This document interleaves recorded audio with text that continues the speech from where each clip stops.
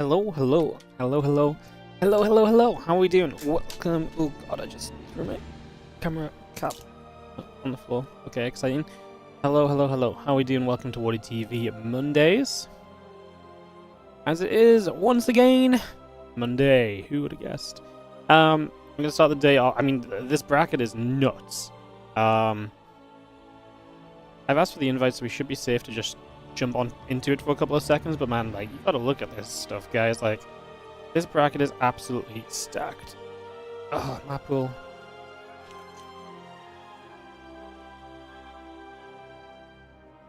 Ladder maps, there you go, fixed.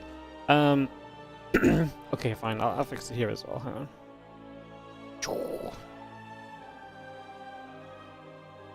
Yeah, the map pool is just plain. I just updated it ages ago. Yes, I'm a human. Oh my god, out me as a bot. Can't believe it. Alright. Let's have a look at this bracket. This bracket is nuts. Solar, in the round of 16, will play either Lambo or Mana. Cure and Classic are likely to meet in the round of 16. Creator and MaxPax likely to meet in the round 16 as MaxPax takes on Rex early. Clem takes on Perceive. The winner of that plays Percival or Nice. Hero plays Yakov or Laser. Shameless most likely gets a Geralt in the next round. Reynor and Reynor's going to play the winner of Shin Harstem. Nikoract against Goblin on Let Alex. It's just some crazy business over here. It is just some crazy heckin' business. So, I mean, I don't know what's happened the last 2 weeks, but apparently everyone decided that they're going to show up and play some Monday StarCraft 2. They are like, hey, you know what? There's been a Monday Cup every Monday in a row for like 3 weeks now. Let's play it. So, yeah, the only Serral is missing. Serral and Maru. I was thinking about this because I was actually, usually I type in the YouTube title like 2 or 3 player names and then I'm like, and more. And today I was like, this guy, this guy, this guy. I was like, honestly, and everyone. Because literally everyone is here apart from pretty much Serral and Maru, I would say. Like, Rogue didn't check in, Beyond didn't check in. There's no Zaun in the bracket. All the Protoss players maybe are missing. I mean, it's pretty darn stacked, though. This is pretty darn stacked, to say the least. So yeah, a beautiful Monday Cup. Hopefully some great games coming for us. Excited to dive into it. We're going to go Harstem Shin first match. That just seems like an obvious choice to me, but you can... I will promise you guys, there's no way we're missing Clem MaxPax round of 8 if it ends up there. There's a load of matches I want to watch. Cure Classic round 2 would be amazing. It really just depends how long it takes us to kind of get through to those next stages and everything else. So let me just get my admin account in the correct place as well, guys.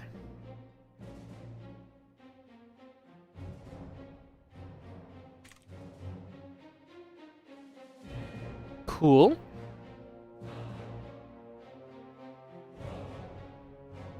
Cool, cool, cool. Beautiful. Alright, anything else to check in on?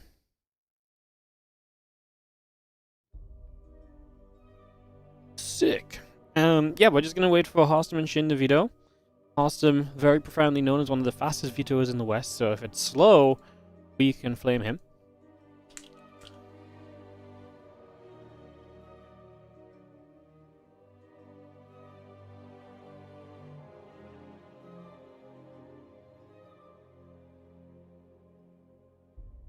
Cool, that vetoing. Perfect. Perfecto.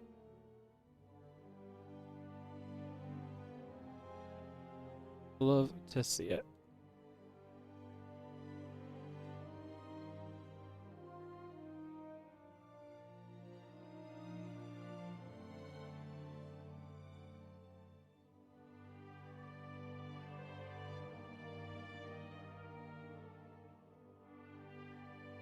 Alrighty, brilliant. That's yeah, so waiting for Harstem and Shin to host us up. I'm very much all set. My admin account set up. I think everything everywhere is as it needs to be.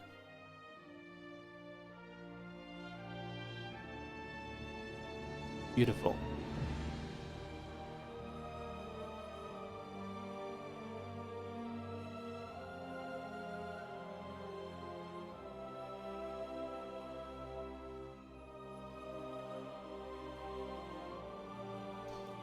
How's everyone feeling?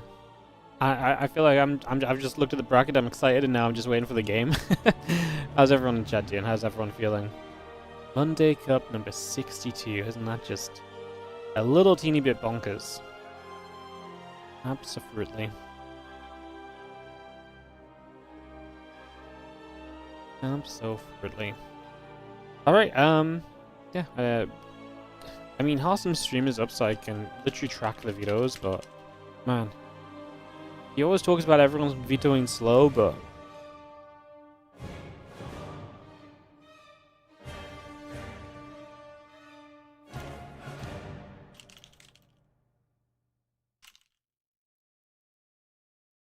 now I click back to Harstem's stream just to see he's not even at the chat.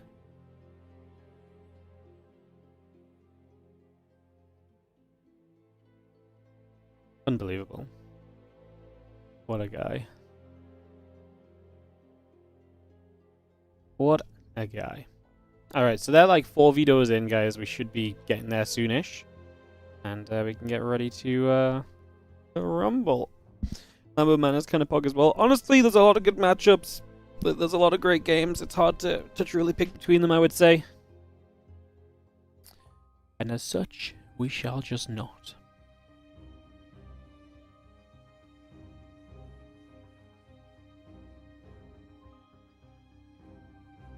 It's not just easily done. We just won't pick between them. Well, we actually will, but you know, like it is actually genuinely just insane. This tournament lineup, like so many players signed up and wanted to participate. I hope tomorrow's freaking qualifier looks half as cool as this. Yeah, tomorrow's the first official qualifier for the WardiTV 2025 Championship after yesterday's bonus qualifier, as we call it. So yeah, those qualifiers begin tomorrow officially.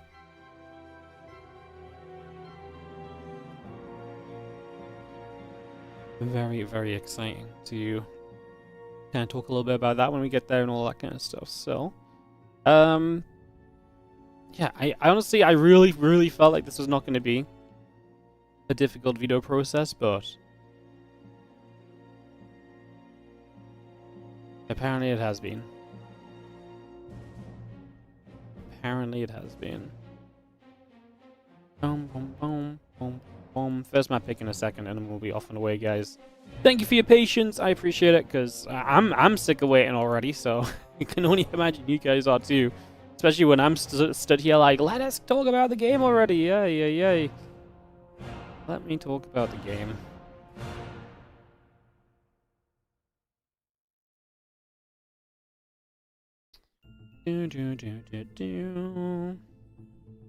Some people are going into game 2 of their series already. Meanwhile, Harstem figures out the map pool.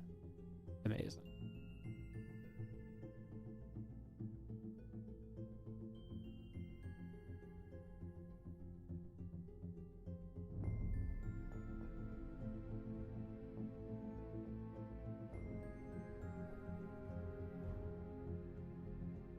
Alright, so just a moment or two, guys, I'm sure, and we'll get this going. We can really begin.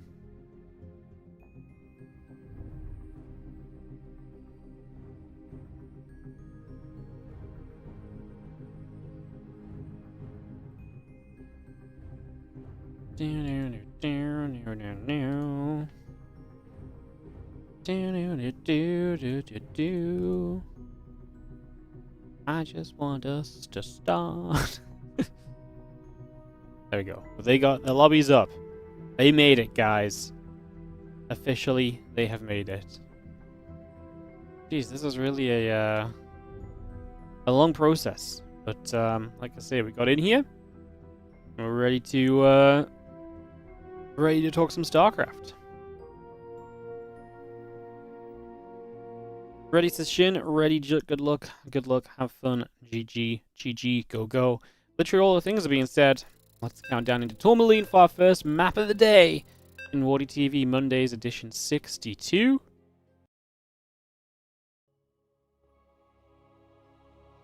And we are going to be heading into Tourmaline. So, like I say, heading into map number 1 of this B03. Opening round, Harstem instantly complained about the opponent. I said, this is what happens when you tell me to change the seeding rules. because these are the seeding rules that get you this kind of an opponent. And Harstem laughed it off. Took 10 minutes to veto. And now we are here, ready to cast some StarCraft 2. In the bottom left-hand side, I don't have health bars on, do I? No, I do not. So let's fix that first of all. First and foremost. In the bottom left-hand side, we are going to have ourselves the blue Zerg player. This is going to be Shin. In the top right-hand side, the red Protoss is going to be Harstem.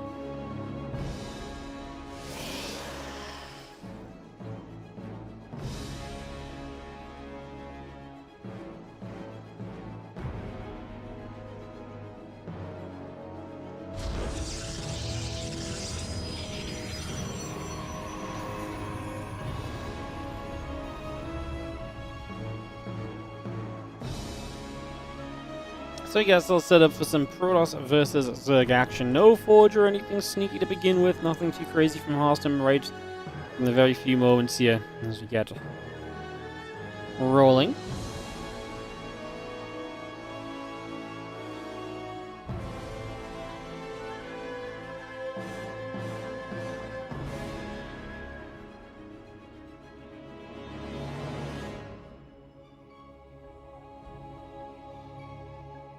So Overlord coming across the map, the probe is going to come out to the front side of the core, and he's going to come in and try and figure out what we want to do here.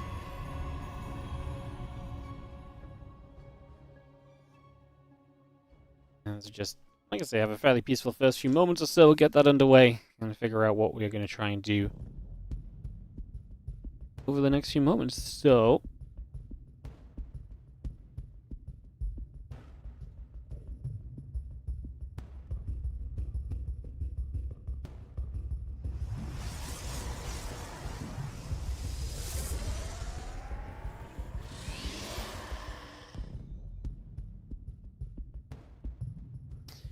our Nexus coming through. Lings be coming up, couple of queens on the way.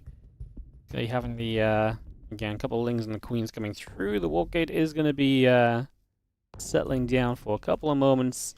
And we just see that first adept popping out very shortly. The probe already across the map, just keeping an eye on things initially. Nothing too crazy there.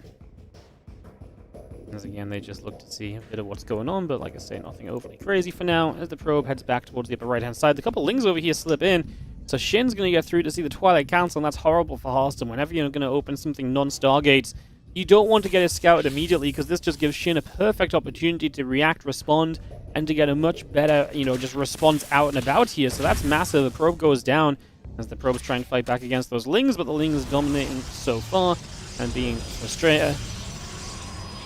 Just going to be seeing the Adept coming through, just going to get that Zergling, and now the Adept going to get out onto the map. For the moment, Resonating Glaive's coming through. I'm just going to bring that straight up for the moment.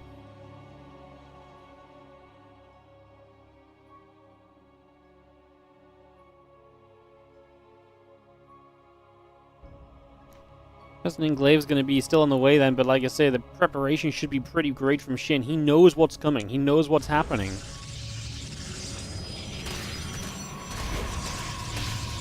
And that knowledge is going to go, you would expect, probably a pretty long way for him. He's actually going to go Ling Drone. Oh my god. So he's going to Ling Flood with a drone pull. And there's no probe going to get there for the wall. No, his own probe block. I don't know if the probe blocked it. The drone might have blocked it too. My goodness, Shin just decides aggression is the way forward. And honestly, yes. Because there's no Oracle to play cleanup on this. You're going to be reliant on Adept Warpins, which, when the Lings are already in your base, is somewhat less than ideal. We will get rid of one of the pylons here. That's going to remove some of the activity. And this is going to become a big ol' issue. GG says Harstem, and that's just going to be game one for Shin. I didn't even realize we were freaking pulling the boys across the map for a couple of moments there, so a little rough. But that is how game one goes, and Shin just finds the perfect opportunity to punish Harstem. He sees no Stargate, and he says, bam, you're done for. Alright, game two coming up. Those Lings get in, and we'll head into a second game here in a couple of moments as well.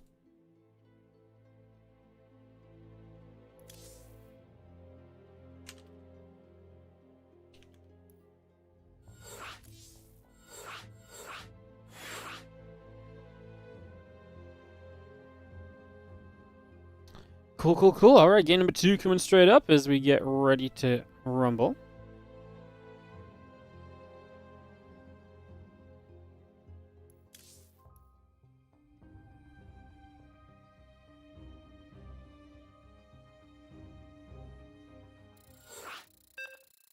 Counting on down and into our second game for this BO3.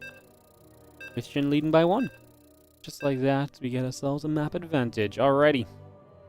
Heading straight through into game number 2. It's going to be Old Republic for our map. Let's get this immediately underway. So we have got in the bottom left-hand side the blue Zerg player. This taking the 1-0 lead with some aggression, well placed. It is Shin.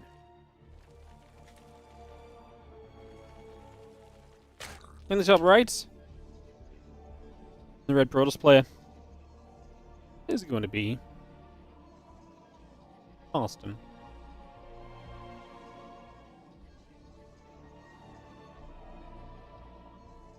Game 2 of our BO3. As we get this up and ready to go. Pile on the way out. Probe in production. We get settled down for a couple of moments. Just going to see this probe of Harstem. We'll scout across the map and try and give us an idea of any information or happenings early in this game. See if there's anything that we can maybe do over there.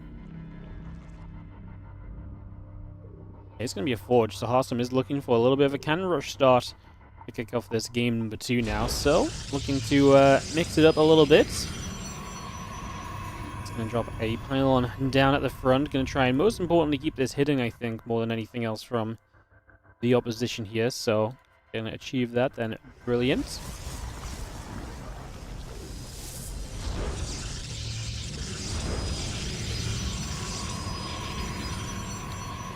Once the Overlord now sees this, cannon's pretty well walled in. Can be walled in by another pylon as well. And the second probe was up on the high ground to make this look very normal until the Overlord saw it was up. Now the drone's going to try and go after the gateway. There is enough drones to get the gateway. The problem is going to be if that cannon comes up, then the cannon is absolutely going to be a factor here. Have you seen that cannon going to finish? And do we commit to killing the gate at this point? This is rough. I mean, you put so much investment into denying the gateway only for the gateway to survive. Feels absolutely horrible, no? So I do not love that at all. And this hatch will finish up. A few drones are still moving about for a couple of seconds, trying to see what else they can do. Just going to see the cannon still poking away at the hatchery for the moment.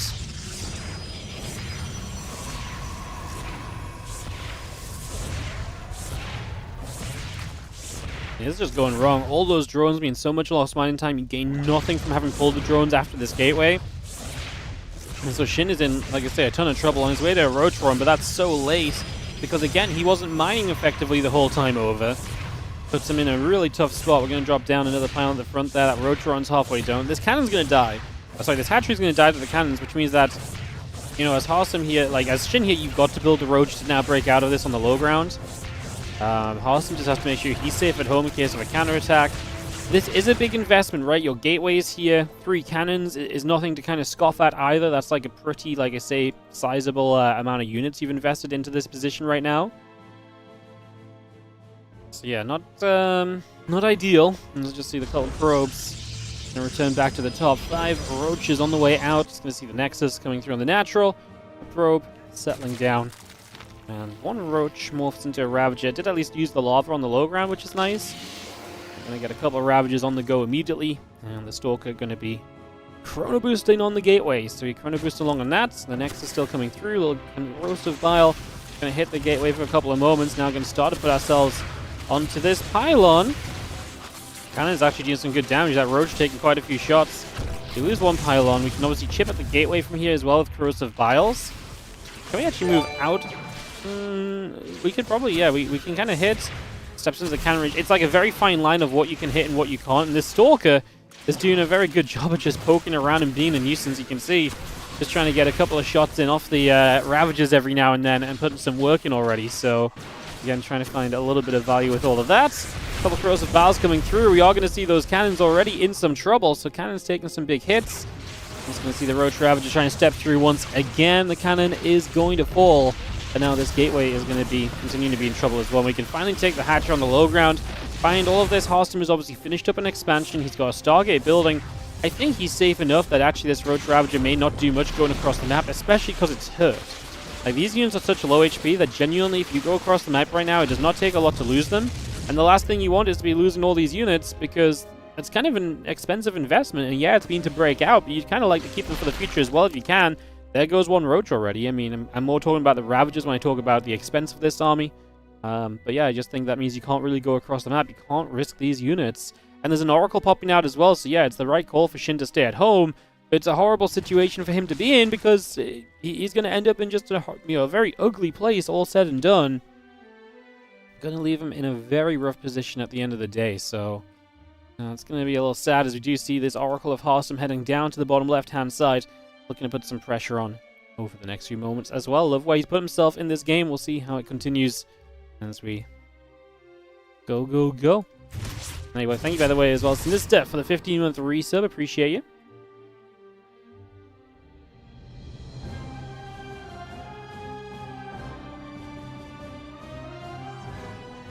Thank you so much for supporting and subbing up.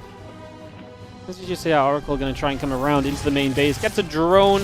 Now going to nip away at a couple of the Queens. The Ravagers right there. The Oracle still taking damage. Nexus on the way while the Council being chased. Not sure what those crows are. I guess those crows of Bowser are like, hey, if you try to get a drone on the edge here, kind of an interesting position, like you probably could have come in for it, then maybe you get the Oracle. So I don't hate the idea of throwing those bowls in the sky and just seeing if the Hail Mary kind of has a chance to land or so. I don't really hate that at all, to be honest. Actually, I quite like the fact that we tried it. Why not? Why not? Oracle's gathering about, one gate coming up, the extra gates and the Nexus all coming through. Going to see the cannon still building, the assimilator about to complete, evolution chamber hatchery, drone overlord's queen. Again, everything, a little bit of everything building on through. This hatch still coming up here from Shin on the bottom side as we see the Oracles wanting to maybe make their mark and try and step through into that bottom left side. Going to jump onto this hatch already. Evolution chamber coming by, the Hydra's coming about. Overseer on the top right, moving about a little bit as well. The Oracles will be able to get rid of that hatchery, so that will go down. The Queen's going to try and fire up in return. We go back and forth. One of those Queens already going down. As now the Oracles of Harstem begin to move out toward the upper right-hand side of the map.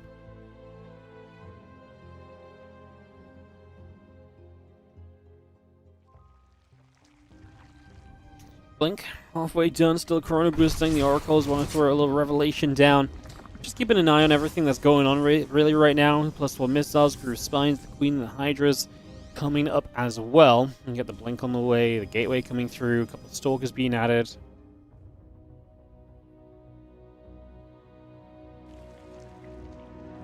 +1 missiles and the Link Speed coming up. Just the Oracles getting turned around by a few Hydralisks there, so they're not going to make any real progress, unfortunately. They're going to get turned back the other direction, turned away for the moment. Again, Blink about to be done. +1 attack still coming up. A few Stalkers are going to come across the map and head down to the bottom left-hand side. A group of Stalkers, that Sentry as well, looking for a little bit of a shove forward right now over these next few moments. Still got that missile upgrade, still got that Link Speed, all coming about. Lurkiden being added on as well right now from our Zerg player, so continue to bring that up, get that into place for the moment. Hydra's still on the way through too, as the Lurkiden is about halfway done. Got a +1 attack, pile on the Assimilator, Stasis Ward continue to come into play right now. Hydra Ravager just going to put the damage onto the Stalkers, push them away a couple of steps. You do have the charge starting up already, the couple of gateways going to accompany that. And that Lurkiden is still continuing to come into play right now, so that Lurkiden not far from being finished. Stalkers get through for Ravager, a couple of the Hydras still coming by as well. Continue to step up as the +1 missiles and the Link Speed building also. Charging +1 coming about. Robo Facility, Templar Archives coming online. The gateways are coming through. And this army of Harstem still poised at the front door. Again, had such an great opener to this game. Killing a bunch of Lings for free is going to feel good. I mean, don't get me wrong, it's a lot of Hydras, but I don't know if there's enough for him to genuinely... I don't know if there's enough for Harstem to kind of push through against the Hydras, actually. Because the Lurkers are here as well. I'm also going to get the Templar Archives going. I'll tell you what, I'm actually surprised. I kind of expected Harstem to be a little bit better off than how he is. I actually thought his supply would be a little bit more favorable to him, but apparently that is not the case just yet. As you see the Fleet Beacon coming up, that Nexus is going to be on the way in also. Harstem still poking around the other side. The Oracles just getting involved. Obviously, a couple of Revelations there typically are going to keep you in pretty good stead as well. Keep you in a good idea of what exactly is happening. Storm coming up, the Fleet Beacon coming through, adding on that battery. A couple high tempos just begin to go poking at the Zergling, as you are going to see the Ravagers going to come straight across and just push the Stalkers back the other direction for a couple moments. Now the Oracle's going to come through, drop a little Revelation down, the rest of the Hydra Ravager joining up, the Zealots possibly ready to try and make something a little extra take place. Storm is still halfway done, that Mothership's still building. Playing Hydra Ravager is going to come stepping up for a moment or two there. Yeah, Mothership on the way up. The Storm reducing by. Those few Zealots into the natural as Knights forces the pullback here from Shin initially, so you're going to have to pull back and deal with that. The Zealots getting through. A couple drones going down. The Queen in some trouble. Hydra's still showing up over here, and you can just see that those Zealots are going to be taking a bunch of shots. Now the rest of the Stalkers moving around that right side. Lurker shots are going to be good. Push the Stalkers back the other direction. Stargate coming up. The Carrier in production. Another cannon coming down into place. Just see the few Zealots still moving around as well. Harstem in the bottom right, readying up maybe a little bit of a push to the front. Uh-oh. One Oracle goes down immediately. Now we storm onto the Lurkers.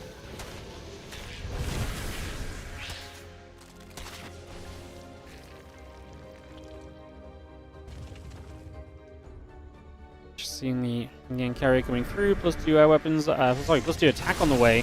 That's going to be coming up as well as just going to try and push our way up this ramp to no avail just yet. Again, can't really break through. I mean, I like that he's heading into the capital ships, but I don't know if I love the carriers versus just getting like Tempest or so.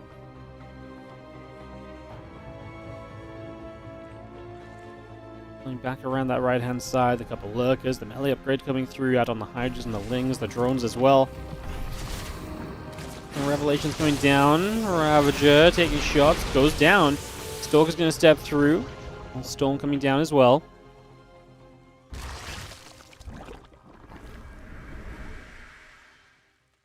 Oh, whoa, whoa, pops the cloaking. Whoa, goes after the Overseer.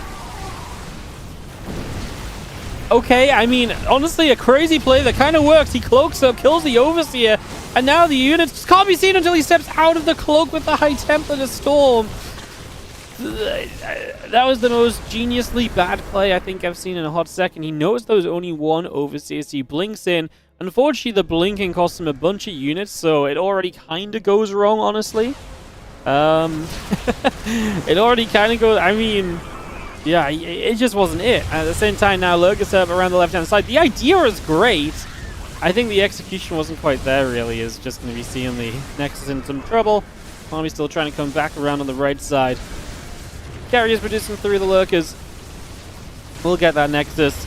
Gonna dive onto the Lurkers on that right side as well. Just gonna get rid of all of those. The Zealot's still chasing forward. Hydra's being pushed away for the moment as well. A couple carriers and the Interceptors all coming by.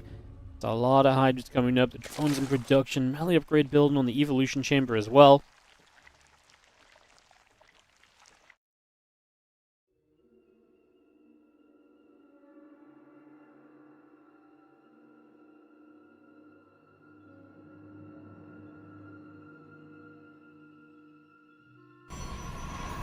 Army of Harstem just going to be stepping through.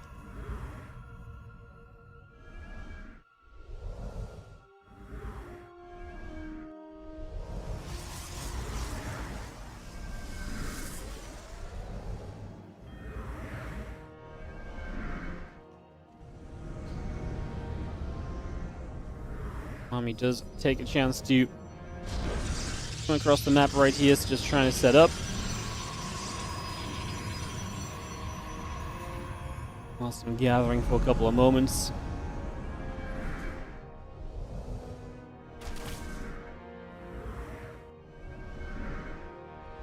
A lot of carriers going to push on forward. I mean, again, we're going to have the army in the sky to try and power through for Harstem. We'll see if it'll be enough.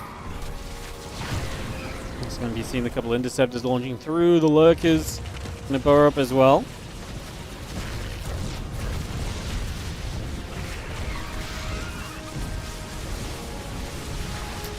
Interceptors will fly. The Storm coming down. Just going to see that Overseer taking a couple of shots into damage, a couple of nibbles as well. So some damage out on that. A couple more Storms coming through. Those Lurkers still taking hits.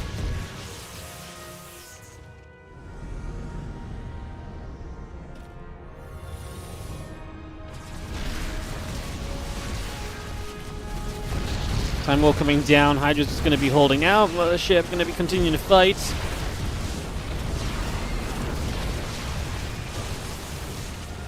The storm coming in, those Hydras getting chased. Those Archons are going to be in trouble. I mean, the problem is there's not really enough anti-air to get rid of the Interceptors, maybe?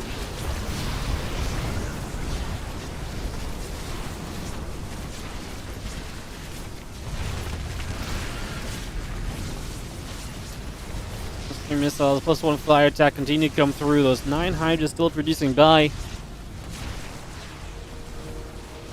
Mothership is just a bopping, and it's going to be GG. Harstem is going to win out. Just has too much army in the skies. Man, this felt so scary for Harstem in a game that should have felt, I feel like, really comfortable.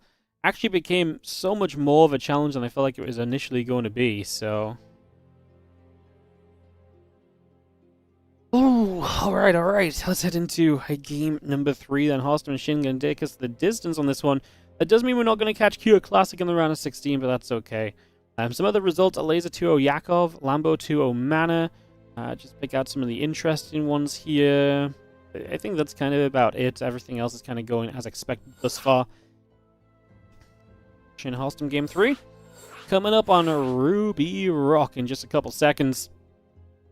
As we are tied 1 apiece on the WardiTV Mondays. 62 opening matchup. I don't even know where we go after this. I mean, maybe we just wait for, like, maybe we try and get into, like, the Clem series of the bracket already. I mean, the winner of this actually plays Reynor, which in itself is a pretty darn good match, even if it's a bit of ZVZ. Maybe we do that then into the potential Clem MaxPax. Of course, it might not be Clem MaxPax, but that is the possible matchup there right now. We shall see real soon.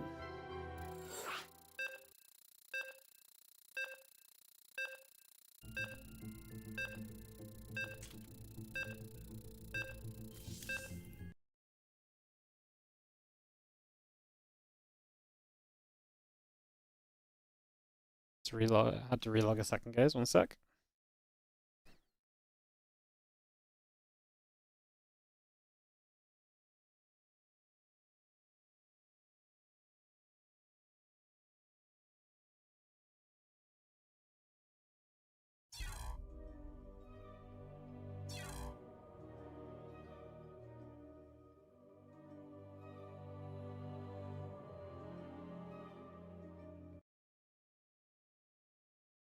Alright, try this one again. I logged in the wrong server. Yep. Ay. It's miserable.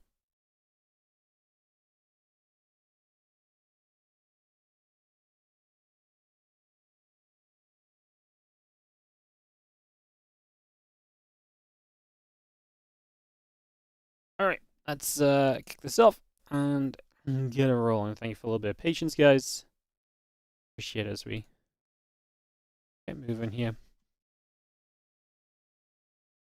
And yeah, we will get right back into this. We are in the lobby. Should be good to go. Why is it all on quiet? There we go. That fix up.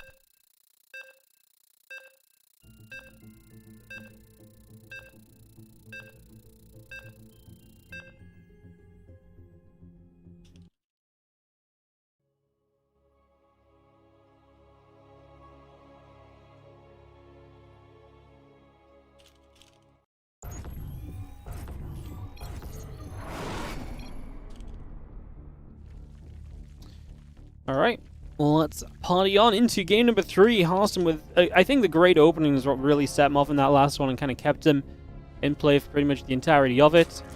Let's do this and see how things are going to go. In the bottom right-hand corner, the blue Zerg player. This is going to be Shin. Up against the red Protoss in the top left, it's going to be Harstem.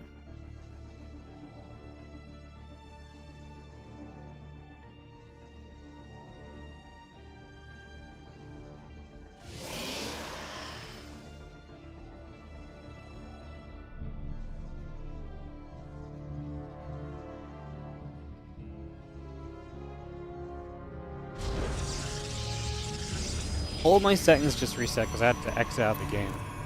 Yay. Alright, let's kick off into game number 3 as we head into Ruby Rock and see what will happen. Hatchery coming down on the right side, gate and the gas coming into place, and we Get settled on in.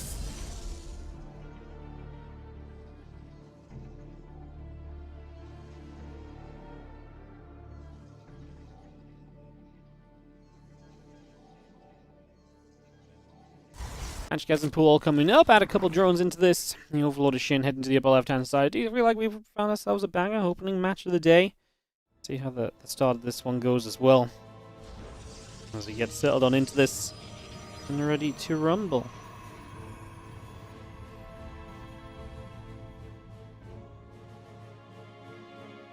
So the Overlord to the top left, hatchery coming through. Let's get ourselves settled down for the moment here. And again, chilling for a couple seconds. Early in this game 3. It's a PvZ. We take some time to set up. Nothing wrong with that. No one requested any admin assistance, by the way, today, guys. This might be the first time ever. Usually, we take a little minute or two downtime as I message people back and admin and stuff, but like no one has messaged my admin account all day so far. So it's a very smooth going kind of day up until now. Just have the Nexus, the Adept, the Warp Gate continuing through. The probe on the other side of the map going to come across as well, and just going to see the couple of Lings trying to chase in for a couple of moments here. Drone coming over, Lings nibbling.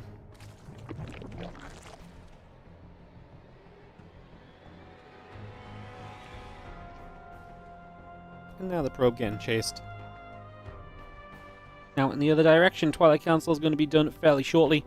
Couple probes coming up, the Adept still building. Probe makes his way to the upper left-hand side of the map.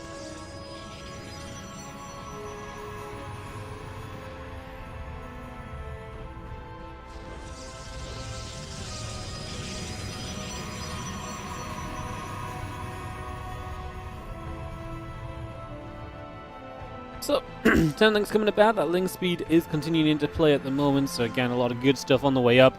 We're going to go Resonating Glaives from Harstem. I mean, think back to that first game when he just got scouted super early trying to do something similar. I can't imagine he's going to try and let something similar happen a second time this time, so expecting his defense against the scout to be that much improved.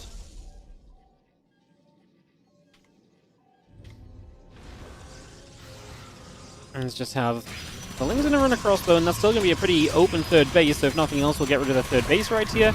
So that third Nexus does go down, probe falls, and now we're going to be seeing a couple more bits and pieces going down along with it. The Ling's moving across. It's going to get turned away by the Adept at the front. So the Adept will turn that out of here. It's going to turn that back the other way. Resonating Glaive still on the way through. You just settle into this for a moment as you just have... Yeah, I mean, the roach drone coming about. So we are going to get those roaches ready, as Harstem will be ready to move the Adepts across the map soon, so the timing of this is coming shortly. Really getting ready to kick this off sooner rather than later in terms of coming across and making something happen. There are the Adepts making said move as we speak, so that is now very much so on the way across to the other side, and we shall see how this heads for the next couple of moments. See if anything additionally exciting happens as the Adepts will throw their shade in toward the natural. Try and see what's going on. It's going to commit in. The few Lings trying to get a wrap around on a bunch of these Adepts as well. That's going to be a pretty good cleanup. These Adepts are going to go down pretty quickly, and that's without the roaches even popping out, so this just was not it for Harstem. I'm sure he was hoping for a whole lot more than what he just found there, because that was one of those shade-ins which leaves a lot to be desired. I mean, worker count is good for Harstem, but that's kind of about it. Like, Shin's actually making Lings right now that I don't think he needs. And that might be because he's either he's either worried about more stuff coming, or he's just saying, hey, that was such a good cleanup, I'm going to counterattack, because you're going to be in a freaking horrible position following that. There's no way you get away with that kind of a play and kind of walk away from this feeling good about it. So, yeah, maybe Shin just feels like he has the chance to go across the map now and take full advantage of what we've just seen.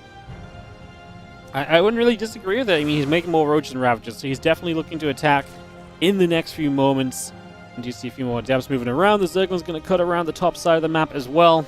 Again, Roach Ravagers still coming through, getting set up.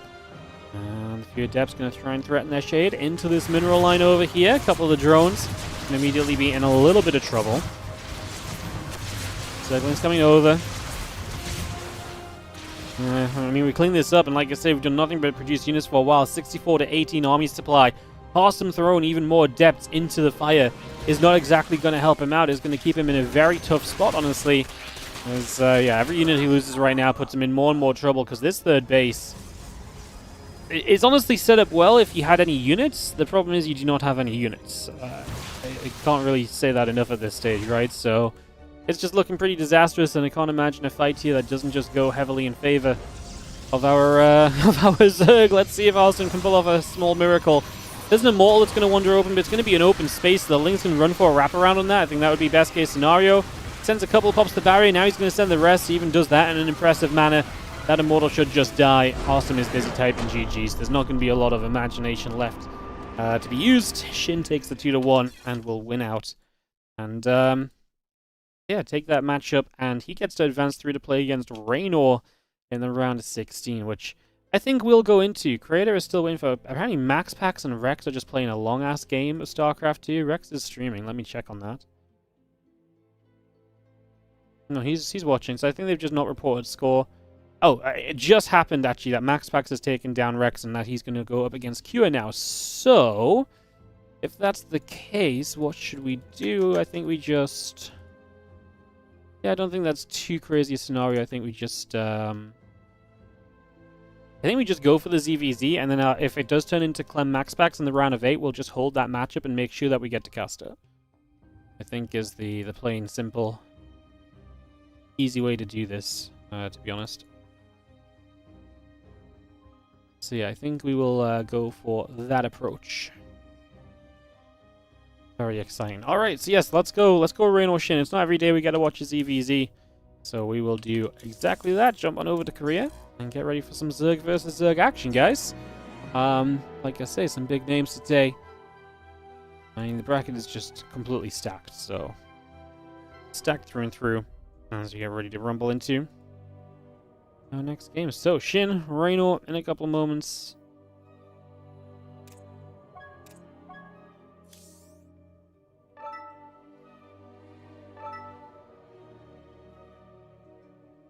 Sick. Hi, says Reynor. What you like to hear? Ready to play some StarCraft 2, it would seem.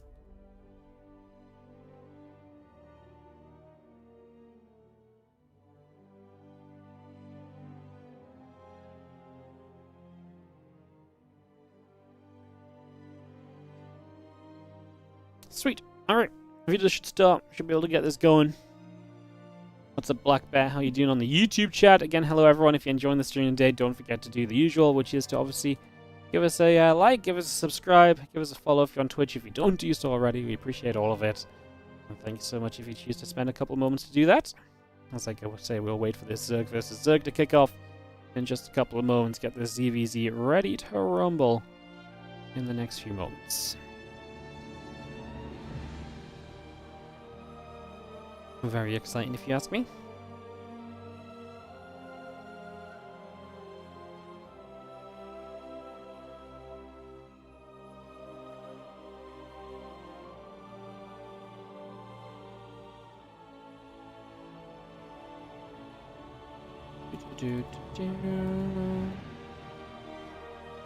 Alright, so everyone's getting that rolling, guys. I say it should be good to start off properly soon. Ruby Rock, Celestial Enclave, White Rabbit, Mother Ship. I guess I'll get ready to host as well when they pick the first map, because I had to make a party here for them, so a couple moments, get this on the go. Is Q Classic not available? Nah, they started it. They're already in game 2 or something. So, not really. Yeah, they started a while ago, but honestly, I know one of that plays solo or Lambo, which is also cool, but there's no way we don't try to do Clem MaxPax if Clem MaxPax becomes available. So the assumption right now is we're presuming it's probably going to be Clem MaxPax, and that is going to be our goal of what we try and get into. So right now, that's just going to be the plan. We'll see, obviously, how exactly that goes, given a little bit more time to keep on setting up and everything. So first map going to be Old Republic here between these guys. But yeah, we'll presume Clem MaxPax round of 8, and then we'll work from there. So, are there any other streams you can check out? The If you want to check out the other streams, I mean, Harstem usually casts some games, Rex usually casts some games. If you want to find out other people streaming, the best choice is to usually go to tl.net and look on the right side calendar bar, and usually most of the people link their streams there, so it's a pretty good way to kind of help follow other ones. I mean, people used to cast this in English, and we just, you know, Frankie Ducklands, it's too late for them nowadays, apparently. Yeah, everyone else dropped out from casting this. I don't know, man. Like, I feel like we got some great games every week, so that mistake, if you ask me, that's okay. This means everyone watches my channel, but I would genuinely like it if more people got to see more of the games, right? At the end of the day, my goal is to give you guys great action. You know, it's a successful tournament if we have good players signed up, right? So that is typically the goal.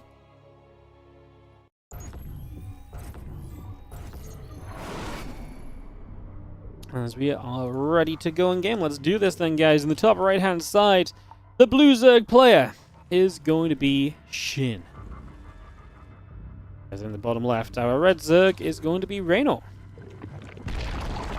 You can't hear me on YouTube. I'm pretty sure that's impossible, because if people can hear me on Twitch, they should be able to hear me on YouTube. So I'm going to presume that is not on me.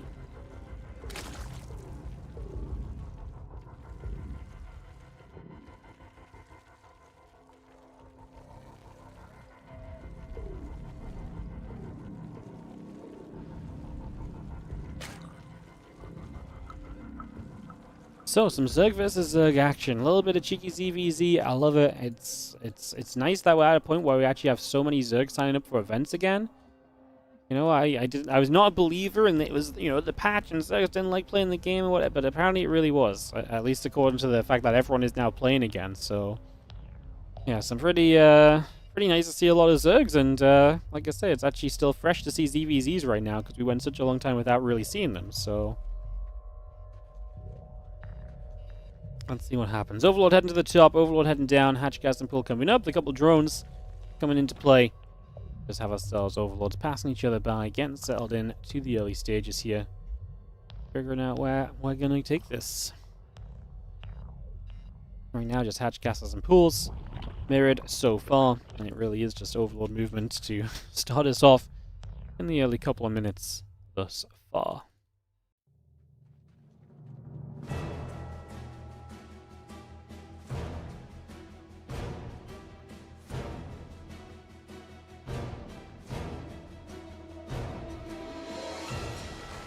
Overlord heads to the top right, Hatchery finishes up, couple queens on the way, Lings building through. And set to rumble.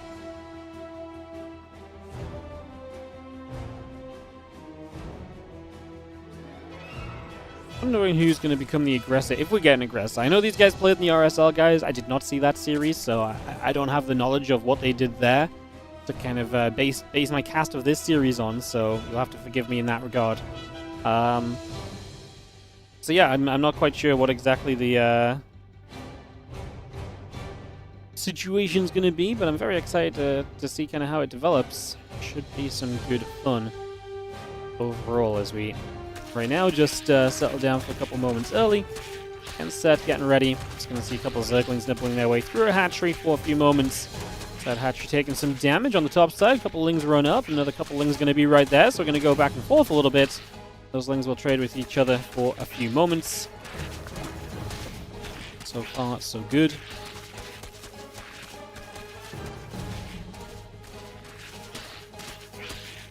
A couple Lings is going to stay on that hatch, and I'm going to try and see if there's a little bit more opportunity for them. I mean, you get rid of this hatchery, it's nice, but even just getting it low obviously means that later on you have the possibility to do a whole lot more as well, right? So definitely a big bonus or a big possibility there. As the few Zerglings gather together, the couple Lings continue to head down to the bottom side. And away we go. Rotron building up, the hatch on the way through.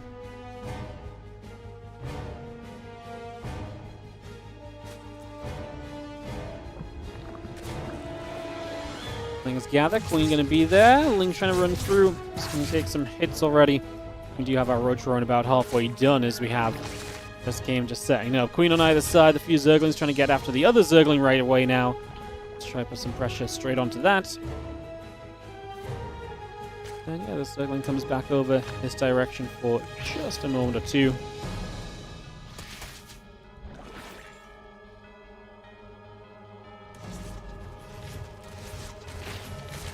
Ling's still going to kind of run on by, so just really looking for some scouting. The Ling's on the left side, trying to get in for something, but denied by the Banes, and that's going to be all they rode on that one for a little bit. As you see the Roach Drone coming up, the lair is going to drop down, Extractor on the way over. Just going to have ourselves the Roaches and the Drones and the Overlords continue to come about. Extractor coming over here, as we do have ourselves the Lings, the Drones, still getting set to rumble. +1 missiles and that Overlord speed coming up for the moment.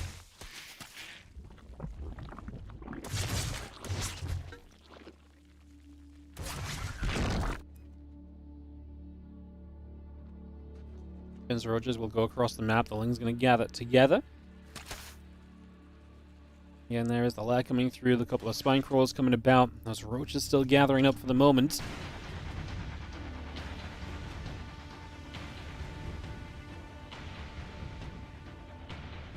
Roaches want to pull around that right-hand side. 16 of them on the way. +1 missiles building on the evolution chamber as well, so we continue to get that all set up currently.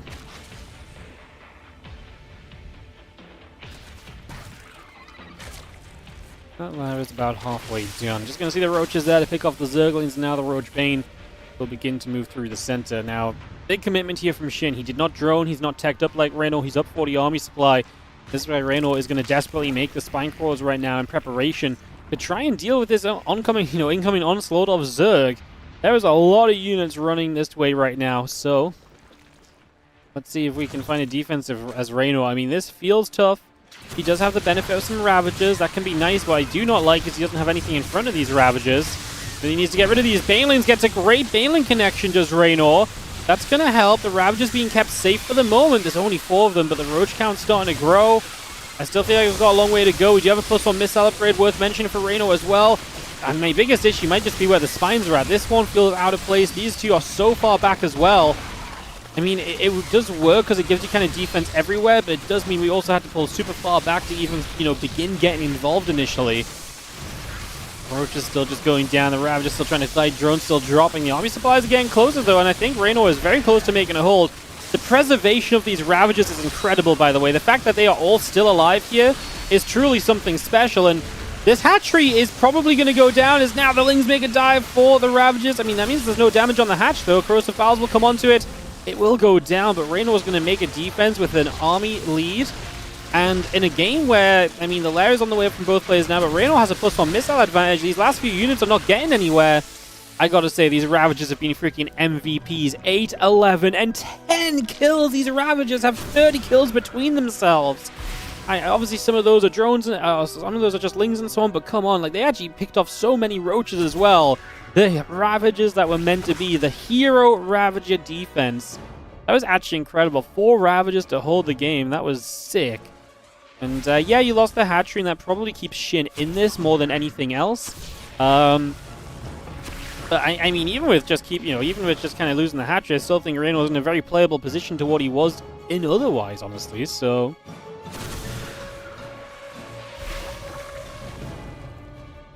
Spire coming up, drones in production, +1 missiles and Roach speed. It'll be producing through as well. Still got that Spire on the way over.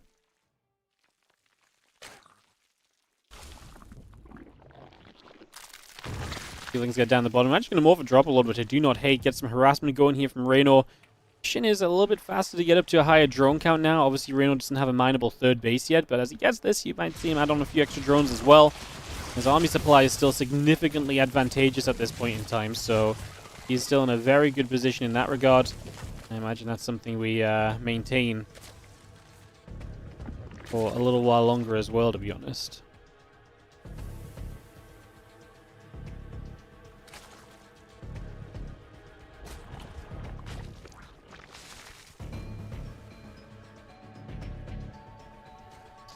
Roach Ravage is going to come through. As we have ourselves setting up to... I'm not sure, does Reynor want to just attack? He's going to have to... He probably can't attack because of one simple fact, and that's the fact that mutas are on the way already from Shin. So if you attack across, you're going to be attacking into the muta defense. So instead we got the Hydras on the way up, so preparation for a better army comp here from Reynor long term as Shin tries to play the harassment-based game instead.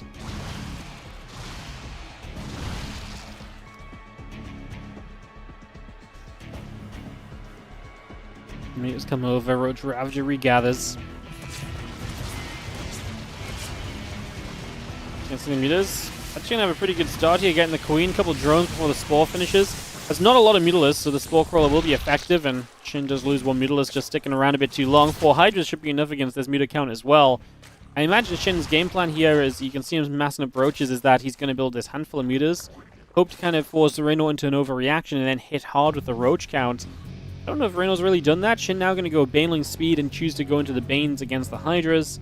He's on 70 drones. That's my issue for Reynor. His drone count is low, and this 4th base for Shin allows him to really get up to this higher drone count as well.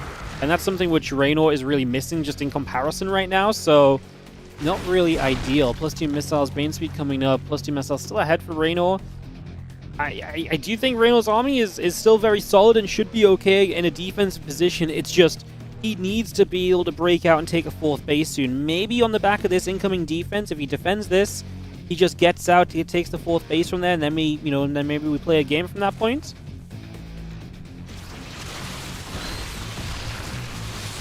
In we go. Roach Ravager going to come straight through. A couple of Biles. Going to get a Ravager already. Roach Ravager wants to still keep stepping up. You see the rest of the Roach Hydra stepping over as well. Roach is taking some damage. We dodge away from a few Biles already. The rest of this army still chasing across as the Hydras get underneath and that Overlord goes down. And we do chase. Actually now over to the left-hand side. A couple of Mutalisks already being picked away at as well. So the Muta's taking some more damage. Going to get in after the Spore Crawler, and so again, the +2 missile upgrade still coming about, as well as we continue to settle in for the moment. Let me just go back the other way one more time. And up to the top side of the map they go. A couple of Ravagers morphing. Roach Ravager in general just heading across the map right here. The Dropper just going to distract. And look at that. Pulls a ton of units across, and now you're out of position. These units... Shin! Bro, that's one Dropper Lord! Oh my god, he just gave up his 4th base because of a Dropper Lord. Like, this could not be an easier pickoff right here. Now, the only concern I have slightly is that obviously those Banes are showing up and those Hydras were in the front. And this 4th base is going down, man. Like, he just ran after that Dropper Lord like it had $1 million inside. Unfortunately, it was 4 Roaches. These Banelings just aren't connected on the Hydras either, so they get to stay alive in the background here. Not a single Hydra has been hurt in the making of this engagement. That said, is that enough for Reynor? Because he is maybe still going to get swarmed. Just through sheer numbers, the Roach now collapsing on both sides, and those Hydras are the last unit standing.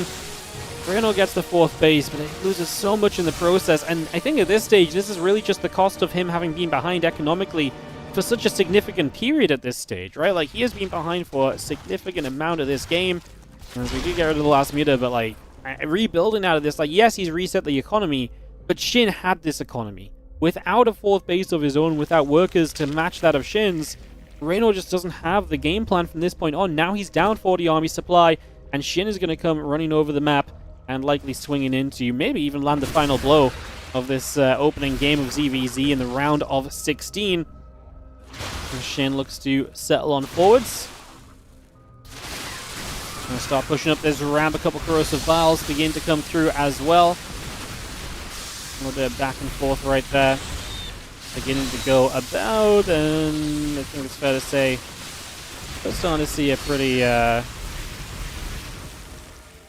less than ideal scenario for Reynor. I mean, he is not going to die just yet, but even just kind of watching this position looks a little bit miserable for him right now, so does not feel, like I say, ideal. Just going to be seeing the Roaches, the Lings coming up, the Drop Lord, more Roaches and Tunneling Claws on the way as well. More Roach Ravager swings out into the center. First of files pop up into the sky. The Roach Ravager will split away. A couple Lings going down. The army now of Shin going to take a runaway up to the top side of the map. So, going to start backing away from that. A few corrosive vials coming down. Will not land. And yeah, 8 more Roaches coming through. Tunneling Claws coming up. Ling Bane coming over. Roach Ravager still moving across here. Just going to move back over that right-hand side. 194 to 190 supply at the moment. Just going to throw some biles down, take down the rocks. And we open up this space, a chance to move down to the bottom of the map here. The Overlord coming forward. Roaches coming up on both sides. Hydra's in production. The Tunneling Claw is still on the way in. Even more Biles. The Overseer dodges away. The Roach Ravager is still punching through.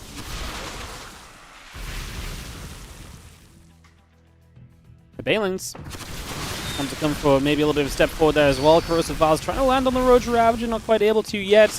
Just going to engage in. This hatchery in some trouble. That's an immediate cancel. A couple more Corrosive Vials coming in again. Baneling's going to take a roll into this bottom side. The Bane's wanting to crash through. Just going to see those Banelings getting onto the creep. Just going to see now the Roach Ravager committing. And Shin is actually down in army supply going into this. Reynor was given enough time to build up an army, and that said, Shin just gets into position so quickly. The Roaches across the map are causing some trouble. They've killed a bunch of drones, but Reynor's losing this hatchery at the very least. So this hatchery will go down. Can he find a way to fight this off? His army supply is still pretty respectable in the grand scheme of things, so that really just kind of leaves us with, I feel like, at least a little bit of hope right now. Roach Ravager Hydra still playing. The Corrosive Vials coming through. We are going to see the rest of those Ravagers continue to drop off and die. And that is going to be a pushback and a cleanup that we need. 17 dead drones on the side of Shin. And Reynor is actually going to hold this off and turn this around, which is spectacular. Shin really had the opportunity early to come in when Reynor had very little. And this game leveled out to the point where Reynor's actual lack of economy became okay. Now the issue for Reynor is that he's once again a 2-base Zerg where 15-16 minutes deep. The main and natural basically have no minerals on them, so he's not really mining right now. So Reynor with a lack of mining is going to be a concern as those Roaches step forward, the Drop Lord loads up. We pull away toward the main base a little bit. The Ravager's going to relocate around. Spangcrawler just burrows straight into position. Those 5 drones going down again. Burrow halfway. Roach Ravager all coming through. Those extra couple of Ravagers morphing. I see the Roaches on the top. It's going to lift back into the Drop Lord. And that Drop Lord pulls back away through the top side. Again, hatching a few drones, still producing on through as the army gathers into the front. The Changeling going down.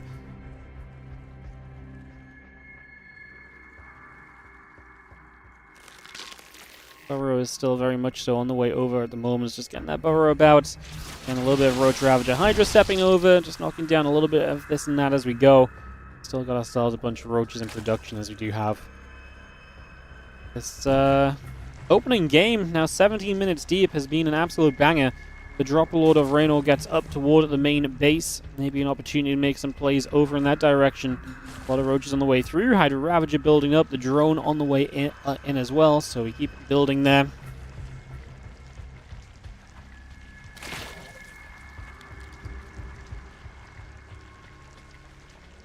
Just taking it easy for a couple of seconds. Not too much going on.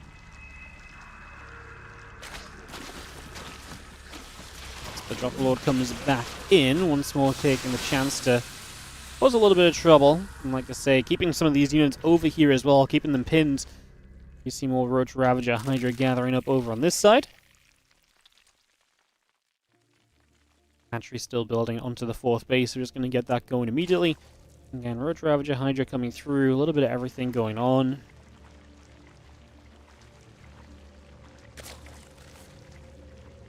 Drop Lord. Thinks about unloading a few Roaches there. Will not quite be able to. The rest of that Roach Ravager still coming up.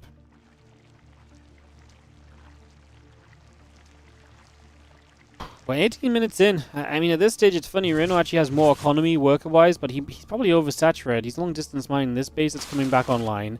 Shin has kept the bases alive, but has had more issues kind of on the drone count, and obviously those Drop Lords have been kind of making those plays. Reynor has a Carapace upgrade lead, which is, it's a close enough game that a single Carapace upgrade is the kind of thing we can definitely talk about here. Roach Ravager coming back around the sides. The Drop Lord goes moving along. Roach Ravager in position just to push the rest of those units away again. Just going to knock these rocks down, give you a bit more space to set up on and try and play with. As you are going to see the commitment in from Shin, trying to fight into this position. The spread from Reynor, not bad at all just yet. We're going to drop a few more Corrosive Vials. Roaches and Ravagers taking hits alike. Now we're going to re-engage forward. Concave decent from Reynor, but a little choked up. So, he has a good spread from 2 directions. It's just this right side is choked up and is struggling to get some of the units in the back involved. I'm not sure it's going to matter in the end of the day. These Roaches are still taking hits. That low HP from Shin. And every time Reynor pulls back, I feel like Shin just trails in with a couple units that end up being picked off as well. His few units on the left side going to make the break and go after the Ravagers, get into range of those. That's a defense from Reynor. What a beautifully played game in the end. Absolutely incredible to see the win go into Reynor's favor. There were a lot of moments in this where this did not seem ideal in the slightest. But Reynor gets it done. So there you go. Reynor gets it done, and we'll be heading to a game 2 of this in a couple of moments as we get that ready to move out, guys.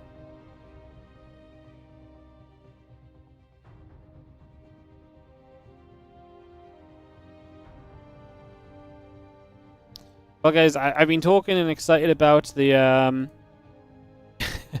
the Clem MaxPax round of 8. It's not happening. Clem out in the round at 16, 2-0'd by Percival. Clem's PvT has not been as hot as it once was. So it does look as though Percival advances there over Clem, and that is going to be Percival MaxPax in that round of 8, so we'll not worry about that for now. Solar, it looks like Solar and Lambo are still playing, and Classic and Q are still playing as well. We might end up in the round of 8 with the Classic Q Solar Lambo section of the bracket, to be honest. I forgot I was host of this party.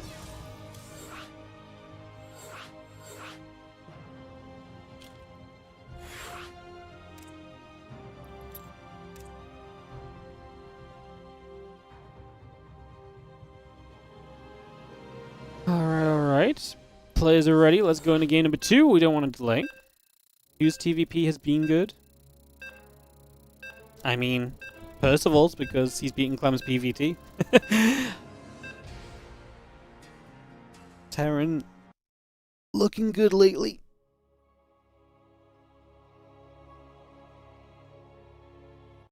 Will Clem switch back to Terran if he has a massive losing streak in PvT? Not sure. That's an interesting question. Like, at what point does he feel like his TVT is better? I'm not sure. A lot of it comes down to obviously how he's losing these games as well, I'd imagine. So, that's the kind of thing you'd have to ask Clem about. But I imagine that'd be a pretty major commitment for him to swing back the other way. So, yeah. Terran versus Protoss looking good for Terrans as of late. Terrans are picking up a lot of wins in TVP.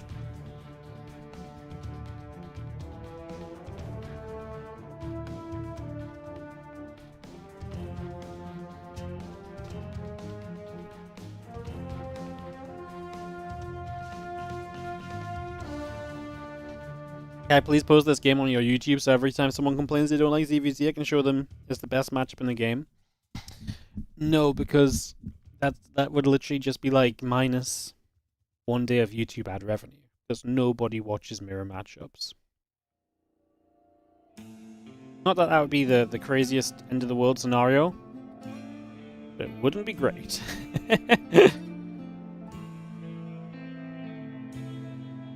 People just don't like watching ZVZ, man. I don't know what else to tell you. I don't know what else to tell you. Bum bum bum bum. Overlords on the move. Hatch gas pool coming through. Drones on the way. And into our next game of this ZVZ, which, as I mentioned, has been a little crazy thus far.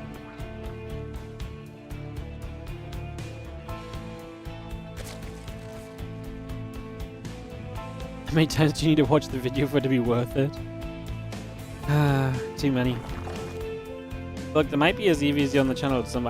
You know what? I wouldn't even mind. The only problem is that...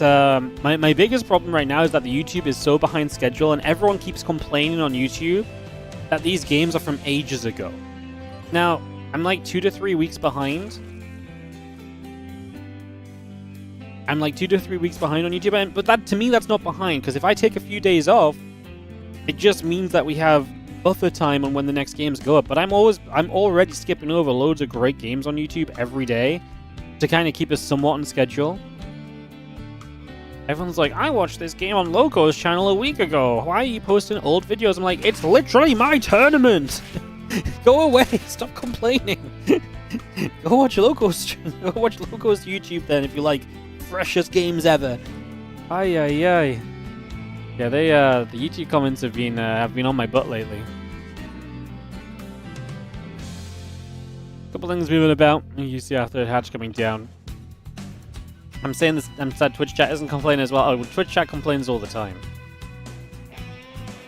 Well, to be fair, Twitch chat complains about very different things, though. I think it's very rare Twitch chat actually complain about the content, you know? What if I upload 2 games a day instead? It's just not worth it. The videos cannibalize each other. The problem is, because I've trained YouTube to know that I upload once a day, the moment I upload more than once a day, YouTube's like, you want to do what now? You want to do what? And while, say if I upload 2 videos in a day, I might get like 10% more viewership. I think overall that's worse for the channel than if I upload one video that gets better viewership. Like, one video that hits 2,000 viewers is better than 2 videos that hit, 1,050 viewers each, which is kind of roughly what happens the last time. Sometimes it works out if I upload 2 videos like that, give or take. Usually one does okay-ish and the other just tanks completely, so... Yeah, it's very interesting, but it's just fighting the algorithm as per usual. I mean, like I say, it's kind of because we trained it to be like this, you know? Like, I trained the YouTube algorithm that I upload once a day at this time. It took a little while for it to accept I also stream. And now, even if I upload shorts on days that I don't stream, so it takes over my stream time kind of upload, because YouTube kind of feels like that's an okay sort of period for things to happen in that isn't my video upload for the day. It's really funny how much time you spend running around trying to fix methods of your content more than actually just making content. Anyways, this hatchery goes down and Shin obviously succeeds in this attack. However, Reynor's still up on workers. He's going to defend in an alright position overall. He just has to rebuild the 3rd hatch, and he wasn't overly minding off the 3rd hatch yet, and he might get the 3rd hatchery of Shin in return. Sorry, I'm reading chat too much, because this hatchery is burning. Can Reynor finish it off? He ran all the way up to the main with these other Zerglings. So I actually think the answer is no, he can't finish it off. That would have been a great counterplay. Bentley's going to trade out. Reynor's not going to overcommit, which I like to see. There's 100% a world here where some players are like, man, I'm so desperate for this hatch, and they just throw like 10 to 15 more lings at it, and they don't get it. Reynor just says, okay, I'm not going to get it, but that's fine. I can just build back up, and this hatch is still going to be low for later, you know? So if at any point a run-by gets there, that's still going to be an easy target. So that's definitely one thing we can see. One thing that's going to be interesting. The lings coming through, just going to jump on the roaches.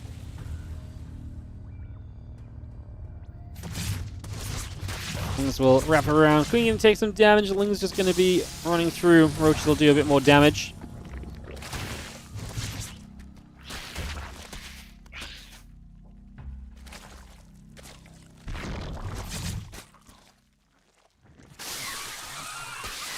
Roaches and the missile upgrade coming through. The Queen going to get in. Just going to see those roaches moving out to the bottom side of the map for the moment. Again, the +1 missile upgrade coming through. The roaches going to chase other roaches to the left-hand side as well.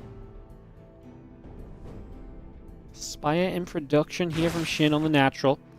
Zerglings moving about together. The rest of the lings into the center. +1 missiles, roaches, overlords. The Spire in production as well from Shin right now. Bringing all of that through for the moment here.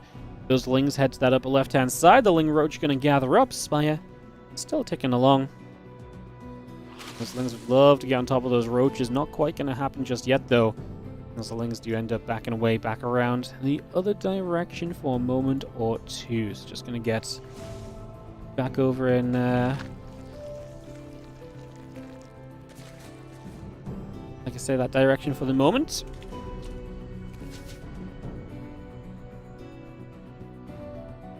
Lings want to try and dive into this natural.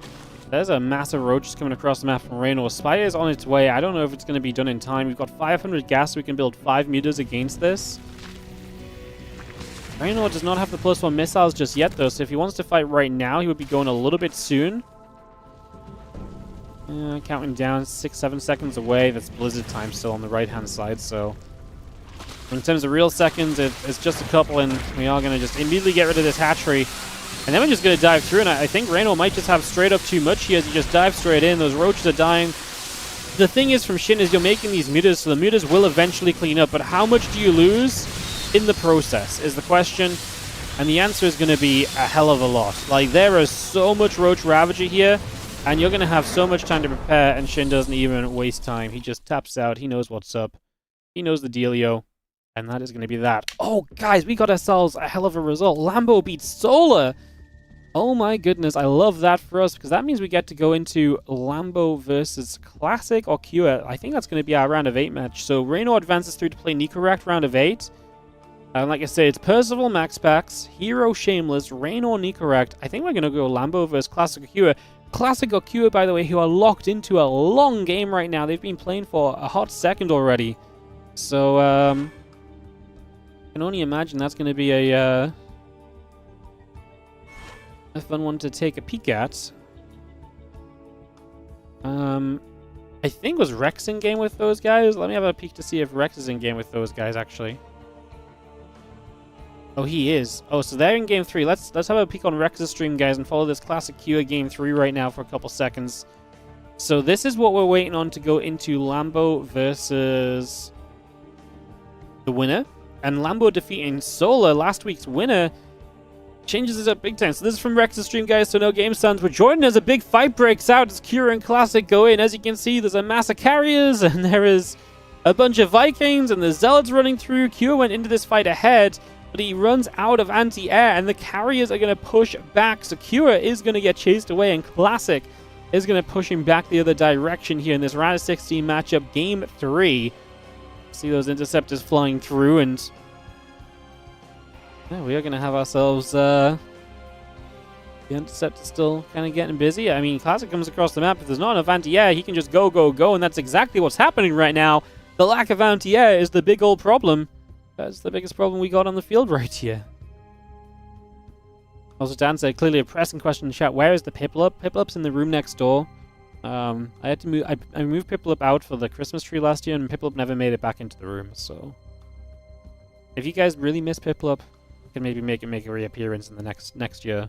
I'm gonna resort my room at some point soon though as well, so that might come into it. Love those storms, by the way. Those Marauders looking to run around the edge to get some units, and the storms just perfectly kind of zone them. And this is going horribly wrong right now here from Cure. Classic looking great. I'm actually super excited if we get Lambo Classic, because Lambo's ZVP can be some hot stuff sometimes. Classic, realistically, if you had a warp in of like 15 Zealots, oh yeah, like this is going to be brutal, because those Zealots are going to be so tanky. This is a very Marauder-heavy army. And if you're busy on the Zealots for so long, those Interceptors are just going to clean up house. And Classic's doing this right. He's taking it slow. He's just going to take out the structures in the front, open the space. You can see Q is moving back. He's looking for a position where he can basically say, you know what? I want you to run into a choke point, and Classic's just saying, no, I will clear out the choke points and make this as an open in area as I possibly can do. So yeah, in we go. Mothership leading, Time War coming down. There are Vikings to try and help us fight this as well. Like I say, Classic realizes the position and realizes the opportunity if he just kind of sits around and plays it safe. He's going to work his way over to some of the bases, maybe get some interceptors up, force this Terran army into a more open area where your Zealots are going to be that much better. Pops the cloaking. Does that mean we want to initiate the fight? We kind of try and run up the ramp for a couple of seconds there, but it did not exactly go great for him. Vikings shooting the Storm onto the bio right there. The Medivacs and the Vikings coming back around. On the left side, we're going to warp in 13 additional Zealots. Get those straight out. As you just see, again, the Mothership is maybe going to go down. Classic is losing a lot of army supply towards the end of this. He's going to recall home and decide time to just step back, take a moment, and rebuild. And we can go again from there. So that does seem to be his game plan. I do not hate it. I think that's a pretty reasonable kind of response to how things have gone.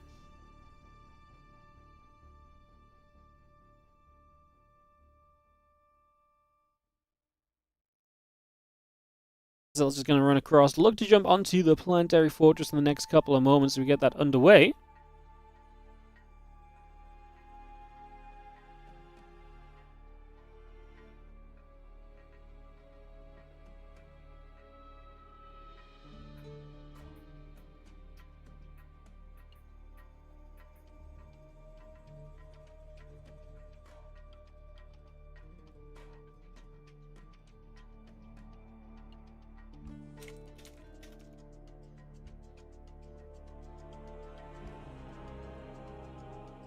See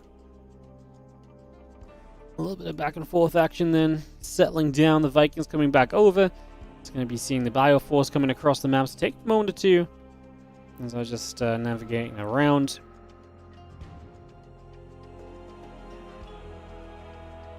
A little bit of probe damage being done. Just going to have that planetary fortress coming about. The orbit's going to lift up in toward the main base. There's a lot of SCVs and mules dropping down to the upper left-hand side. The Stalkers and the Zealots going to fight away a little bit. Again, the Nexus still coming over, and the Bio big time in the middle of the map at the moment. Factory going to be floating across. Nexus finishing very, very shortly. And again, Marine Marauder Viking all producing from Cure. I actually really thought Classic had this game. He had Cure kind of trapped in, but he's not rebuilt well at all. And I think a lot of his success was coming off the lack of anti-air. As soon as we got anti-air back up, Classic's army pushed back and this game swings. Classic does not really want to fight that force. He's down. I mean, he's got Cure on the ropes in terms of economy, but he has to take a fight against this army. He needs good storms. It's very bio-heavy, right? So you'd think that, like, Storm Colossus that's here, plus the carriers, I mean, this might just be good enough army despite the army supply deficit. Guess we'll see how it goes as we just have the force of Classic pushing toward the upper right-hand side. Marine Marauder Viking gathering up. There's Stalker coming through. The barracks taking some damage. EMPs down onto the High Templar. Interceptor's just going to get busy already.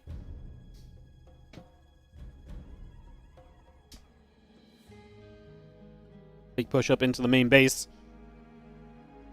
And this is nice because you're going to deny production, and it's very difficult for you to come up this ramp and fight here as Cure.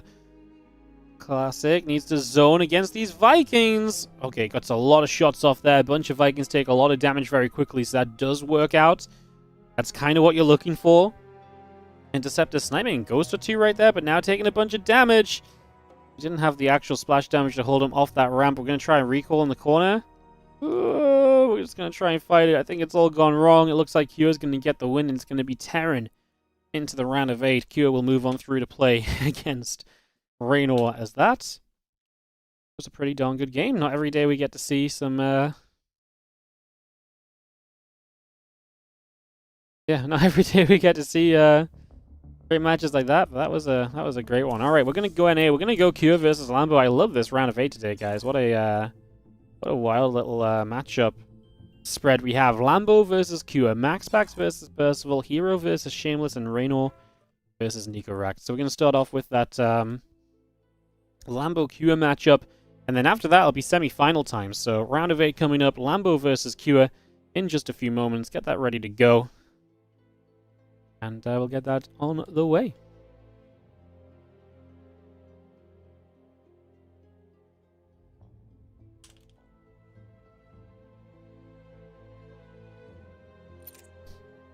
Cool, cool, cool.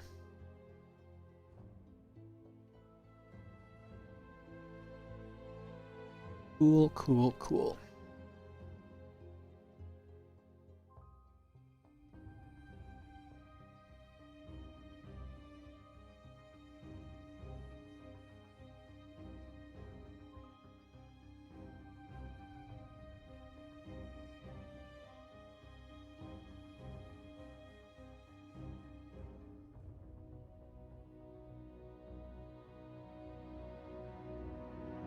Alright, run some ads. We'll get Lambo Cure coming up soon. Beautiful stuff. You did a great job of buying time in that game.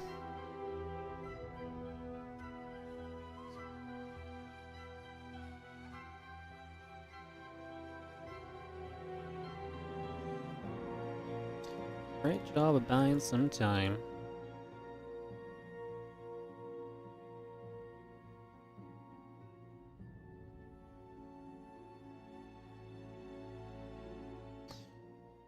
Beautiful. Alrighty.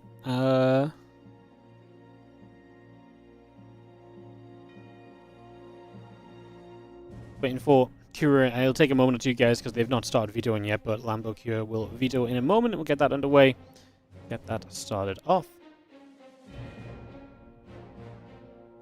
A niche sound change they made to Vikings a while back made them really good in situations like that, with, like, the damage point or something. Yeah. But they, the way that they engage or so, naturally.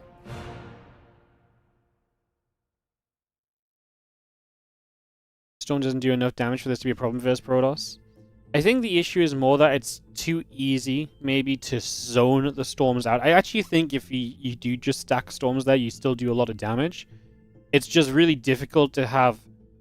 You probably need, like, 2 waves of Storms, and that's so difficult to find because, well... I don't know if you've heard of the thing called the EMP, but yeah, EMPs have become a big factor lately as well in the matchup. So, because they turn around faster. Yeah, like, I feel like it's like they hit from like a slight distance away, and then they can turn a little. Like, I can't even remember what it is exactly. Damage point SCT. I remember reading about it at the time. The damage point represents the time between when an attacking unit attacks and when it can receive new commands. So basically, it attacks and then can move much sooner after it attacks to pull back. So it's much easier to control, like an attacker pull, an attacker pull, and so on and so forth, you know? So yeah. The Viking is 0.0357. It was definitely changed. Because yeah, I remember reading about it and being like, a damage point? What does that even mean? And then some smart people explained it, which was lovely. And then I completely forgot exactly what it was. I knew it was something to do with when they attacked, but like, yeah.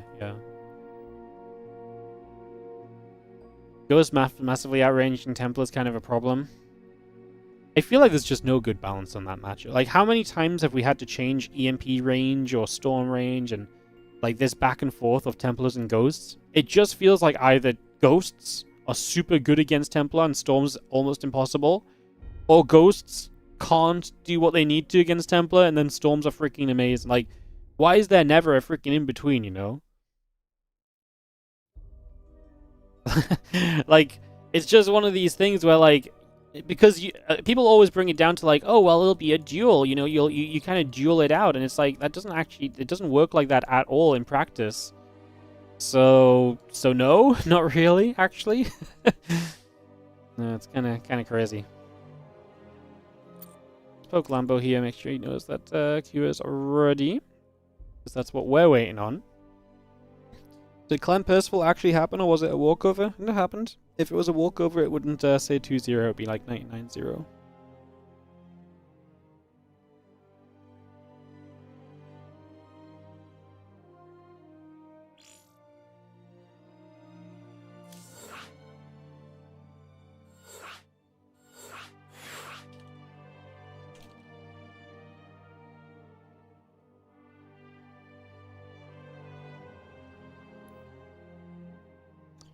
Sweet, Lambo Q is coming up, guys. They are in the lobby, so we should be good to set off into this in just a second. We can get this straight underway. Beautiful, beautiful, beautiful. Alright, into Mothership we go for the opening game for some ZVT. This map has been a pretty sizable map as of late for this matchup, so we'll see if this turns long or not.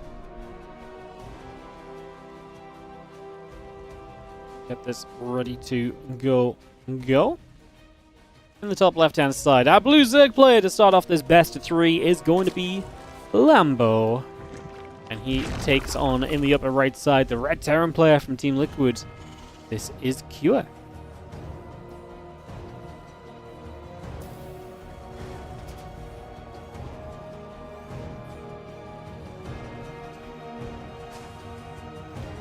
Why is my privacy settings just not on? And now I literally can't fix it.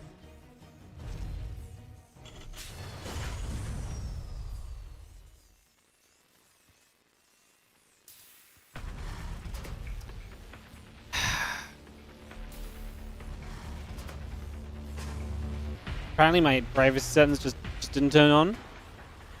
Love that for me.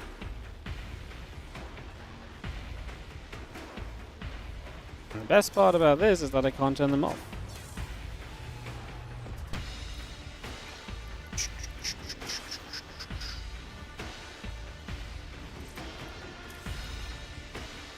Alright, in the top right hand side, our red Terran player is going to be Cure. And the top left it's Lambo, and we get ready to rumble. Yeah, this guy's just been freaking...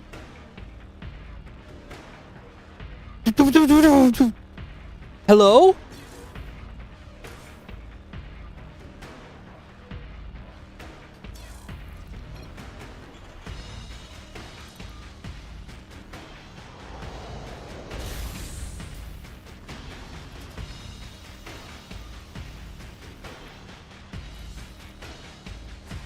Game, please. Do the things. Fuck people, maybe?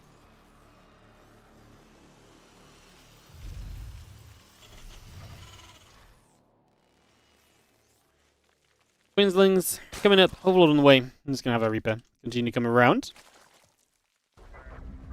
Eon Blue on the block list. Yeah, that's a troll that took Eon Blue's name a while ago. So Eon Blue was the BM, the racist BMer for a long time. It's not the real Eon Blue. It's just someone that took Eon Blue's name to try and get into lobbies and stuff. Ay ay ay. God, like it always amazes me how lame people can be. You know, like you know, like I know everyone has different lives going on and stuff. And some people struggle with life, and it's not great for everyone, but I don't know, I don't understand what joy, purpose, or anything it brings you to just spam StarCraft 2 stuff and just be annoying. Like, to be so far down in the world must genuinely be kind of rough. It's actually kind of crazy.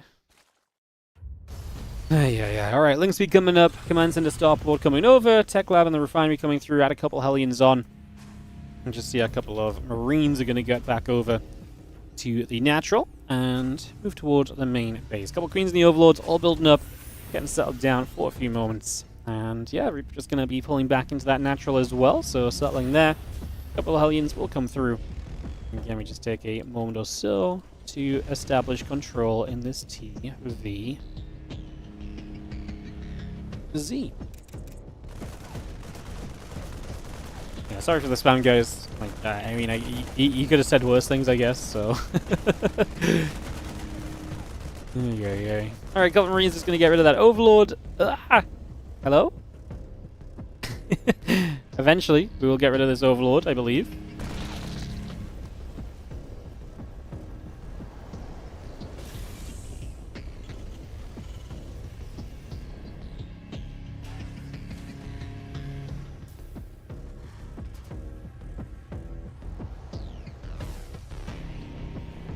Alright, I think we're back on track as the barracks moves around. Just gonna see that orbital on the third base.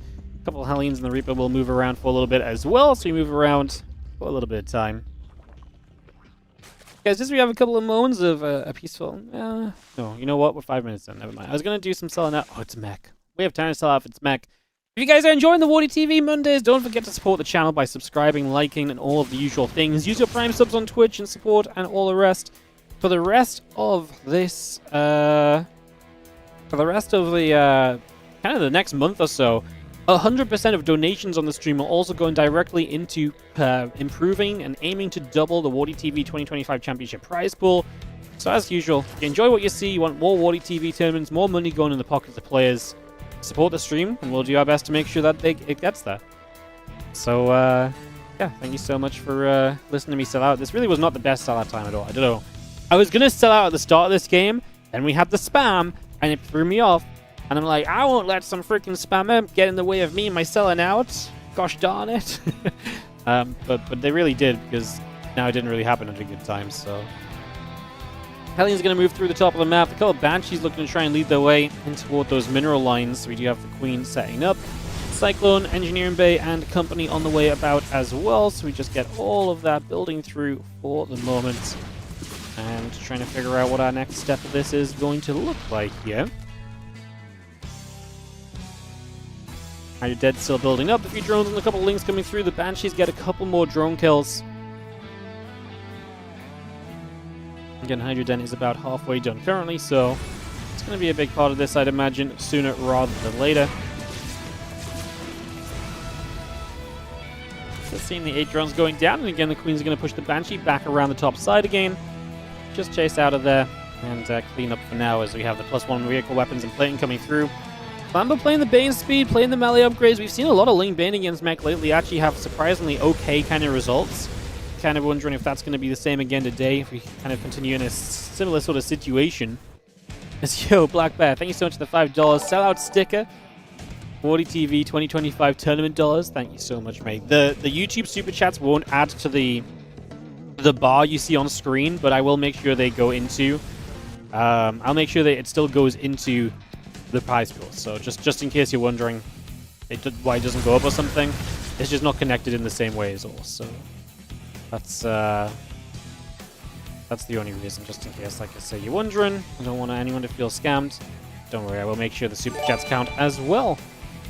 So, yo, what's up, Juvia? Thank you so much for the 67-month resub. Best Monday TV ever.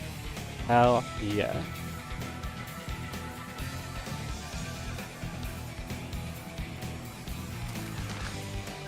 Raven coming online. Something that can be kind of useful. Hitting some anti-armor missiles can actually be kind of nice in some of these scenarios I learned recently. And on top of that, just the ability to kind of clear up some of the creep here and there can be kind of effective as well. So I'm imagining that is going to be part of what we aim for in all of this. Alley upgrade, missiles coming through, groove spines coming up, infestation pit about to complete, 3 additional factories still coming up and online for the moment. We bring a lot of that into play.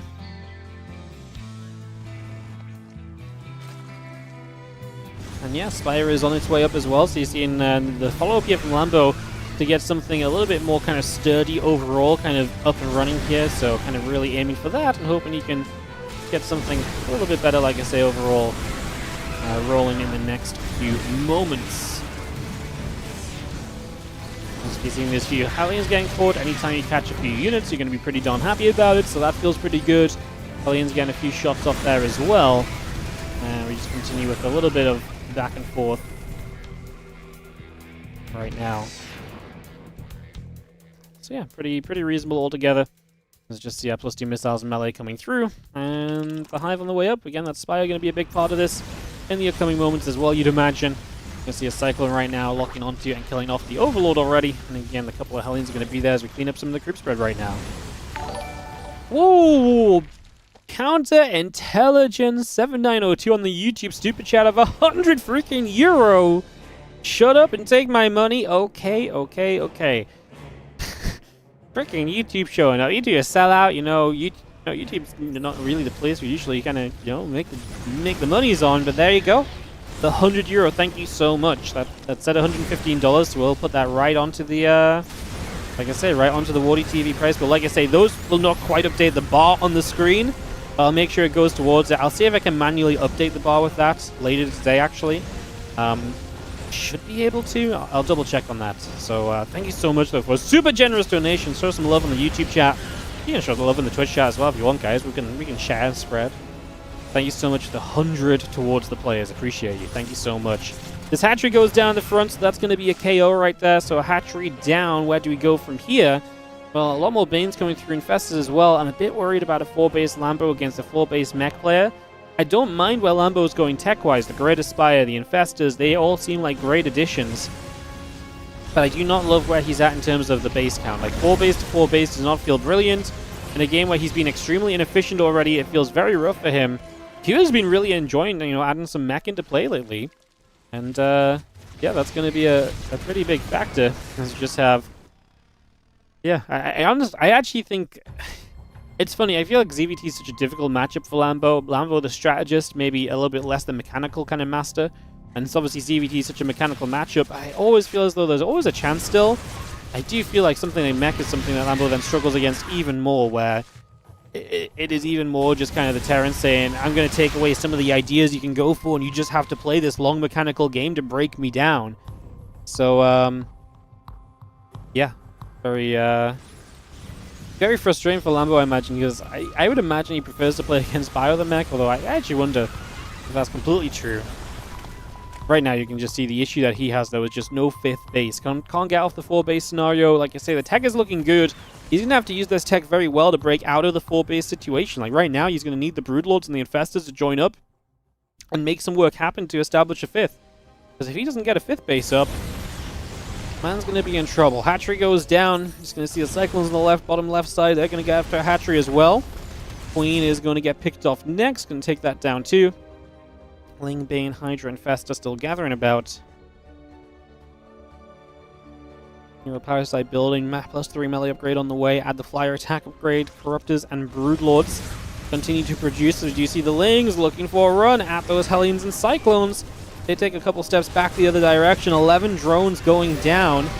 Everything else gathering together right now as well. So, just going to keep that moving along. And just continue to see, again, a little bit of feistiness taking place across the board currently. I love that we're just on the way to BCs, though, as Q. He notices that he's in a great position this game. So he's just like, cool, I'm going to accelerate myself to a position that's going to be even better for me and even tougher for you to stop. And he does that by just going straight at battle cruisers. I'm kind of here for it. I mean, the BCs can be countered by the Neuroparasites to some extent, but you're putting more and more kind of necessity onto those infestors kind of having a good time, more so than just having a very solid army outside of the spellcasting. The more that we're overly reliant on spellcasting, like I say, the less I love this overall for Lambo, the more this becomes, in my eyes, a little bit more of a problem than anything else.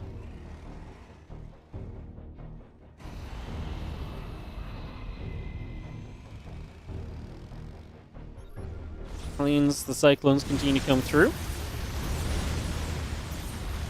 Take a couple of steps around. Actually going to get a fungal here. Infestors looking for some big fungals. Bane's on the other side. Kind of crashing up. It's the numbers that are the issue realistically. Like, we just don't, I think, have enough overall. I think that's actually going to be our big problem on this one. The Broodlords, though, will get involved. And Lambo will take a bit of a fight to push this back. It's just the battle cruisers, man. We had 3 of them. I mean, Lambo's going to start building Corruptors as a response. He needs to get a 5th hatchery up with this push. He needs to get a 5th base going for himself as we start pushing across the map this time around. The Broodlord step forward. The shots coming through. Just going to be seeing the barracks taking some hits. The Broods are going to get, well, Yamato'd. We get 1 Neural off. We teleport the Battlecruiser in with the Neural to make it difficult to get away with, but there's not even really the Corruptors to do much else. The Infestors are the targets. We Neural again, and the Battlecruiser tries to fight the other BCs. So it's not quite the epic fight we were looking for, though.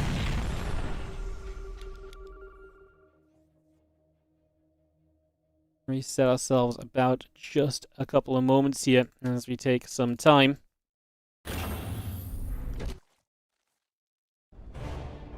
To get set. +3 missiles coming through. The Corruptors coming up. Drones on the way. This Lingane Hydra Force stepping about as well. New Infestors still gathering, and we do have the Broodlords morphing in right now. Just going to be seeing the Cyclones coming over. Hatchery in some trouble.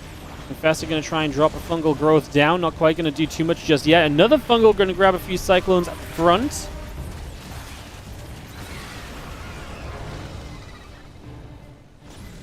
Just going to be seeing the +1 ship weapon still building from Cure.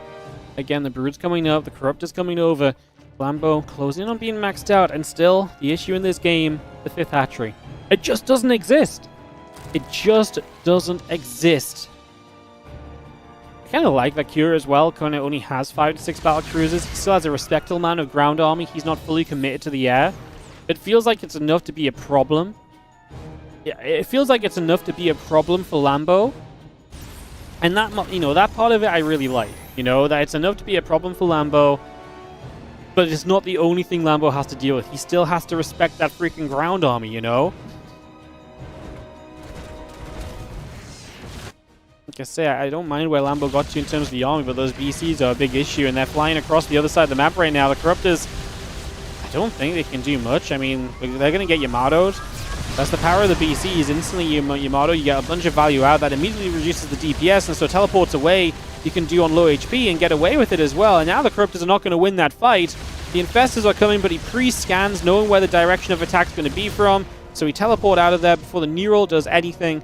And that is going to be just extremely well played from Cure. Just getting absolute max value out of the BCs. And that's the issue for Lambo in a game that's already been inefficient for him. 9k resources lost. That will grow larger and larger as the battle cruisers make plays like that. And you got to imagine that's something that will likely continue across the board as the couple Cyclones move through. Crypt is still moving about. And +2 ship weapons is on the way in as well. Just going to see our command center and our planetary fortress. Going to be coming through as well. Missile turret about halfway done. Lings still moving about. Again, the Carapace coming over. The Infestors coming through.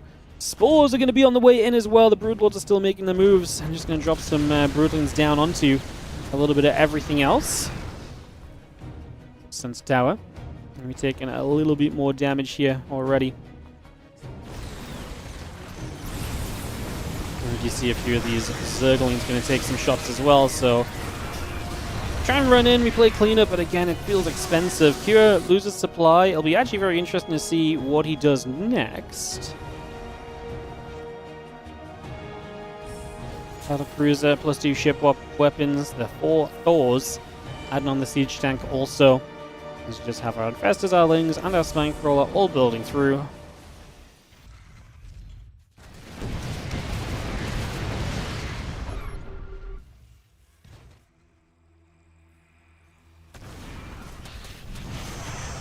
And just stepping up, double Banes coming over.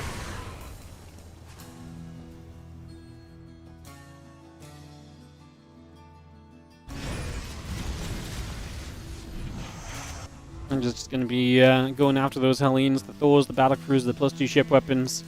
Still moving through. +2 Carapace, +2 flare attack weapons. Continuing to come about right there. You see the Hellion Cyclone just going to step through. The Lings and the Hydra is going to get chased away. The Brew's going to show up, just going to get the Cyclones getting chased down.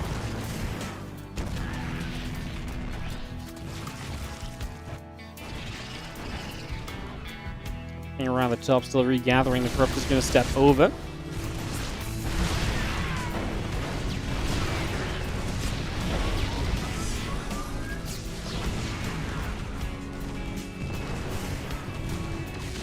I mean, this base just goes down. How many times we've lost a 5th base this game? He does have another base in the front this time, at least. And Q's back is just absolutely massive, though. Ling's going to wrap around. Those Cyclones in trouble. They're going to go down. It's going to be a cleanup.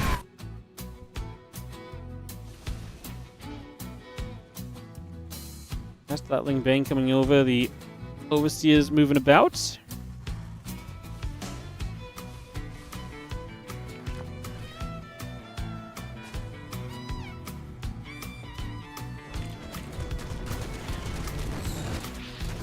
Going to see that Planetary Force is going to go in after the rest of the Zerglings. Going to be seeing the Corruptors getting chasing down. The Thors are going to set up. Again, a few Banes gather around. Overseers overhead.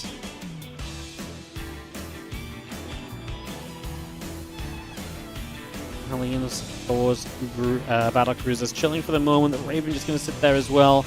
Just going to see the Hellions, the racks and everything coming up. Missile turret is going to be finishing as well. A lot of bits and pieces continuing through as we just have all of those orbitals setting up for the moment. Broodlords will play on through. Hellions more for the Hellbats, another hatchery cancel. I'm impressed we're still dueling over a lot of these positions in this game.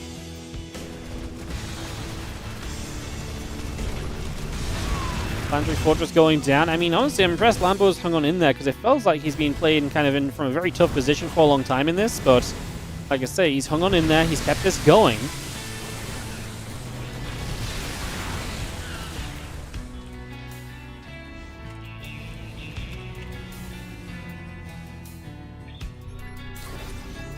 So I see an anti-arm missile going to land for the moment. Yeah, I mean, Infestors coming about, a couple of Thors and the Hellions continue to come through. You know, steel plating coming up as well. Army getting out to the center. The Fusions moving around on that right side. The Broods are setting up. And again, Bane and Fest are still building as we have the hatchery coming through. Thors all coming up as well. It's going to be seeing the couple of units just going to get rid of the changelings. Again, doing a pretty reasonable job of keeping a lot of things busy thus far.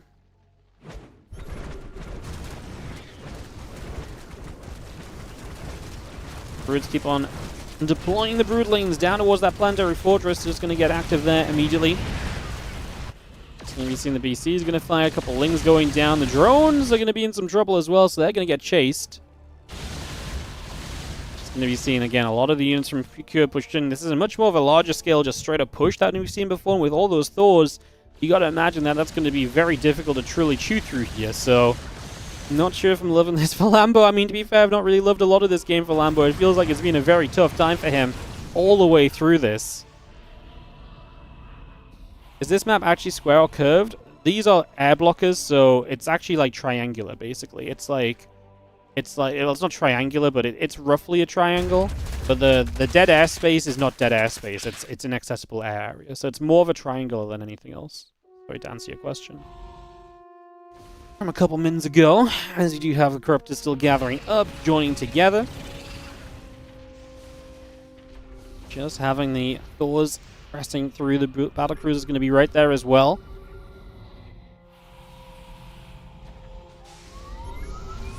And we're seeing the DCs going to fire up. Broods are going to get chased. A bit more damage being done. Good Fungals, good Neurals coming straight down, but the Infestors are taking some hefty damage. The Corruptors going to go back the other way as we try and take this fight in as Lambo. Is it going to be good enough? Look at those Neural Parasites. The Thors are fighting off the Battlecruisers. The Battlecruisers are going down, and Lambo, for the moment, is winning this fight. Now the Broodlords start to get active on the Thors that he caught in the Neural, and Lambo will win the battle in the middle of the map. One big fight down for Lambo. He wins something, and that was so necessary. The reproduction goes into overdrive for Cure. 5 Thors, 3 Battlecruisers, but Lambo has a bit of time to move around the map and decide where he wants to go. The Neural Parasite getting the work done as Lambo wins this engagement in the middle of Mothership. We got some bangers today, don't we? We have got some absolute bangers. Alright, Bane, Corruptor, Infestor, Brood still on the way through. +3 flyer attacks coming up as well. The Hellions will be chased by those Zerglings. Spinecrawler will fire. Hellbat's getting caught. Just going to see those Zerglings going to come through for that. The Broodlords are going to get active and chase in after everything in this bottom right corner as well. Planetary Fortress taking some extra shots. I mean, this is exactly what you want to do, as Cure has to take time to rebuild. Mech does not rebuild quickly. Lambo can get on the map and take advantage a little bit. So doing exactly what he needs to. Love the approach from Lambo. He's been so patient in this game. It's been a complete challenge for him to get set up. Man, look how tanky those BCs are. Don't get me wrong, it's not a ton of Corruptors, but there are still Corruptors, and they're going to get a BC kill as they chase as well. Those 2 BCs are on cooldown from teleporting earlier already, although we probably can't chase into the Thors, although we can. At that point, maybe we should have just gone for the kill. But even still, Lambo got to be feeling pretty good about this. Now, his issue is that his bank account is draining, but he does have other bases coming online, and with other bases coming online, he puts himself in a more reasonable position than what we've seen previously. So that's kind of a big deal. The BCs are going to teleport to the bottom left and look for some harassment over there. Raven, the Thor's coming through. Just going to see a couple of Neurals trying to come down again, trying to initiate this fight as the Broodlords try not to take too much damage in the front. I don't think we got enough Neurals off, although now 3 Thors are Neuraled. Maybe that is enough. Once again, Thors are fighting Thors, and those Thors are going to go the way of Lambo as we Neural Parasite the Thor in the back. The Thors in the front will go down. The Broodlord count is dropping. That is an issue, but we're getting to the stage where we're actually seeing Lings and Bane starting to overwhelm at the front as well, and that also feels like it's going to become a continuous problem as we continue through here. Well, Infestor's moving about. Ling's going to finish off another base. Cure had a bank account, but I tell you what he's running out of? Minerals. He's actually going to have a lack of minerals here. The Infestors are on a solo mission. What are they doing? Why are we over here on our own accord? We've got everything Neural, but it's so scary as Neurals fade. Infestors are in trouble, and they begin to go down. And we have just got absolute chaos ensuing in this game. My freaking goodness. Crazy business coming through right now. Crazy business. I mean, we are going to get chased back here as Lambo. My issue for him has been the lack of money to rebuild with. And I think there he lost a few too many of the more expensive units. Like, Cure is broke in terms of minerals. So it was great that Lambo was denying these bases, but now Cure is going to be able to land Mule, most likely, and get some of this mining kind of reset. And that's going to give him a chance to get back in. Lambo's army supply is not really good enough at the moment, quite frankly. It's going to be the issue that we kind of sit at here. Thors, Hellions, and tanks still coming through. Those Infestors being rebuilt, but Lambo's supply may not be enough at the end of all of this. He may just not quite have what he needs.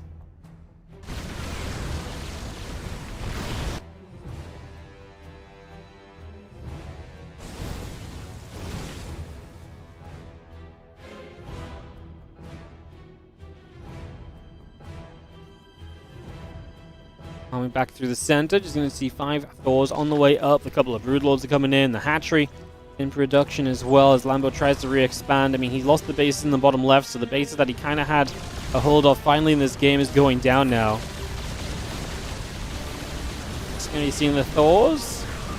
The tanks and the Hellbats here looking to be a bit too much. I think in the end Lambo loses this, but man, what a fight here on Mothership. What an effort. Gives me a bit of belief for Lambo in the rest of the series, because I felt like this was one of the worst case scenarios he could be set up on, honestly. And he really made it very close in the end. Like, Cure was out of minerals. Neural's not going to save you now, I don't think. There's just too much terror and 100 army supply lead. Just going to be shoving through. A couple of Banes crashing into some Hellbats. There are the Neurals. He Neuraled some Hellbats. Wasn't fun at the end. GG gets called. Cure takes game 1 of this quarter final.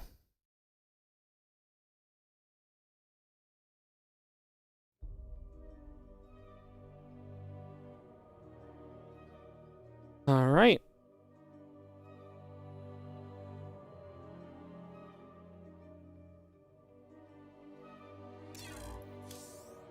Just gonna fix my social settings, guys, after that previous display of madness. All right. Number Q, game 2 coming right up as we get this on the way. Nikoract apparently beat Reynor 2-1. What the hell happened here?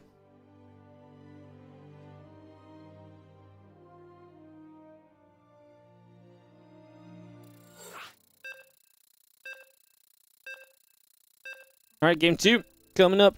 Kick this off and get this underway.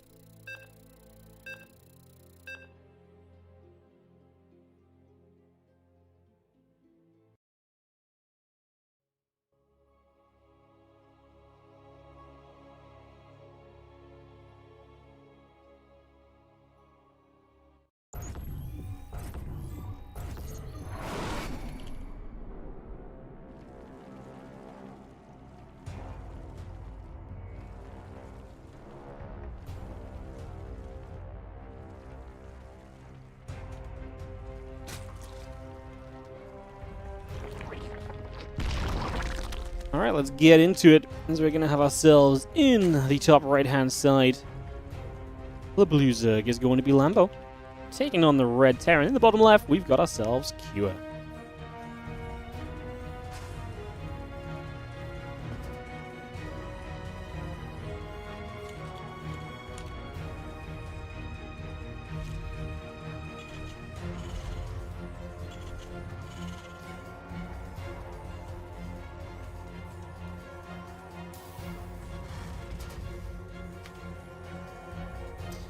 Alright, Cure up 1-0. Game number 2. Kick this off. Let's see what we get. I'm going to use the Harstem camera, guys. Apparently he doesn't want to cast with me. He just wants to watch the games. All good. Yeah, we'll steal his camera for a little bit here. Get going. And see how things are going to rumble. Magic gas and pool. All coming through for a couple of moments. Get this ready roll. I can't believe... oh yeah, now he's calling me.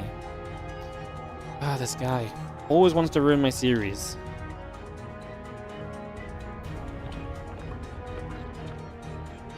Hi. Hey, he's AFK. I'm not AFK. I bet he's not even talking to his stream right now. You're an idiot. God, this guy's crazy. Why isn't he not picking up? I'm just gonna hang up. I can't be bothered with this idiot. Alright, STV going up to the upper right-hand side. We got a Reaper in the command center coming through. And we do have ourselves a couple queens, a few lings coming about for a few moments. We get settled for now. And we're just going to be having ourselves a little bit of a little bit of movement on the go. Hey. Hello. You going to talk to me this time? Yeah, I'll talk to you. How are you doing, buddy? You know, sometimes you just have to deal with nonsense with straight up, like, you know, you just have to make a stand, you know? Yeah. I was not playing into this game. You seem to be in a good mood today. You were talking so much. Holy crap. I'm talking so much. Yeah, and loud as well. Like, we were watching through your stream for a bit. But you seem to be having a blast by yourself. I was like, it's time for It's me time to to end that. time for you to come and ruin it, pull down the energy. Yeah, yeah.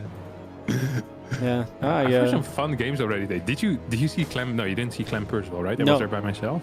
Yeah, Dude, what a banger! that was good games. No, it was terrible, but it was like exciting because Clem was, you know, 'Cause he like, it lost. was a surprise. Yeah, I mean, mate, everything. Like, Classic Cure was an absolute banger as well that I saw at the end of Rex's stream. So Classic Cure was crazy. Reynor just lost to Nikoract somehow. Yeah, I 2-1 as well. I don't even And know what happened That there. happened really freaking fast. It's like Yeah. 30 minutes or so. Also, the first game of this series was actually very good. Yeah. No, it's a banging Monday, man. I mean, the signups have been great the last 2 weeks. I don't know what happened, but everyone decided to come and play now. New maps, new patch actually has been, like, it's been so Yeah. much fun to play, honestly. Everyone just Yeah. actually wants to play the game again. Nice. Yeah. Especially the Zergs, dude, they love it. They're still losing a lot, but they do enjoy playing. For they whatever enjoy reason. they enjoy losing now at least for a while. I mean, that's good to know. I'm a big fan of that. It kind of sucked for Lambo that last game, it was so bad for like such a long time, no? Like his eco would just suck too much. I feel like Mothership is just hard to expand on as well, though. Yeah, this map just lets the Terran take the early bases easy, but then it's so drawn out. The style Q played, like, how do you, especially like, because you need a lot to deal with Cyclones, especially when he's playing like Ling Bane, and he just can't ever have enough in the right places to like actually get a base up, right? Like, Q just pokes one side, he pokes the other, and he just gets hard stuck on 4 bases. And in the end, he plays it long enough that he actually gives himself a chance with some good fights. But yeah, just I think Mothership is a rough map actually. Like, it's a 3-player map that I actually think is going to get vetoed, not because it's 3 players, but because it's actually just tough to play on sometimes. I just think if you're behind, it's really hard to expand. Yeah. Like, if you have map control, I think it's just good for the person who has map control. No? You just Yeah. feel so strong. Like, it's not that hard to attack on either. It's just so nice to take all like the bottom bases if you have map control. I agree. Yeah. Very cool. So yeah, no, it's been a hell of a tournament. Reynor just gave me the raid. Welcome, Reynor, guys. Sorry he didn't make it. I wanted to see Reynor. I wanted to see so many matches a day and they're all getting destroyed by upsets, but that's also fun, you know? So...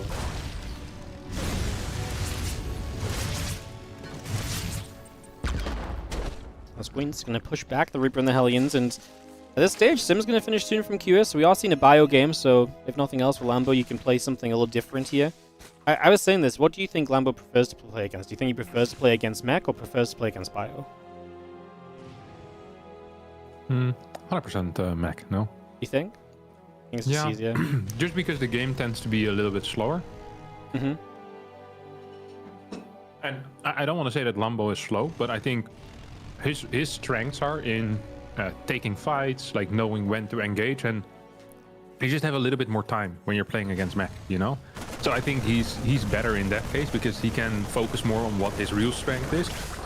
Like, I actually think he's quite fast as well. Look at his early game, by the way. It's freaking crazy. His creep threat is actually bonkers. What the hell? It's so far forward. We've not seen... I don't think we've seen a creep tumor die until, like, now.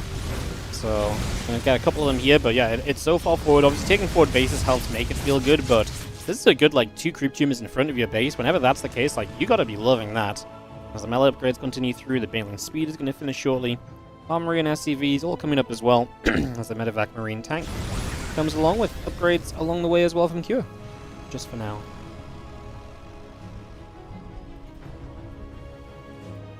Infestation Pit.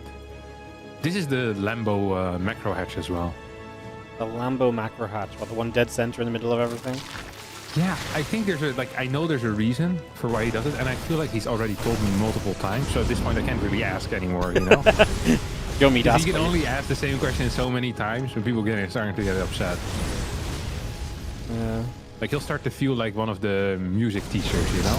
I feel like a lot of music teachers, their entire job is explaining like where the fingers go every single week, because no one really practices. It's one of my many theories is that we have so many music teachers because there's so many people that just Is it kind of how, like, when you go to football practice, like, you practice football there, you know? Like, you don't go then home and then practice. Like, maybe you play a little bit, but Yeah. I feel like when you do the music stuff, you kind of have to practice at home. It's more of like a weekly checkup to see how you've been doing and to see where to work on. I feel like most people just kind of take it as like the football practice. They'll do it like once a week. So then you end up as a guitar teacher teaching the G chord for 3 months straight. Which they could have just watched in a YouTube short of 45 seconds. Oh, the online learning aspect nowadays. If people know how to huge. teach themselves. Yes. Maybe we should teach Absolutely. ourselves why this macro hatch is good. Yeah, I That's can't your get it. assignment for this week. Play some Zerg, put the macro hatch down, see what it does for you. I mean, it is closer by with the reinforcements. That's the only thing I can think of, and yeah, that's actually it. But, And probably if you're losing the forward base, you're losing already anyway, so it doesn't matter anymore at that point. Probably has more benefits than the dude. Lambo's absolutely destroying this fool now. yeah, I mean, right now, Q is just getting shut down on every single front he tries to move to. What's bad for Kira is this is 8 racks as well, right? So you're kind of trying to 8 racks, which is all about momentum and setting up numbers and growing on that. And you're just losing units here, there, and everywhere. So that's going to give Lambo like the best possible scenario when it comes to trying to fight this. And the creep spread's still great. The only issue right now is that some of these Banes are morphing very far forward. So we might lose a couple of them, but even those are going to finish and roll away. And we'll lose 2 or 3, but honestly not that bad. The Overlord's going down is a little bit less ideal. And now we start to get supply blocked from that. So that's not ideal when you're trying to deal with an 8 racks and you want to have some money to rebuild on the back of this. But otherwise, I gotta say, I kind of like it still for Lambo. Maxed out, set up to come in from multiple angles as well. It would be off creep if he takes this fight, but he wants to go for it anyway. So in we go from top left, top right, and bottom right. We get in. The tanks are going to start falling pretty quickly. The Marines just have to run so far back. And more than anything, just resetting the tank count is going to take away any real kind of pushing power from Kua in the and longevity in this game, really.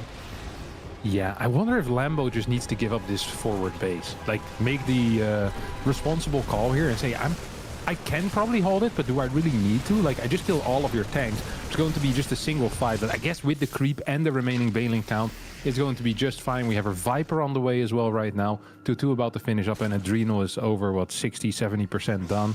Like, Lambo is in such a good spot right now. Yeah, it's looking really good. Just going to see the Bio stepping through. Spall go down. A couple Queens will be there with that Zergling as well. The Queen's still fighting. Just going to see the couple Medivacs getting pushed away. The Lingbane pulling back around as well. Ready to come in from a couple different angles here as we get ready to engage on through. So the Lingbane commits straight on in. The Banes are going to roll into this. The Bio army going down. And that is going to be a cleanup on that force as Lambo shuts it down. And obviously 8 racks, all about momentum. And you've got none of it right now as Kua. I mean, his army is Medivacs that are empty and kind of low on energy as well. So I think Lambo may have even been able to run forward there. Yeah, remember when we wondered what Lambo prefers playing against, Bio or Matt? I think he prefers playing against this because he's been doing very, very well. Yeah, I mean, I think actually my opinion originally was you'd prefer Bio because I feel like the mech more naturally forces you into like the long mechanical game a little bit, and I feel like that's a little bit less of Lambo. But I kind of agree with what you said about kind of the speed factor of Bio, but there's not been any speed to this at all from here. Like, it's been Lambo making all the moves, so. Yeah. Well, kind of Ultralisk Cavern as well right now. I mean, I just don't see a reliable path here into a late game for Cure, to be honest. Like, there's going to be Vipers out, which is kind of a game ender. The tank count isn't very high either.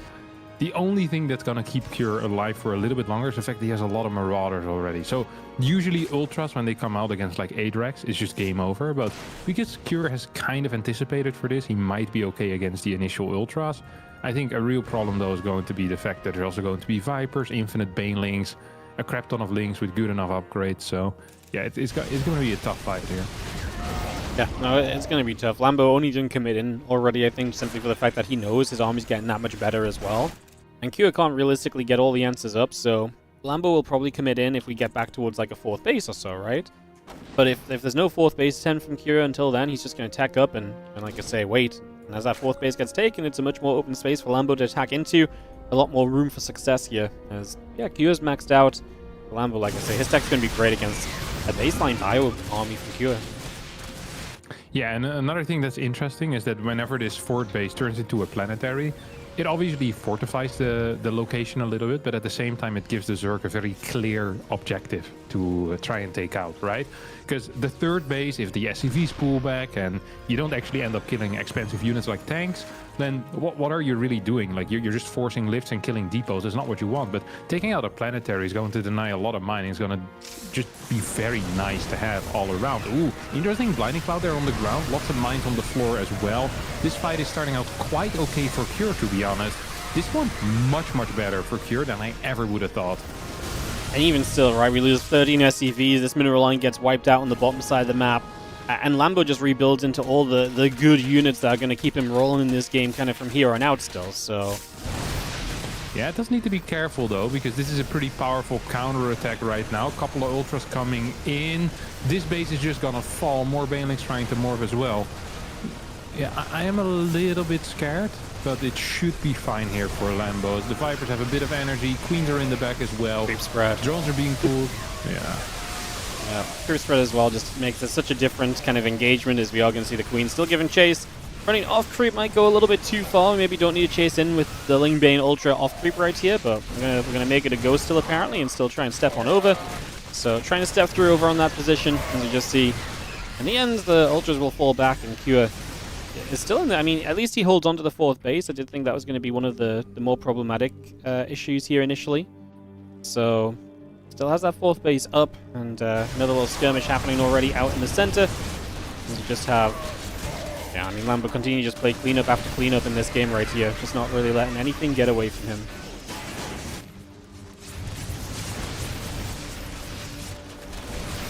Yeah, I mean, 30 workers I think is just too much. Simply I think everything's just a bit too much. We are going to game 3, man. Lambo, fun of a fight, having a great run. Obviously took out Solo already to get to this quarterfinal matchup. We take out Kira as well. I mean, that's a really sick run at that point, so... Yeah, it's been some good games as the Ultras still come through. The Ling's coming up, Infesta, Microbial Shroud, and the rest coming online as well. All these things are not really necessary to win this game. We just need to get to a closing out point here, which should really not be very far away at all right now. Yeah, 5 more Ultras on the way. I'm surprised that Cure staying in. I mean, I've seen Terrans get crazier comebacks than this, but it's not frequent. And it's not the expectation, honestly, for sure.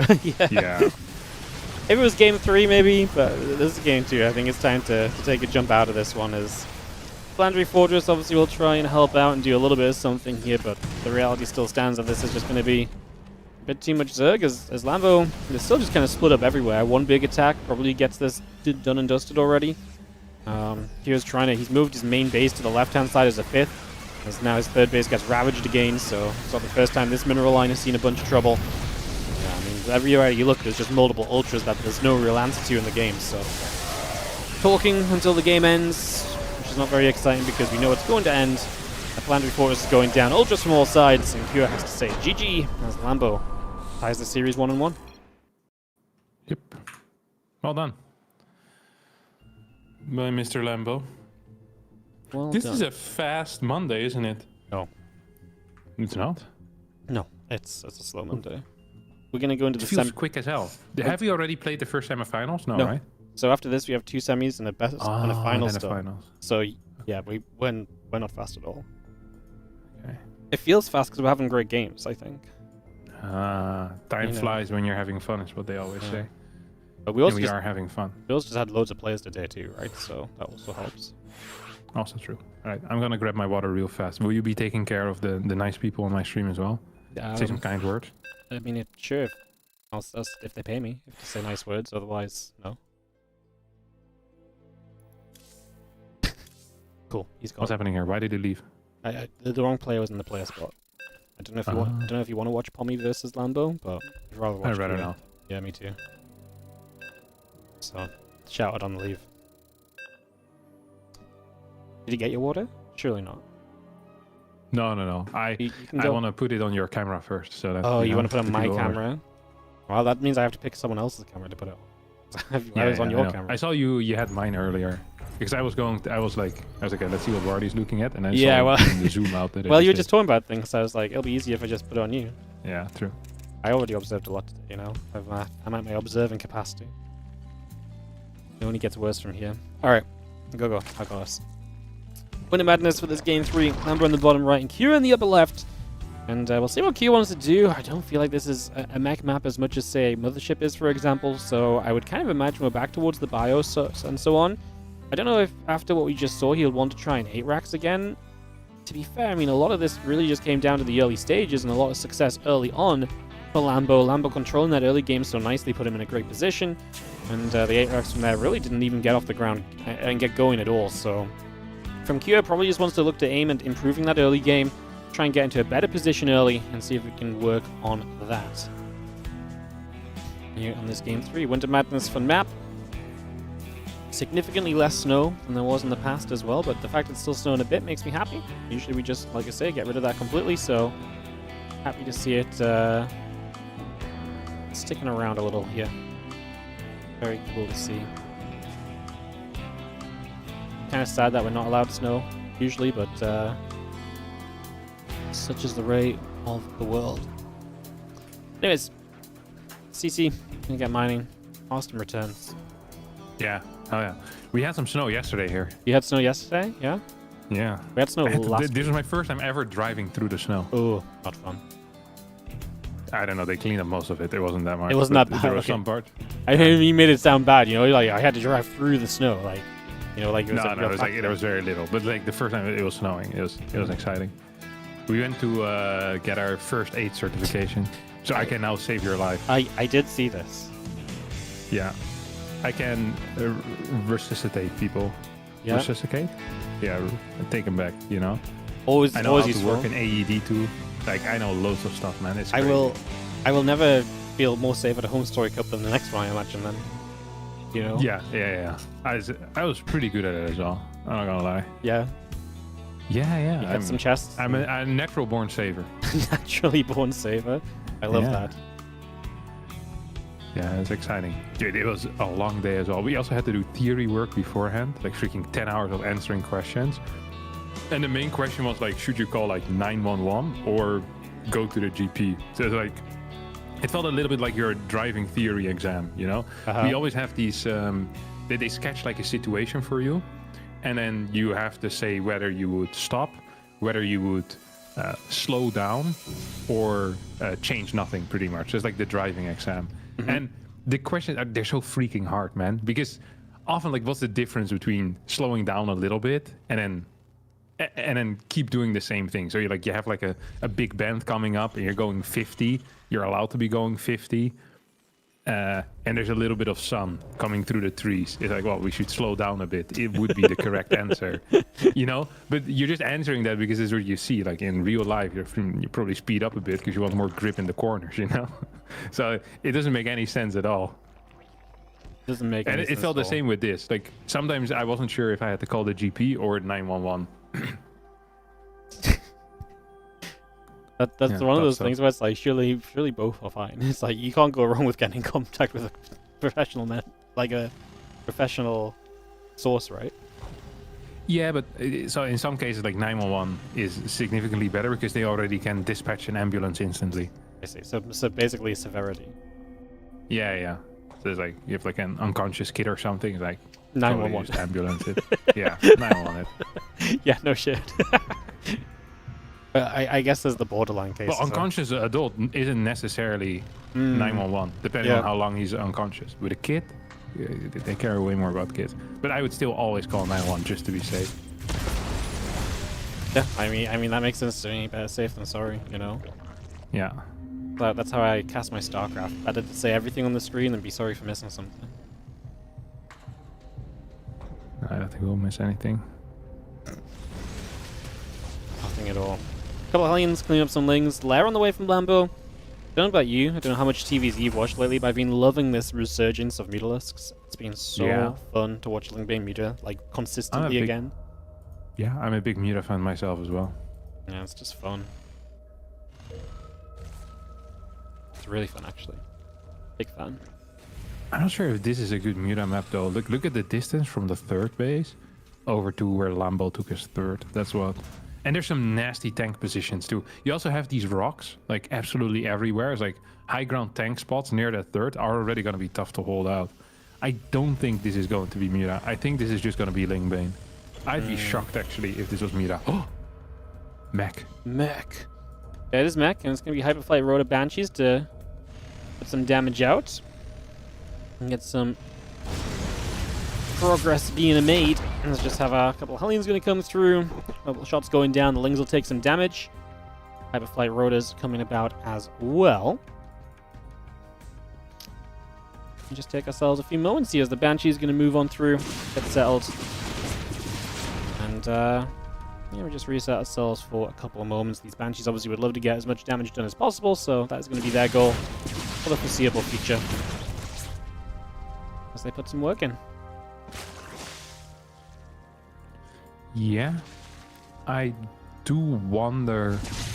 What did the Cure play last game opener-wise? Was it also Banshee? I can't even remember. Last game wasn't Banshees, no? It was or it wasn't? No, I don't think it was. I don't think we've been seeing Banshees all series, no? Even No, in first game definitely was Banshee. was Banshees? What, with speed? Yeah, Okay. not with speed. I think with cloak. Okay, yeah. But I was going to say, I don't think I've seen speedy Banshees all day. This is such a serious amount of Hellions, by the way. I feel like this could just be the end for Lambo, you know? Like, that's so many. Drones need to run away instantly here. Like, you can't fight this. Can you? Oh my god. I mean, he's gonna think about it. Yeah, Cure is gonna go in right now. Lambo tries to go first round. Just tries to delay the movement potentially here. A couple of Marines show up as well. 5 Banelings rolling forward without a centrifugal hook, so you're not really gonna get the connections you need. Overall, this ended up much, much better here for Lambo than I thought it would. I thought he was just gonna straight up die. So he's just gonna straight up die. Yeah. Alas, he has not. As the Banshee's coming through, Hatch goes down. Drone gonna get grabbed. That's the melee upgrades, Bane speed, Major speed coming up. He's alive for now, man. Honestly, I keep feeling like Zerg's gonna die against mech openers a lot because they keep committing to Lings and Banes and melee upgrades, and then they come out of it better than I expected so often, you know. Yeah. Although, I mean, there's a pretty significant lead right now for Cure. Yes. And look at that. Fat hit as well here on those drones. Oh, he's actually got a full commit right now. That's 15 drones going down. And make that a couple more. 17 end up falling. And these Hellions are not even getting easily cleaned up either. 126 applied to 117. The 4 Banshees are still active here as well. As I feel like Lambo is just in a world of trouble. No 5th base. Not a great worker count. He's on 61 against 77. We do have the range attack coming in for the Hydras. So it's going to be Hydraling Bane, just like we saw in game number 1. I guess a Hive at some point, but I mean, this was great for Cure and god-awful for Lambo. Yep, pretty much. I mean, that's the issue with playing these melee upgrades and being so reliant on the things that just die to Hellions, believe it or not, so not ideal. Yep.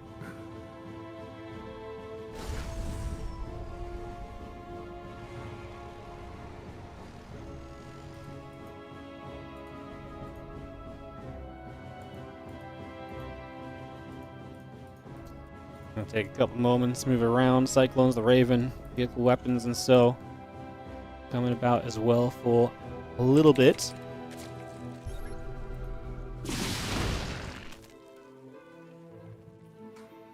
These Banshees are freaking annoying, honestly. Like, if you have no anti-air catch, like you don't have any Vipers or anything, like life can be really tough. As these Queens are trying to battle right now, they're gonna get 1 Banshee, might get a 2nd one as well. We have a couple more Transfuses coming in.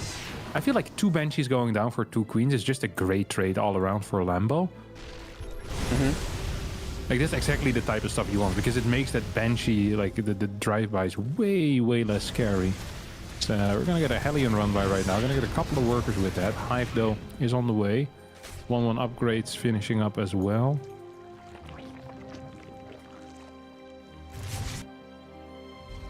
I don't know whose position I like more. No, I'm kind of with you.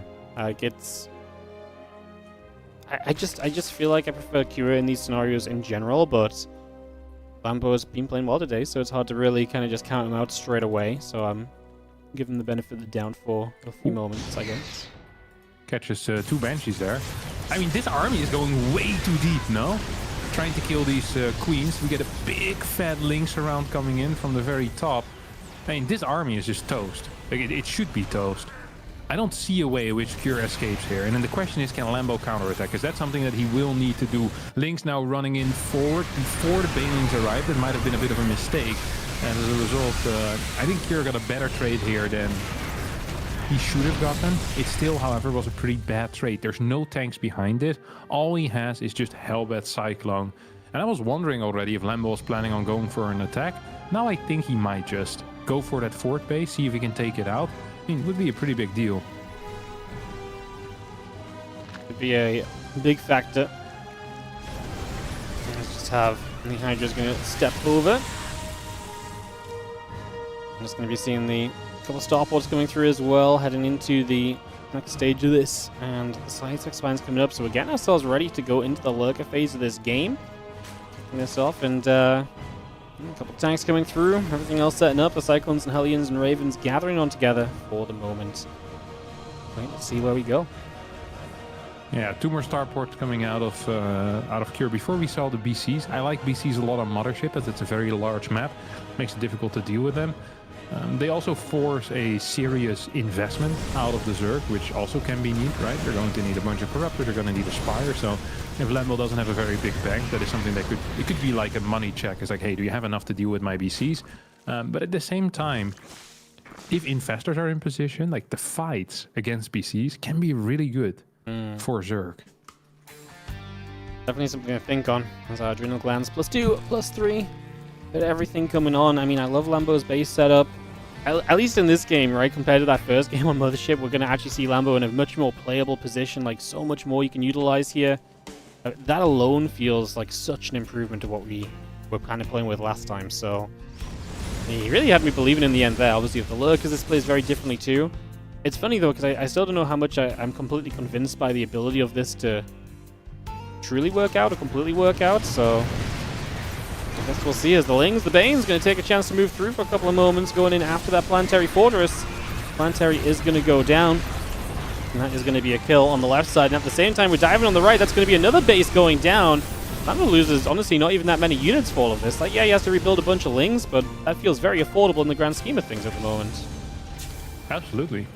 No, that was some very good trades. And the only thing he needs to do right now is not die. Does not have a whole lot of Lurkers. Actually has 0 Lurkers ready at the moment. Lurkers would be great against this particular army. There's 2 Ravens in the mix as well. Do we have interference now? No interference matrix. This is an awkward situation we find ourselves in. Yeah, a little bit of an interesting couple moments coming through as we just have a lot of drones dead, and now I'm going to counterattack again, so just going for sheer kind of power. Right side base just going to live, but man, there's a lot of units coming in on the left-hand side, so that's where the issue may come from here as we get that started up and ready to go. Yeah. However, there's not that many Lurkers with it. This Planetary on the right side most likely is going to fall here for a second time, which would actually be a pretty big deal. Cure is slowly but surely running out of bases, which is the main problem. The main problem for Lambo is that his army consists of 116 Lings. And against Hellbats, that's not going to be great. So the Banelings need to be very careful, making sure that they get the connections first. But if you're running with 20 Banelings against 20 Cyclones, none of them are going to connect. So he'll need to come from multiple sides. But so far, Lambo's been doing a great job at kind of denying these outside bases here for Cure. Yeah, he's keeping Cure kind of pinned back. Like, he's given himself the best possible chance to see success as this game progresses through. So, yeah, definitely feeling good in that regard as you've got those tanks coming up, the Libs and the Hellions coming online as well. Bringing a lot more of that straight into play here as the Hellions still in doubt with. I mean, I'm just impressed how consistent Lambo has been at just running around the map and seeing success. Like, it feels like he's doing a great job of just keeping his opponent so super busy so far. Keeps you in a great position thus far, I'd say. Yeah, I like what he's doing so far as well. And he has a pretty decent bank too. He has Lurkers out. Like, it's so different on a map like this and versus Mothership, where you can't reliably really like shut off certain areas. But here with Lurkers, he might be capable of just doing that. And says, oh, Lambo's trying to run into the Cyclone armor. That's not going to work well.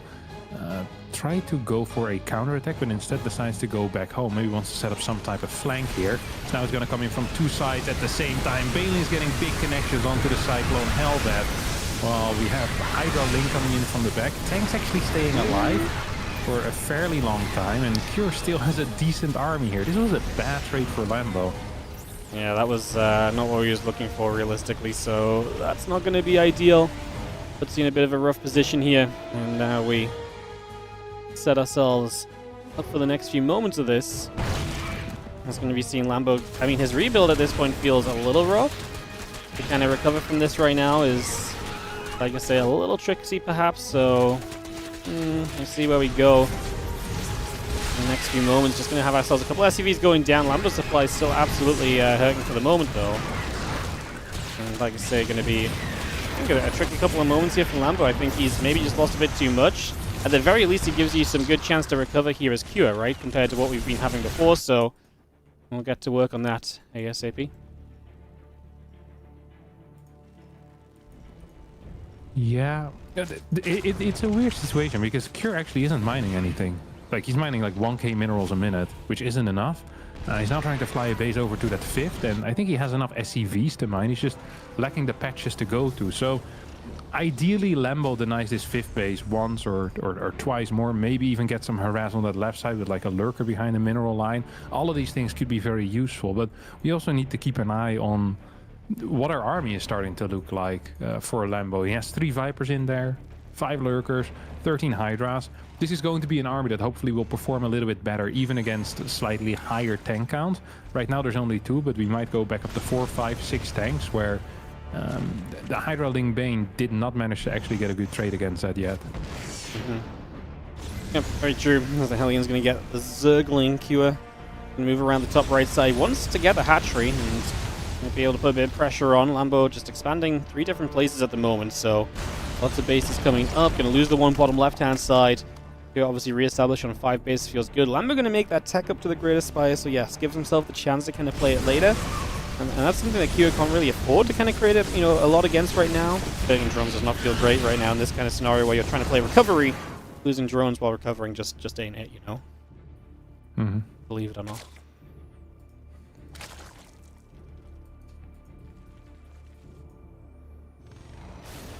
Cyclones. Just gonna go jump onto the hatch for a few moments. So a bit of damage being done. Just gonna have ourselves the libs and so coming up. The drones continue to drop. 8 workers going down. Gonna make that 9. Good damage being dealt as the extra libs, siege tank, cyclone all coming through. The lurk is still producing.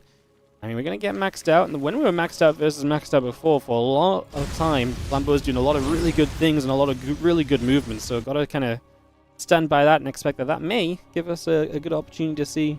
Again, a bit more kind of denial on these Terran bases again. He's going to start running around the left side as he loses the top right. He's also got an army he's working with on the right side, but there's nothing defensively from Kira on the left, so he's just going to lose a base straight up. Yep. That's, I feel like his base has been pretty vulnerable in general already. The entire game so far. And now Lambo's also starting to move through the middle with like this weird Hydra Ling squad. That tank is just gonna... Oh, I was gonna say he's gonna abduct it in, but you can't actually do that anymore. Yeah. I think Lambo also forgot about that. And now these lurks on the left side get left alone, so a bunch of free pickoffs. We are going to abduct the Liberators, at least if the Hydras show up. We don't actually kill the Liberators, we'll re-abduct them. We will clean up everything on the left-hand side. So a couple of trades back and forth from the players right now. Let's settle down on that. I'm just going to be seeing a couple of lurkers are going to be there to push the Hellions back the other way.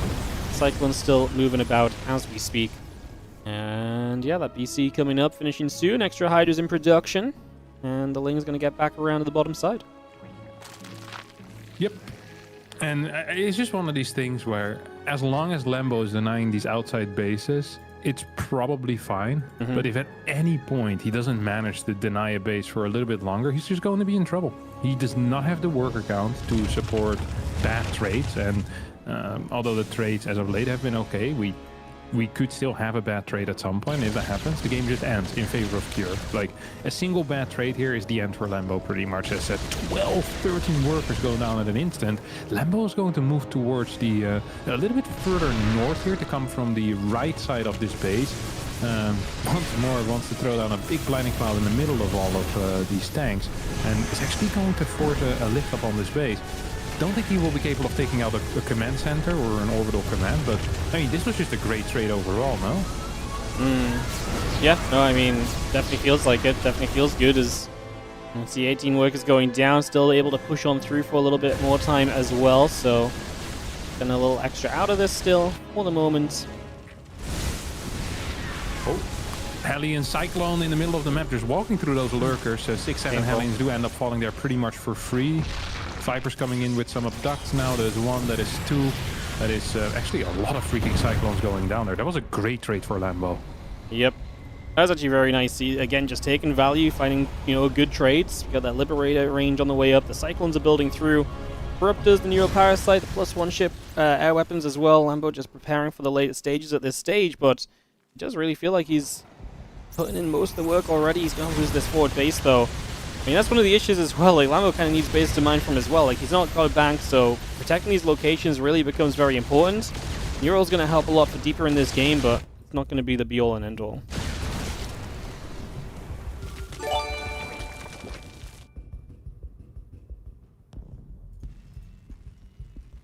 Man, he's so oversaturated.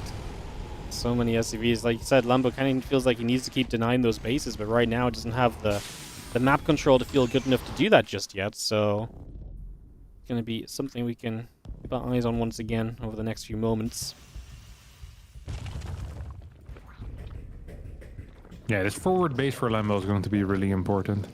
Because he really needs some mining as well. Like, he's mined out on the left, he's mined out on the third, mined out main, natural. He's really mining from just a single base, that far right base. So this forward one is going to be key for him to have any chance in this game whatsoever. Actually, Lambo denying the bases so many times now means that Cure still has patches to mine from, while Lambo doesn't. Lambo, of course, can continue expanding, but he's actually being outmined pretty significantly at this moment. Yeah, Cure's got so much mineral income. And gas goes in favor of Lambo, but you need the minerals to accompany that. He does build 7 Infest with Neurals up. We saw how effective that could be in the previous games as well, so one thing that we sit on and think of.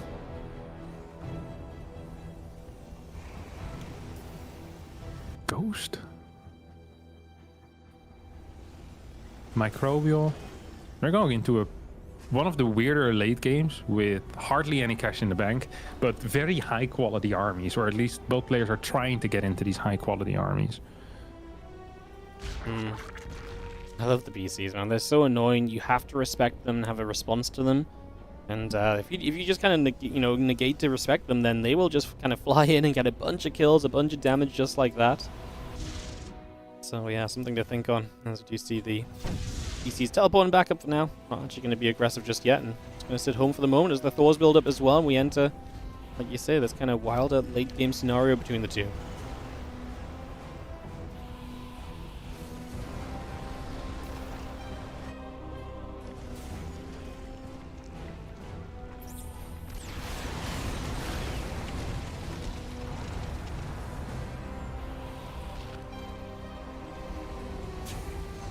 I guess snipes are going to be quite useful. Cure's army is also way bigger than his opponents right now. Lambo understands that this base is key.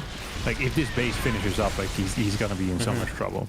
Like, he's just never getting that money. Like, he just doesn't have the workers. He cannot go into that either. One thing that I'm kind of disappointed by is that we haven't seen an attack on the far left side base in a while out on Lambo. Like, I feel like that would be useful at this point, but it's not here. It's actually gonna transition into Brute Lords. There is a single Thor out, but maybe a max out with what, like 8-9 Brute Lords, couple of Corruptors, the rest Lurker, and Infestor. I mean, it could be something, no? I still think there's something of a little bit of hope at least for the fight from Lambo. Kind of taking some inspiration from that previous game, to be honest.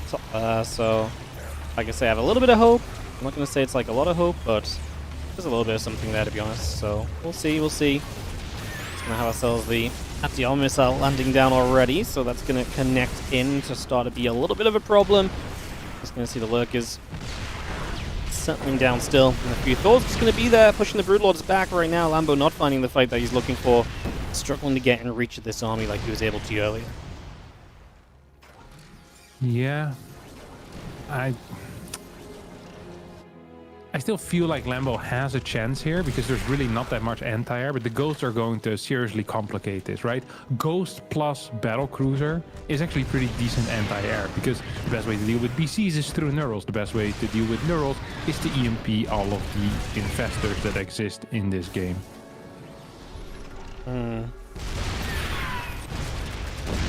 Just gonna see those Broods just gonna step forward and be very aggressive. Could absolutely kill those siege tanks. Finally will do so. Just took a little bit of a wander in before doing so. And that does kind of put an interesting kind of spin on this, right? Because you can kind of shut off reinforcements a lot right here, because Q is very poised on that top right base, which is a very important base for him economically, as the SCVs are walking into a disaster. All the lurkers are getting their shots off, so SCVs are going down.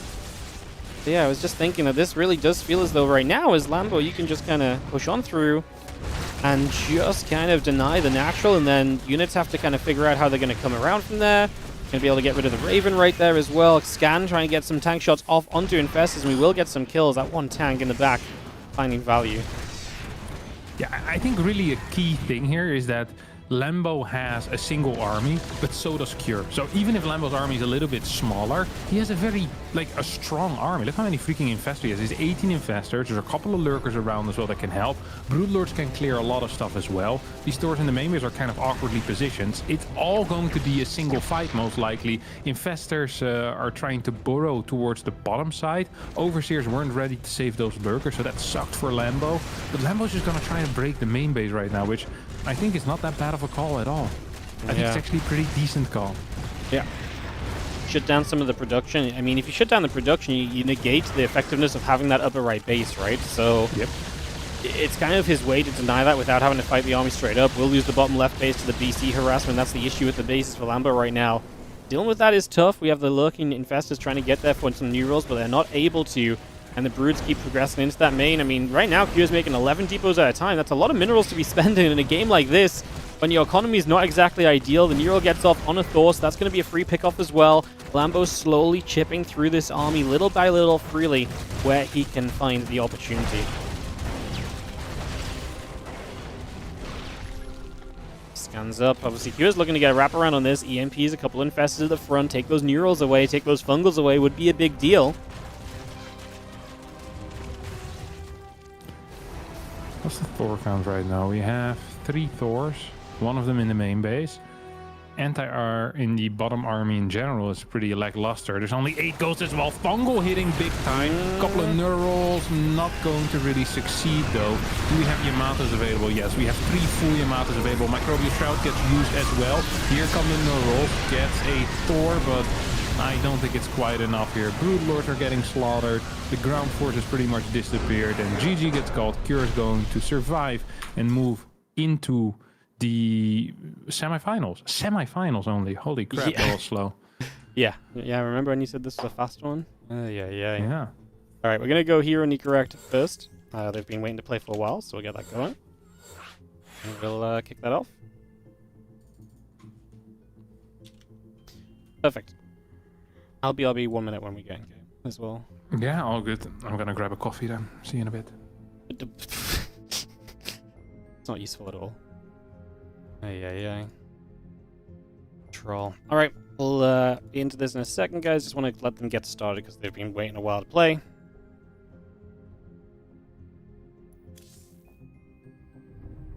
And we can kick this off. Good and go says Hero. So I'll get that started and bring this into action, guys. So we're going to count down. I'm going to BRB quickly. I'll put you on the game screen and I'll be back with you guys in a sec.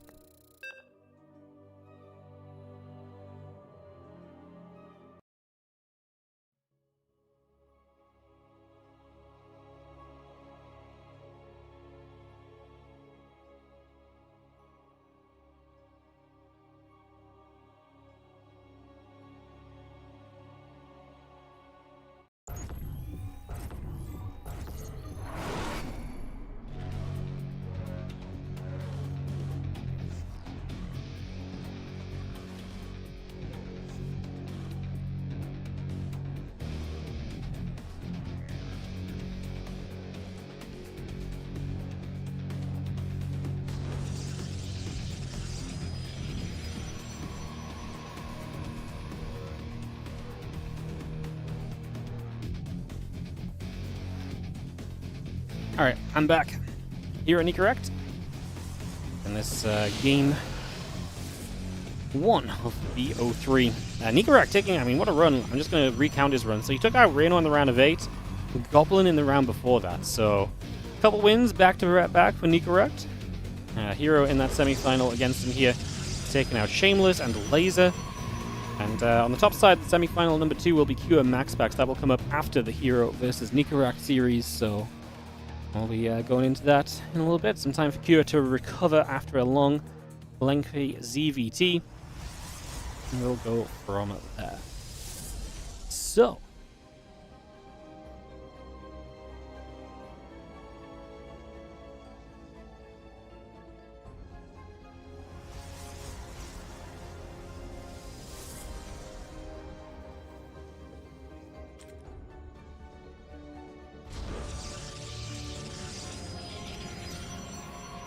a little bit of early game. Kind of interested what Nikoract pulls out. Obviously, we've got a big favorite here in the form of Hero. We'll see if he can move his way through. As he made it to the finals last week, but lost out to Solar. He's gonna see the couple SUVs there, gonna poke the probe away off over to the other side, and yeah,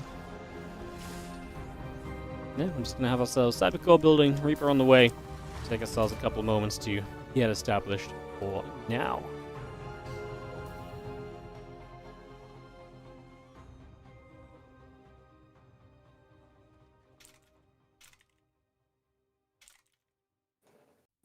Hello, Wardy.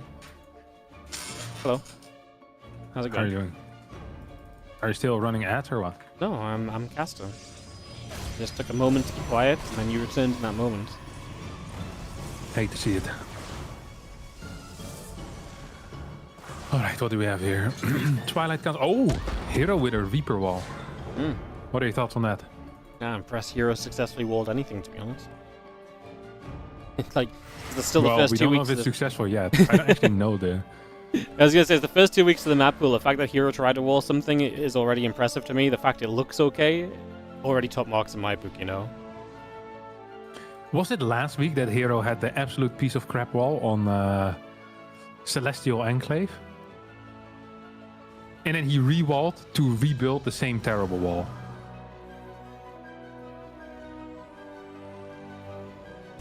Yeah, Hello? that was like last week. Sorry, I was reading. Yeah. I was reading something very important in chat. Oh, really? What was it? Roddy had a dream that he was trying to take over my stream, and it went wrong. So, you know, Yeah, really? yeah. Now I know who to not leave my stream in charge of. Can't even do it in a dream. No chance in real life. I feel like in dreams stuff usually goes wrong anyway, no? Yeah, well. I hardly ever have positive dreams. Like, they're not really nightmares, Yeah. but they're just like... Like It's like weird situations. Uh-huh. You actually, I had a really, like a very odd dream. I think it was like last week.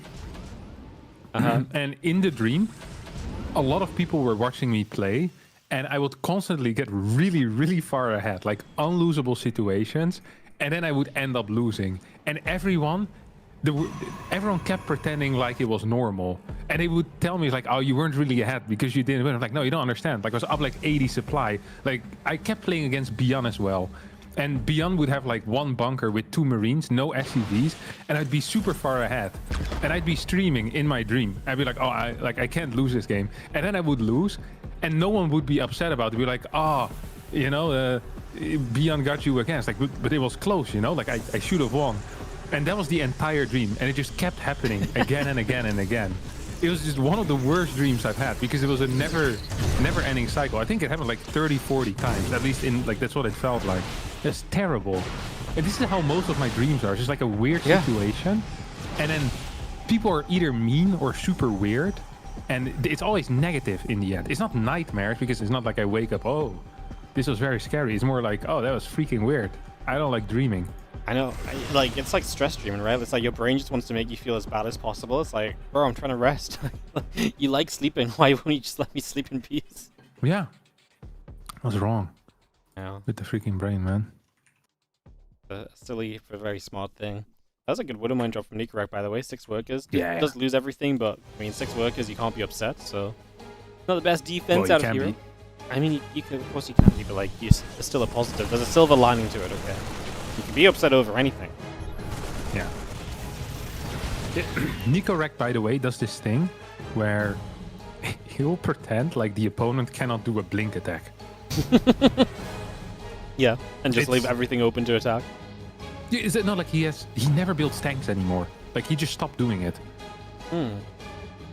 And he'll have a lot of freaking marauders, and his team in combat is insanely fast. And if you're not ready for it, and I think especially when you're doing like a 3-base into a kind of a delayed tech, you know, like not super late tech, but like a medium-sized tech timing. So like your storm would finish like 7 minutes and 15 seconds.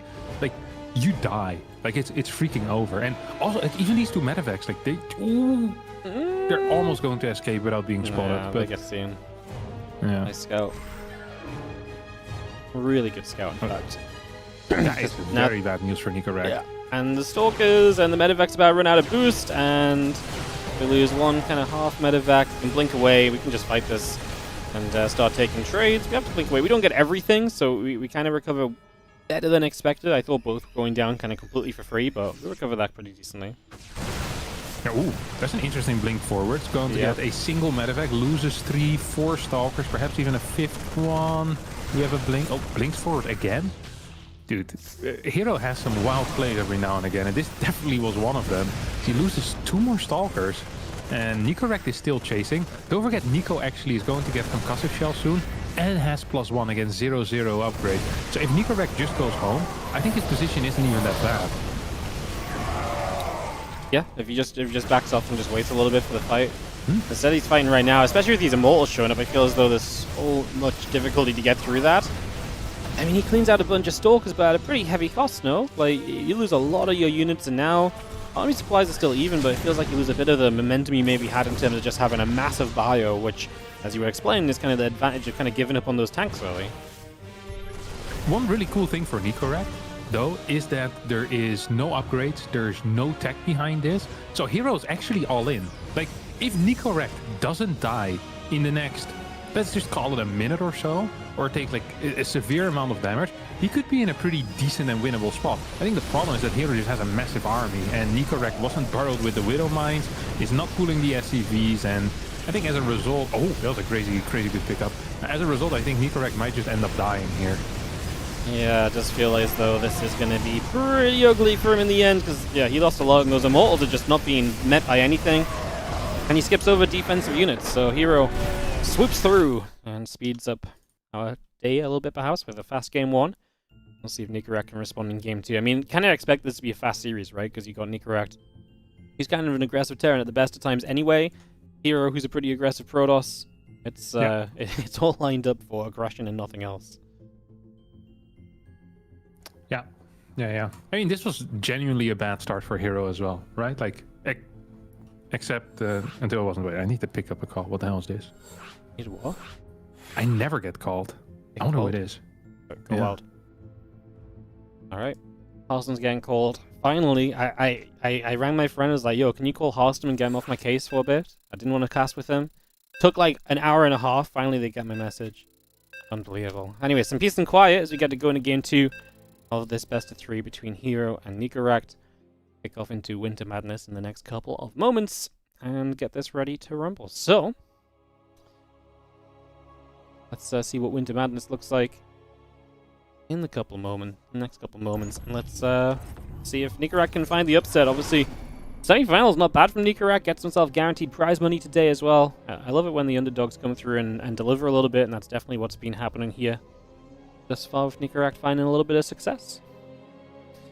As we get ourselves up and rolling, SCV and the probe coming through, get that set up, and waiting to see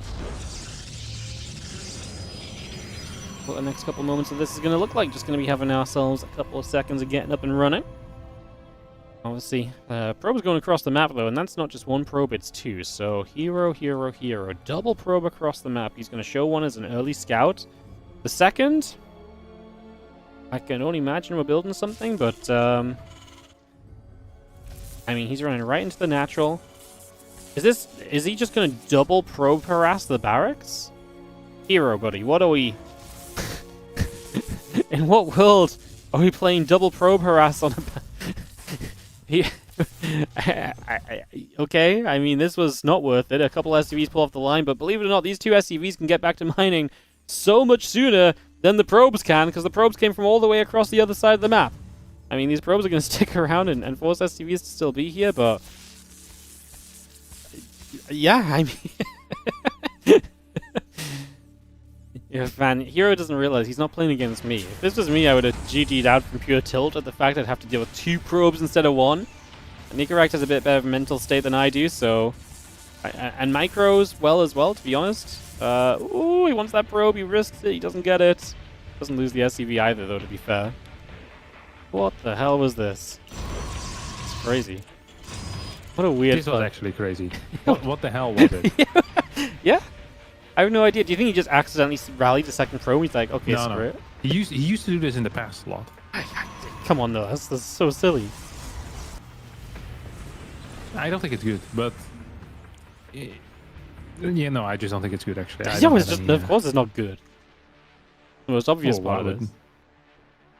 Well, if you have very good micro, maybe it's... I don't know. I think maybe... I think you'd lose too much money. I mean, you need to do so much more than what the Terra needs to do to defend it, right, is the issue, so... Yeah. Yeah, I mean, I'm with you. 100%. Yeah, I mean, we're both smart guys. We know that's not a good idea, but... Hero disbelief, I guess, a little bit. Maybe just fancy... If you get a worker kill, it's worth it, right? You think? If he gets a single worker kill? Absolutely, yeah.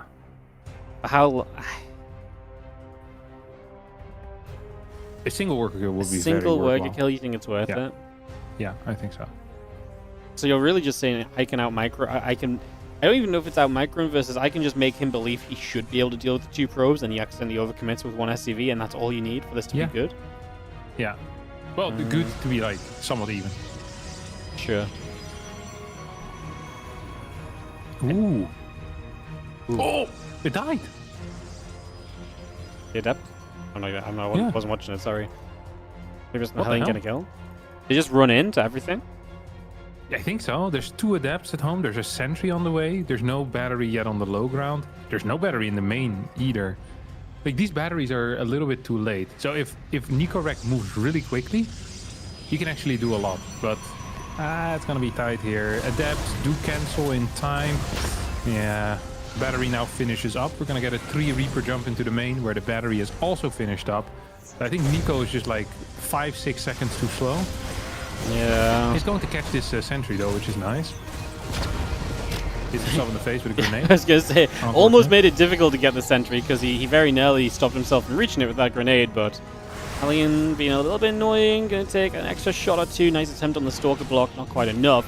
But Nikoract is gonna be away from there for the moment, so gets out for now and on we go.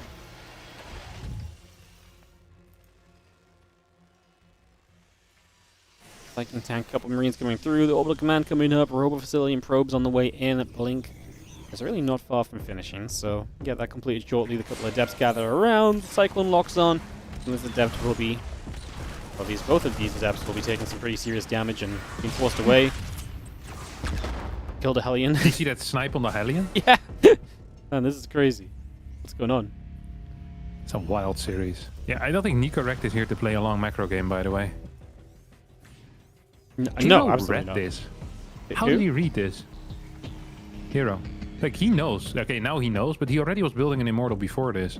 I think he just thinks that it's just Nikoract, man. So he's like, this guy attacks a lot. So, do you not think he's just playing to the player? Maybe?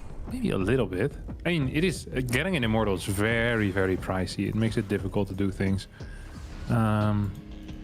It's going to have to walk up a ramp still. We have 5 Stalkers out. What gateway count? 3 gateways. Single Adept makes its way across the map. Tank is going to take care of that as well. I think this looks like it might almost have potential here for Nikoract. Let's have a look. Tank is being target fired right now by the Immortal. The micro there wasn't great on that tank, to be honest. Going to need a repair on that. Took a lot of damage before that got pulled back. We have a very forward battery as well. Second tank moving across is going to be a huge deal. So I think it's really going to be dependent on how that second tank, like when that second tank arrives, as this Immortal is going to fall before even getting the second shot off. Yeah, Oh, that wow. wasn't pretty at Got all. A lot of repair. This is a win. Yeah, I mean, yeah, absolutely. Hero just chucked his units in, and it did not work out at all. Now 28 to 8 army supply. Pylon's going to be in trouble. There is one battery with energy in the back. We're already pulling the probes. The SCVs will repair the tanks back up to good HP. I'd like to just see those tanks siege as soon as these probes go down, though. Make sure we can kind of deal with the range units a little bit more easily. I guess it doesn't matter too much. We pop out, target the mortal. We are going to lose a tank. So one tank goes down, but a new tank replaces. Battery does a bit of healing. We very nearly lose a second tank. The timing sense out of Hero was absolutely accurate, by the way, because he had to go before, I think, the second tank arrives. Because at that point, you're losing all of your production in the natural. Your opponent can start easily leapfrogging forward. So I understand why he went for it, but just didn't have enough stuff and ends up, yeah, just kind of dying over here without even having a third base, by the way, without having any type of greedy tech. Potentially just his early game not strong enough. As, yeah, Stalker's blinking to the main base. GG gets called. Nikoract wins game number 2 and might be setting us up for probably one of the biggest upsets that we've seen in a long, long time. I mean, what type of upset would this be? Nikoract is what, rank 40-ish on a Liga Lock, I'd say? Rank 40-ish. I'm going to check. See if you're a hater or not. But I'm not a hater. You say he's ranked 40 and then he's ranked 25 or something. That sounds like you being the hater, but there's legit zero chance that he's ranked 25. Sure, I'm not saying it's accurate. I'm saying I'm going to check to see if you are being a hater or not. No, it's not being a hater. He's not even ranked 40. Yeah, no, you're completely correct. Good job. So you're being very positive. There you go. Very positive. Yeah. Where was he at? I don't know. My second page is still loading, man. Like 47. 47. It'll be good. Up a little bit after this, though, surely. Yeah. I reckon he hops at least a couple people today.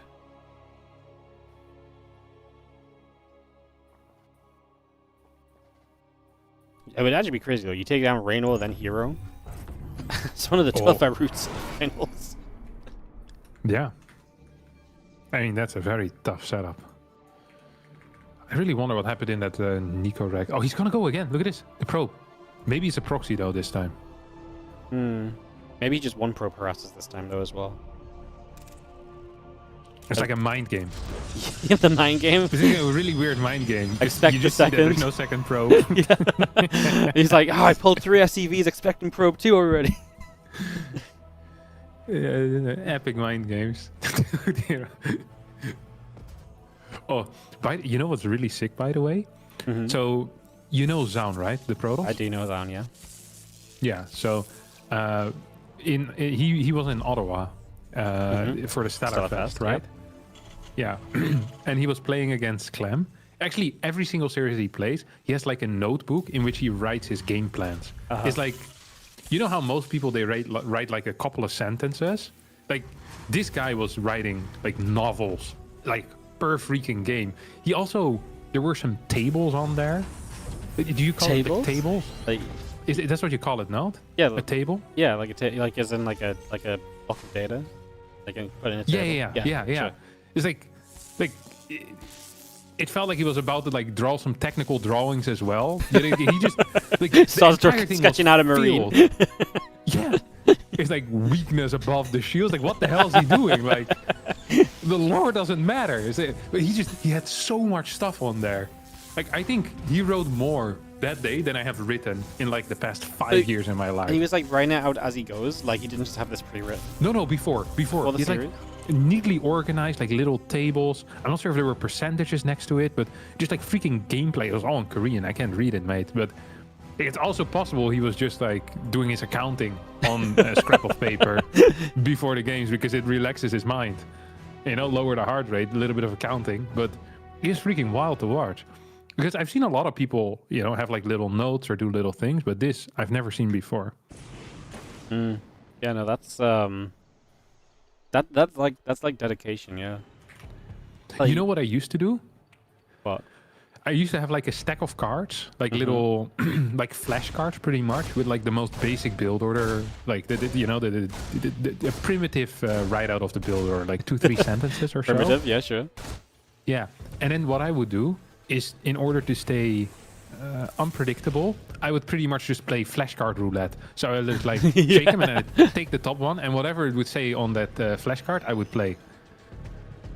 I like it. Yeah, I like. They'll never see it coming. Yes, because it's impossible. It's impossible to read me at that point because it's all random. I love it. It's ridiculous, but in a great way. Yeah, I think it's good too. Yeah, no, I'm a fan. He knew you were so smart. Yeah. Ooh, 3 Reaper, 2 Hellion once more.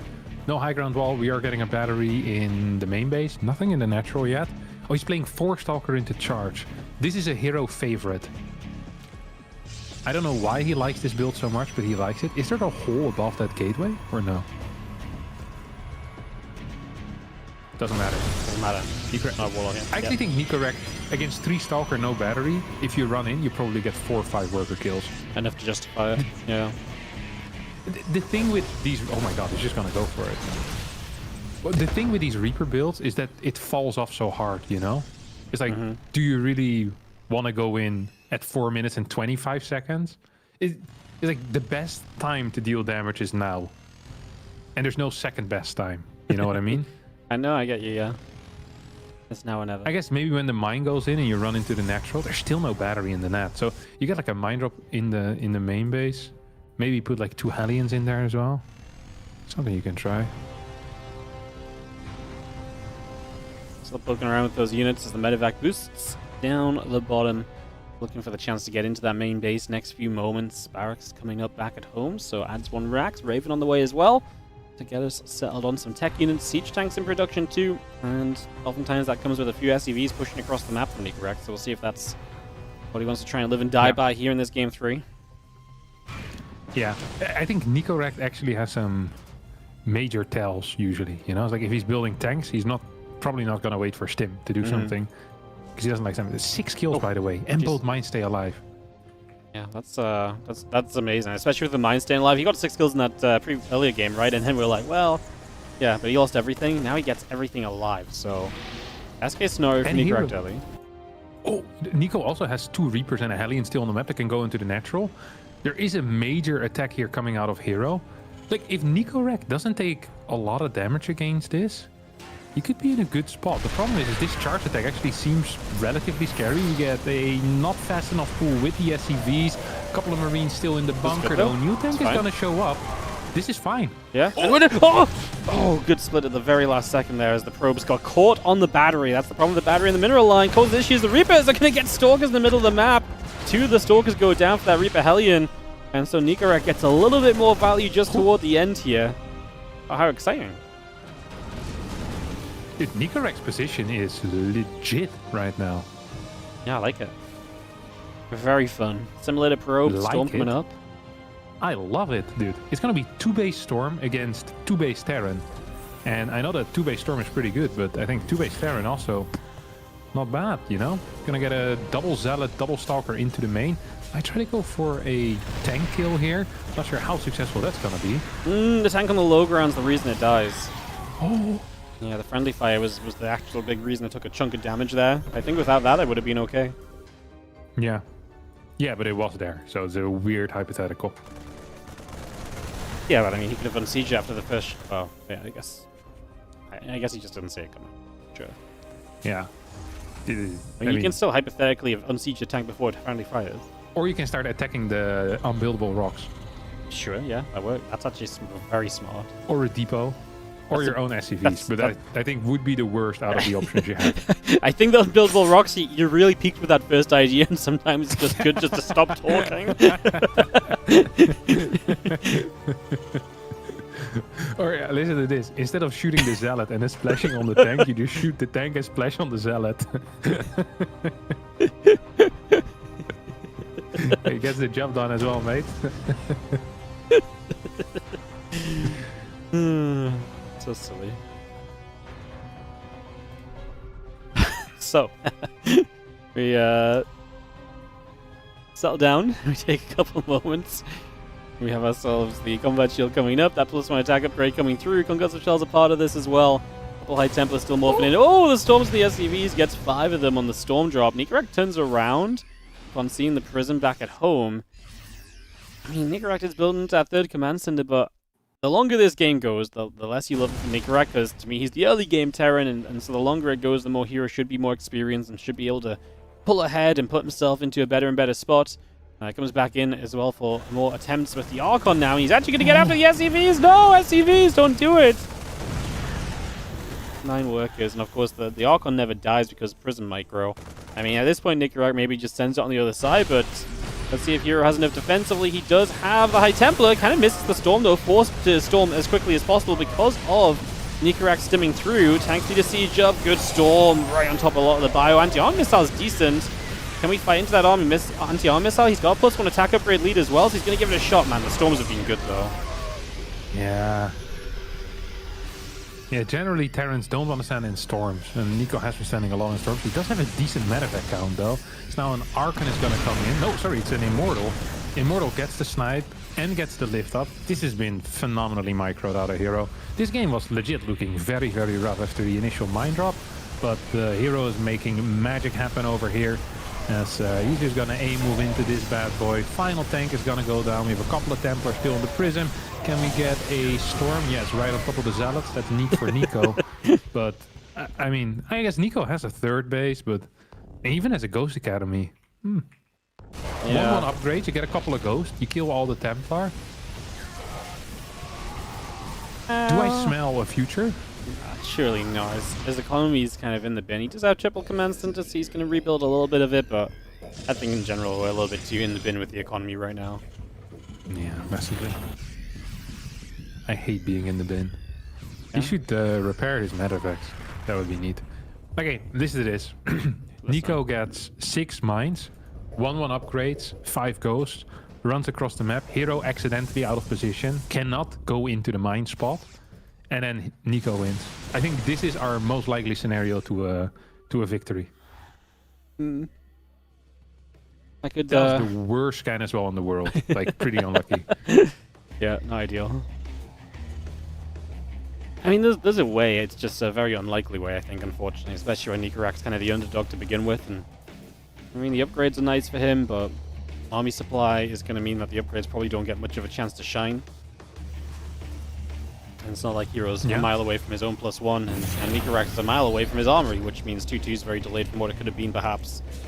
Maybe just never really intending to get that going initially with how the game was going, or maybe just getting caught up with, again, how busy the game ended up being as well.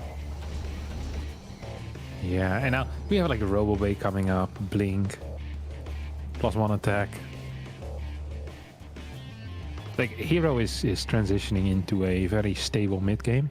And Nikoract is stuck in an unstable mid-game. Actually, you know what's the most likely winning, the most likely way of winning for Nico here is if he maxes out on medium, like 8 Vikings, 6 Ghost, and then he stays on a low worker count. He hopes his opponent goes to like 80, low 80 workers.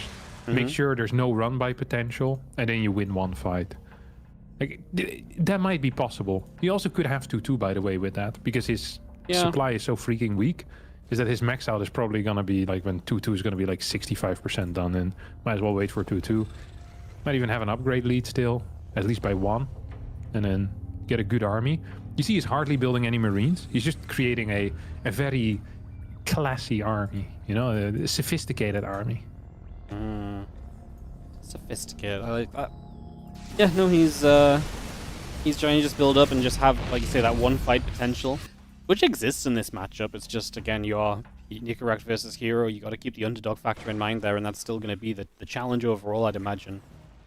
As the 2-2 upgrades come along, Viking Marine Marauder producing from Nico. Yeah, I mean, he's building all the right things, but I think Hero's doing the right thing too as well, right? Like, he's not slowing down, taking his bases, so he's getting those set up. He's making sure he's prepped as best as he can be in that regard already as well. Just continuing to see where we end up overall. Yep. 7 Marauders. Scouring around the map, looking for something. Oh, Prism goes into main. Like, this is absolutely not allowed to happen.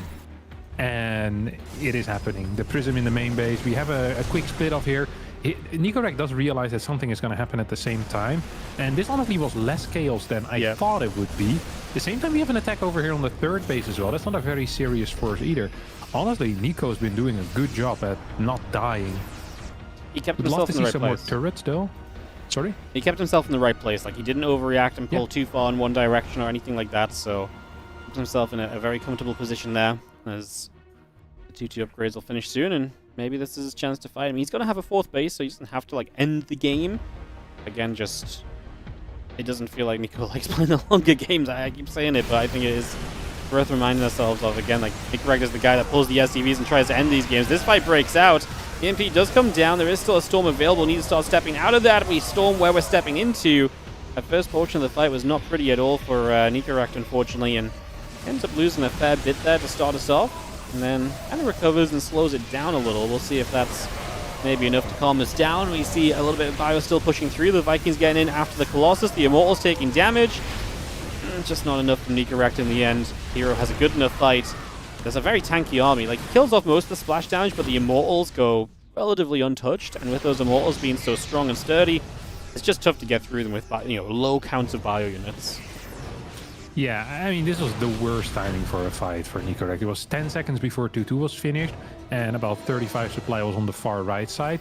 He could have just pulled back, but I think he was afraid of giving up that left side planetary, which is understandable, but at the same time, like, a 1-1 fight versus 2-1 Protoss, when half of your army isn't there, it's going to be tough. On top of that, his Vikings weren't fighting for majority of that fight as well. It's kind of hanging towards the right side, so...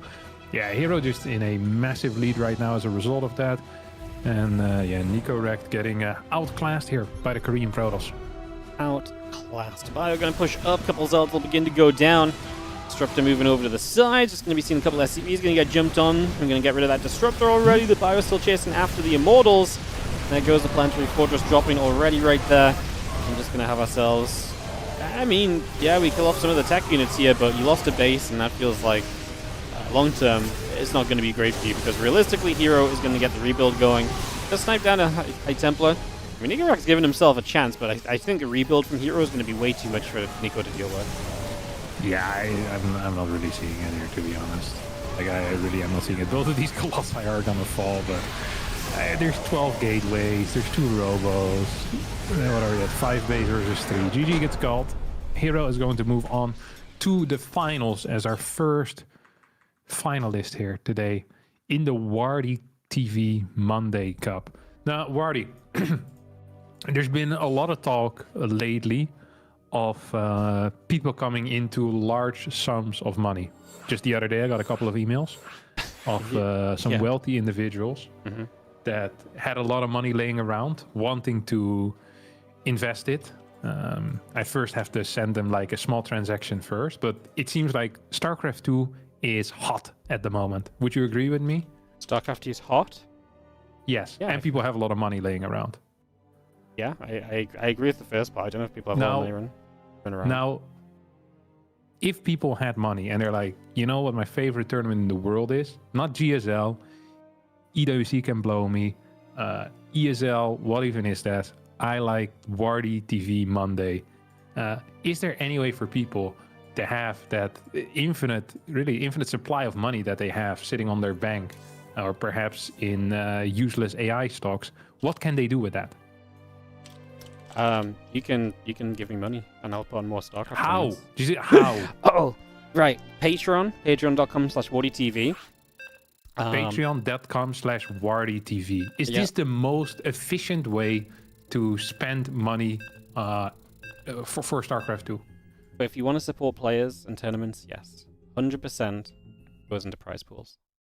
100%. But Wardy, what about the Patreon fees? Isn't that 9%? I make up all the Patreon fees. So if you put in $10, $10 What do you mean goes you to make the them players. up? As in, like, I take them out of my own bank account and I make sure that your money becomes player money. Never mind fees. So you're using your own hard-earned cash. Yes. From other... To make sure that the players get paid even more. Yes. What a terrible business model. Terrible. Terrible, but efficient. Efficient for the players. There's even efficient for the players, and thus for StarCraft 2. There's Because StarCraft is only as strong as its players. There's even a special deal right now. Because it's 2025 Championship month. And it's Black Friday soon. You know, yeah, we can call it the WardiTV Black Friday deal. Black Friday sale. So, what happens at the Black Friday sale for Wardy? The Black Friday sale is that any donations on the stream, so, you know, just regular donations, bits, etc. Doubled? What? No. They get doubled? No, let me... Oh. God damn it. Ladies and gentlemen, Wardy will double your donations personally. Yes. He just took out a second mortgage on his house. That is crazy. No, any donations on the stream actually go directly into the prize pool for the 2025 championship. So that's 5,000. 2025 championship. So that's already $5,000 starting point, but we want to try and double it. So triple it? Double it. He's trying to triple it. And the best way to do that is to go to patreon.com/Wardy for the big Black Friday sale that we have got going on over here. We'll just donate to the stream. Works for the next one. We have a donation goal. Also thing. works. That's a thing. Also have a donation goal. That is crazy. And you can just do the prime subs and stuff too. You can do all the things really. Look at the depot. Do you see that? Depot? What? That's underground? Wait, why is it on a tilt? It's on a. It's oh tilted. my! You can see underneath it. That is a true Terran player's depot. Tilted AF. Yeah. What the hell? I've never seen this before. He's broken. Do you reckon it works properly? I want to see him raise it now. Yeah, me too. What happens then? He's gonna raise it at some point once the adept comes across the map, surely. Yeah, I'm gonna watch intently. What if he raises it and just resets and it's the most unexciting thing ever? That'll be sad. Yeah. Eagerly awaiting this depot rise. Nothing else matters to me right now.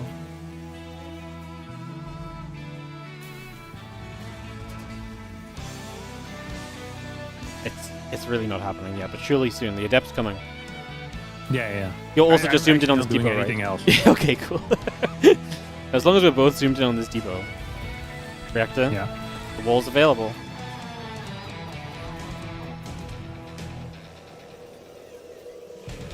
Wait for it. The adept shade. Oh. It's still tilted. Yeah, still tilted. I thought that maybe like the top of the depot would also be under the ground. Yeah, you know? I thought something exciting might happen, but yeah. No. That was it. Imagine your PC would have exploded if you raised the depot. Raise the depot, everything crashes. it just like explodes.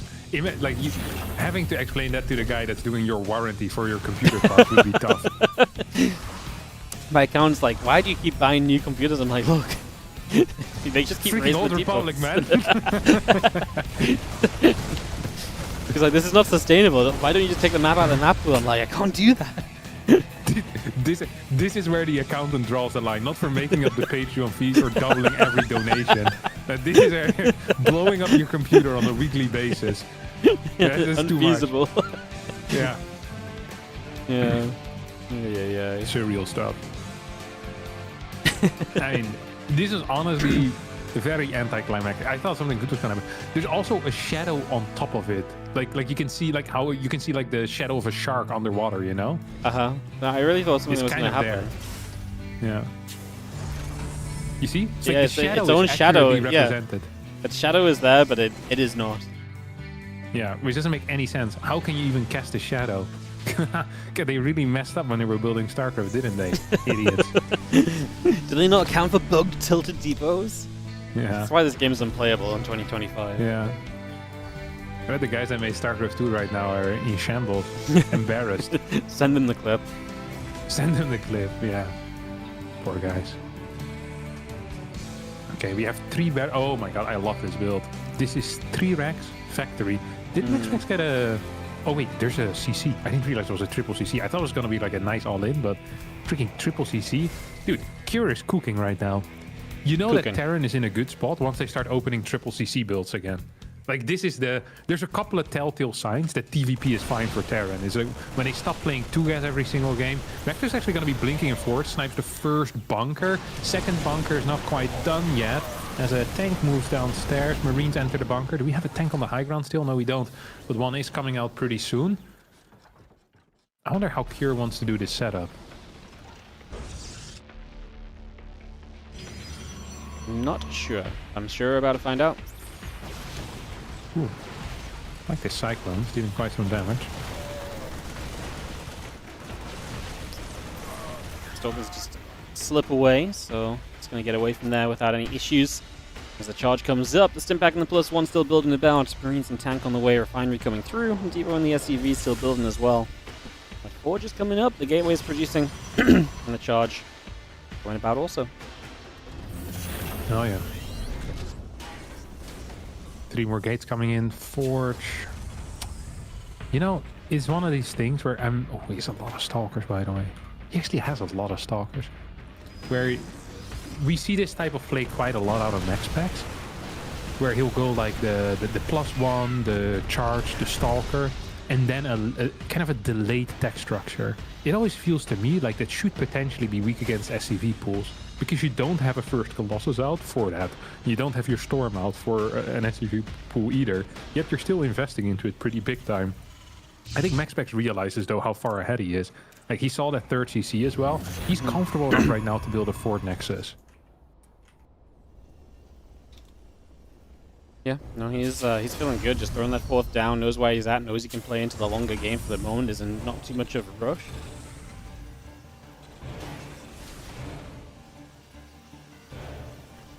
Do you have sounds playing when the people give money to your Patreon or no? When they give money to my Patreon? Yeah. No. I didn't know that. You don't? I didn't even know that was a thing. You should probably set that up. It's kind of... Because right now they... Can you set that Sorry? up? I didn't even know that was a thing. Yeah, of course. You can set anything up. Well, if someone just Patrons, it just makes a dingle. Yeah, I think you can do it. You can do it with merchandise as well, I'm pretty sure. Yeah. But I feel like, well, I guess so. I never looked into it. Usually I just see the email and I'm like, yo, this guy, thank you so much. Being a Patreon guy. It's always weird on Patreon though, because I feel like it uses people's real names. And I'm like, I don't know if I want to say your real name and dox you. You know? Yeah. That's fair. Oh, there's a big blink forward here. That's a crazy big blink forward. Zealot's coming in from the side as well. Right click here on the command center. Right click is good. Awkward. That was definitely awkward. I mean, I actually felt as though he was able... I feel as though he should have probably been able to repair the CC, because I feel like the SUVs could have gone onto it and just started repairing. So... You think Cure just forgot for a moment that repair was in the game? No, I think he was just genuinely scared for the SUV's life, but probably should have kept... I think he just forgot. You think he just forgot about repair? Yeah. I think he was just busy doing something else. Yeah, I probably forgot about the repair there. Probably his mind was somewhere else. Potentially the Wardy Patreon Black Friday sale. The Wardy Patreon Black Friday sale. Yeah. This is an overstimmed army, isn't it? This is still a big army though. Like, there's not that many zealots. Extended thermal lens is gonna finish up soon. Ooh. Good control there with the prison. Marauders are so freaking tanky though. This was an overstimmed army. It is a tiny army. And look at that. Still kind of bursting through this. The next zealot weapon is gonna clean it up. GG gets called out of Cure. This game was so close here in the end though. That's crazy. That is crazy. Good attempt for MaxPax gets game number 1. Everything, and now I feel like we should do the WardiTV Black Friday Cup. Oh, yeah. It's this Friday, right? Like on Black Friday. Yeah, when is Black Friday? This Friday. It's this Friday? No way. Yeah, let's do the WardiTV Black Friday Cup. But what do we sell? StarCraft. It's a terrible product. We didn't even make it. No, we sell StarCraft 2 tournament play. You know, like okay. we sell it. So it's like a fundraiser, pretty much. Yeah, we run a cup.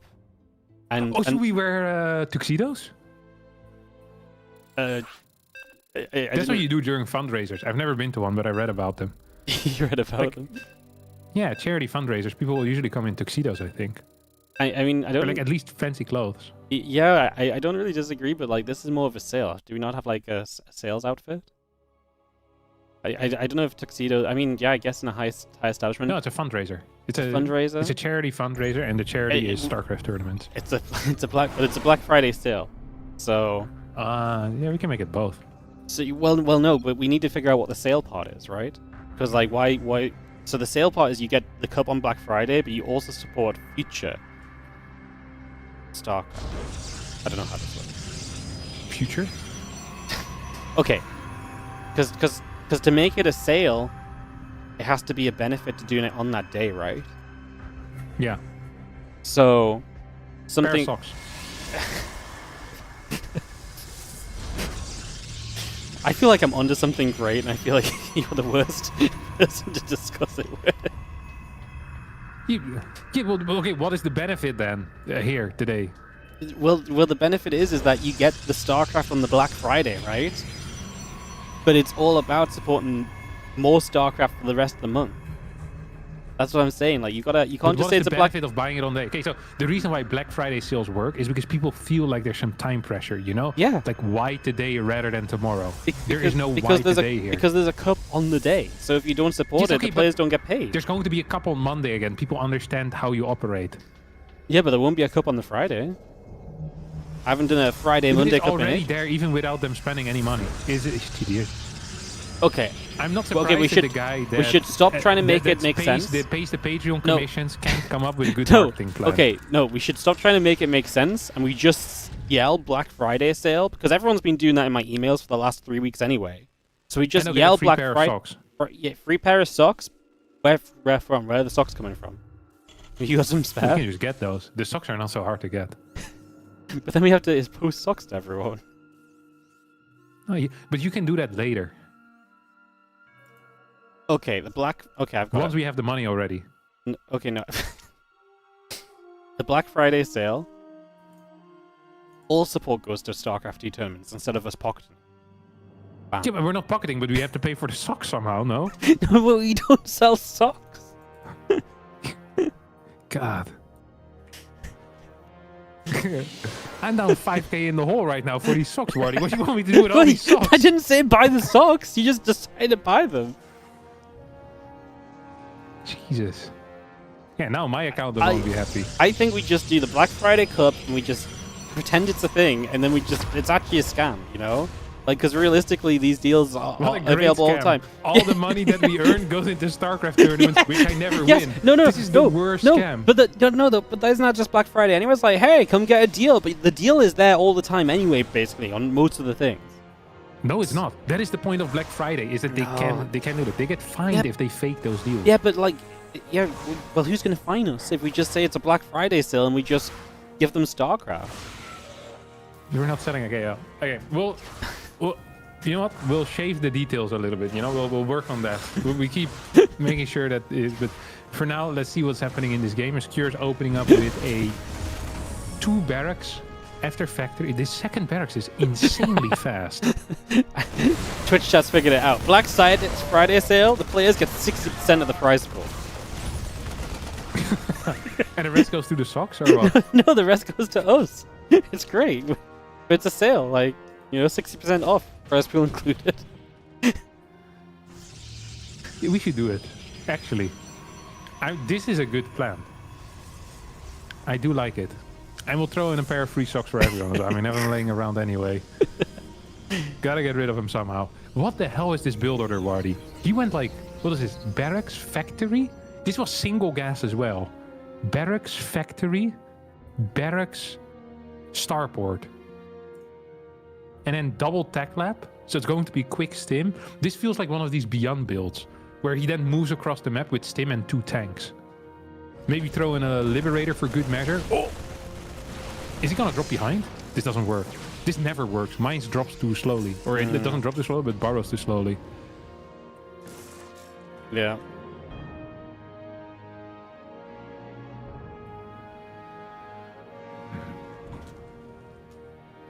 Stim building. Getting that brought through. Maybe seeing the Stalker's going to put some damage in. Marine going to take some damage as well. I'm just going to be seeing the Stalker's trying to get some value, blinking away. MaxPax doing a good job. The Medevac going to try and go in with the single mine now across the map, but MaxPax blinks on top of the Medevac too. And will actually not do too much damage to it, so the middle mine will at least get to burrow and get 1 probe kill. Will alternate targets for a little bit to deny mining time. Decent job by Cure. Oh, gets the double kill still. Not bad.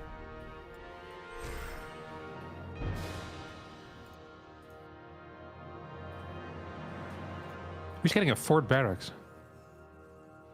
The 4th barracks. That's not a number you usually talk about in TVP. Or in Terran, this is Terran uncharted territory. This might be the first Terran in the world that doesn't pick an odd number for his amount of barracks. Everyone knows the rules. 1 to 3 to 5. Oh, there we go. 5th barracks on the low ground. He is playing without an eBay though. He did something similar to this in the GSL finals. Was it against Hero that he played? The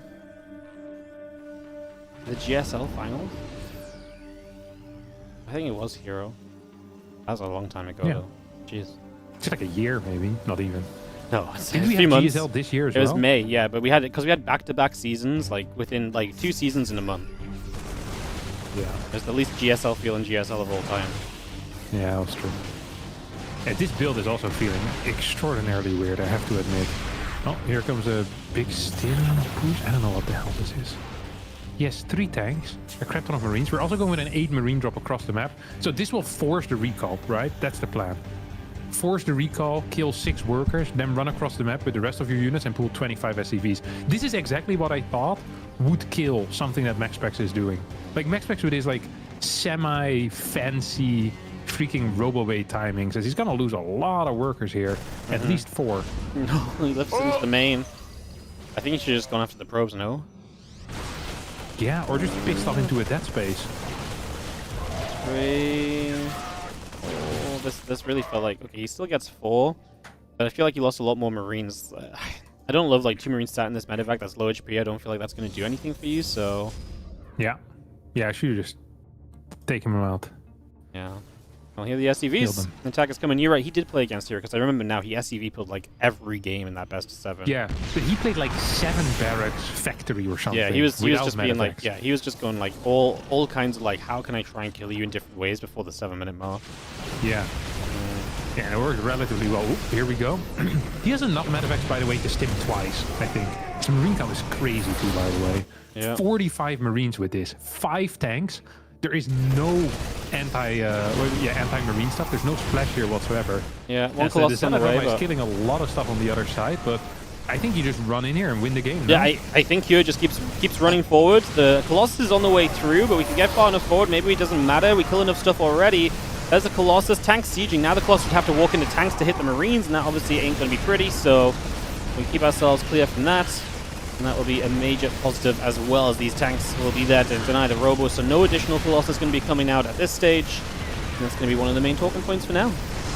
Wow, what's he doing with these tanks? He just keeps dropping them so far forward. Yeah, It's weird, but it works like a charm, man. What can I say? It kind of works because he's just got so much anyway, but like, it isn't quite going to work, and Q is going to be here to play cleanup. He nearly loses every tank. He actually does lose every tank, but the Marines obviously are very good, and there's now nothing coming up that's going to fight Marines. Blink Storks can blink all they like, but you're going to lose a lot of economy if you have to keep blinking away every couple seconds. So, yeah, a few of the Marines chasing forward, getting some kills. The rest of these Marines probably shouldn't hit the Nexus. Should go after the probes maybe as a priority. Stop the income as ASAP. It's hard to really do wrong though as Q. You have 40 army supply, and this tank shows up with 1 HP, another full HP tank as well. MaxPax says GG, and we go to game 3 in the semifinals. Interesting. You know, this is exactly what I thought. Like, I even said it, no? Yeah. It's like you hit with like these weird SCV pool timings too early for any Colossus to come out. Unless your early game is really crap, then it just sucks. All right, White Rabbit going to be map number 3 as we get ourselves ready for a final map of this series. We get swapped into the player spot, which is a good thing because we didn't have that earlier, and that was nearly a disaster, so get that sorted out and we get ready to rumble. Yep. Oop. Love it. Very exciting. Hero waiting in the finals. He played an epic series against Classic earlier today as well, so his TVP's been kind of fiery. See Cure? if he's got it. Yeah. Yeah, Classic was a banger earlier on. Really? Yeah. I didn't even see. I just watched the end of Game 3 on Rex's stream. It was awesome. You had FOMO? I had FOMO. I didn't have FOMO. I just came out of a game and I needed them to finish, and then Yeah, that's what happened. Because it was like round of 16, so I was waiting for them to be done.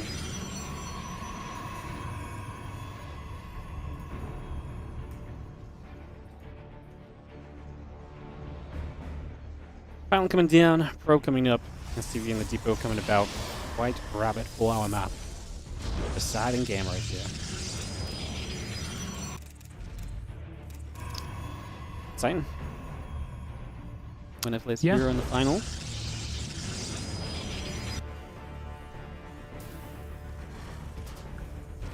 Double gas. Double gas. That's what I'm excited about. Some aggression. Yeah, I mean, we've seen some aggression, just weird aggression. Game 1 was a triple CC, which absolutely did not work. I don't know what Cure's plan is gonna be. It must freaking suck being a Terran with Clem around, you know? It's a bit what the Zergs have been having with Serral. Is that the... You know, as long as you have one dude that's winning, then you can't ever complain. Because you have to map. You could just get better. Someone else has shown the way. Yeah. This is why you always gotta hope that the players that play your race suck. That's why they all like you, huh?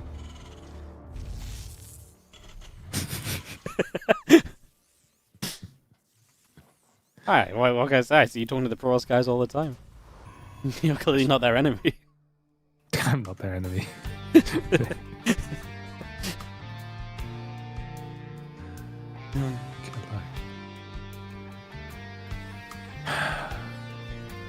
What do you think the chances that Cure is gonna play multi-Reaper here?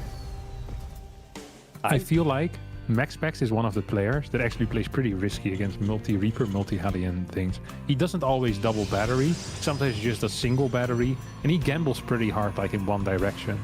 You know, it's like, oh, I'll just hope that he goes into my natural, and then he doesn't. Like, I've seen him just straight up lose to it before. That's what I'm trying to say. Yeah,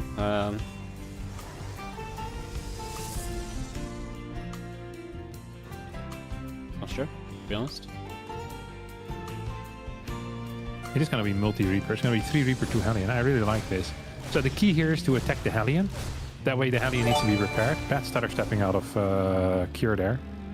Missed one shot with a Hellion. So you can't really move across the map right now with this like half-beaten Hellion. I agree. It feels terrible.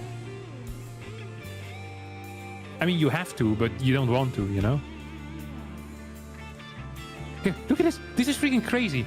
He has 1 Stalker in the main base, no battery in the main, no wall in the natural. If 3 Reapers jump into the main, if this happens to me, I lose 6 workers. And then the 2 Hellions go into the natural and my Adept is out of position, I lose 8 more. Yeah, well, these Reapers are going to dive in. He's going to start losing. He's going to lose a bunch of workers. Gets rid of 1 Reaper quickly. That makes these workers get 3 shot instead of 2 shot, which is a big difference in terms of time to kill. 3 workers only so far. The Hellion's going to be defended because of the battery, so you lose some mine time.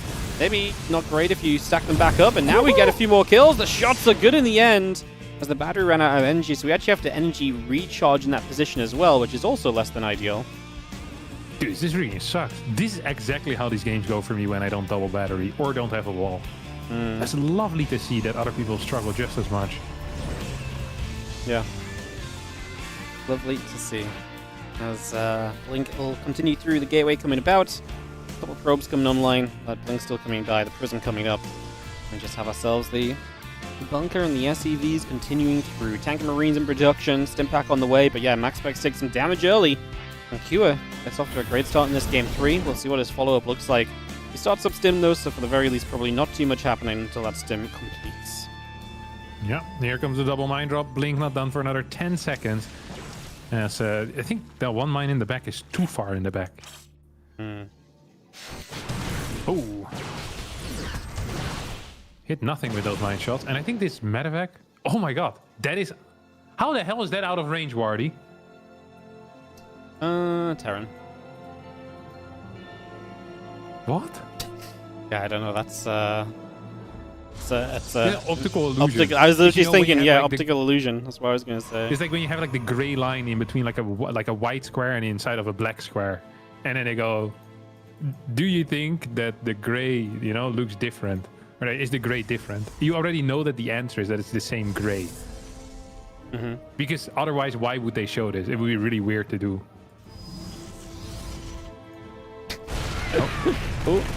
We do dive in here. Cancel refinery. These stalkers have a prism to escape, so not really too committed or anything. Just gets out, gets some damage done. Not a bad starting point for the moment as the Temple Archives gets the storm underway. The charge will build on through. The Stimpack combat shield and that +1 all building in as well, so we continue to get that on the go right now as the Marine Marauder continues up. And the depot's coming by, refinery building up, and the gateways in production from MaxPax as well.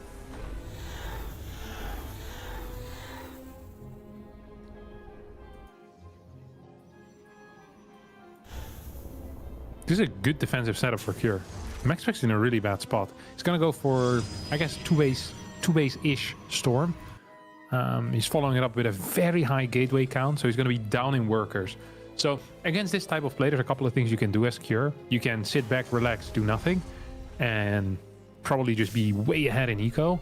Another thing you can do is still try to kill your opponent. There is a risk that you just straight up die, but if you move very slowly pre-split, this is going to be relatively low unit for MaxPax, right? Because he's going to have a good gateway count, but probably only a single full set of warp in. So, ooh, look at this. Cure, man. He's going to try catching these stalkers, I think. I like it. He catches these stalkers, gets a few more unit kills. It's going to make him full of confidence, but the stalkers blink away quickly, so he's not going to get the grab on those. Escape is made. I like the counter-attack out of MaxPax here. Yeah. Yeah, I'm a huge fan of that. Medevac is trying to, meanwhile, go back home. I think these 4 stalkers might just try to catch it. Will catch it here. Unless MaxPax stops moving completely. There you go, big W.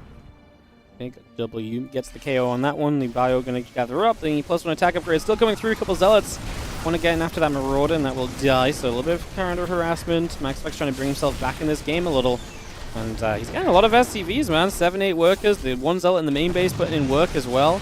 Doesn't take much. 1 Zealot just left alone for a while, and a bunch more SCVs go down as Cure wants to step forward.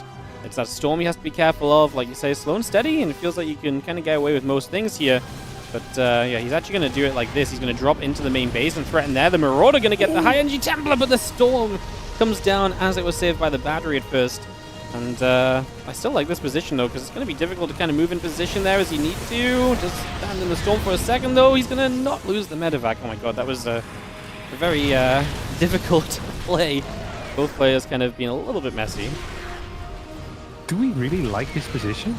No, I don't know if we do enough with it. Like, now I feel like we're sieging up and not doing anything, and it just takes a long time to achieve. So, yeah. I like the idea, but I feel like the eventuality of it's kind of but now the tanks are hitting hard. I think the issue here is we're going to get flanked from the left-hand side, and Cure and Sieges to make a getaway. He should be able to save a tank, but that might be about all. Yeah. I don't really understand what the objective here was. Like, he moved all the way towards the right to get that siege position, and then he got the position and it did nothing. I much would have preferred a position like kind of on the low ground between the natural and the third, because these tanks, unless you're flanking, would be hard to kill.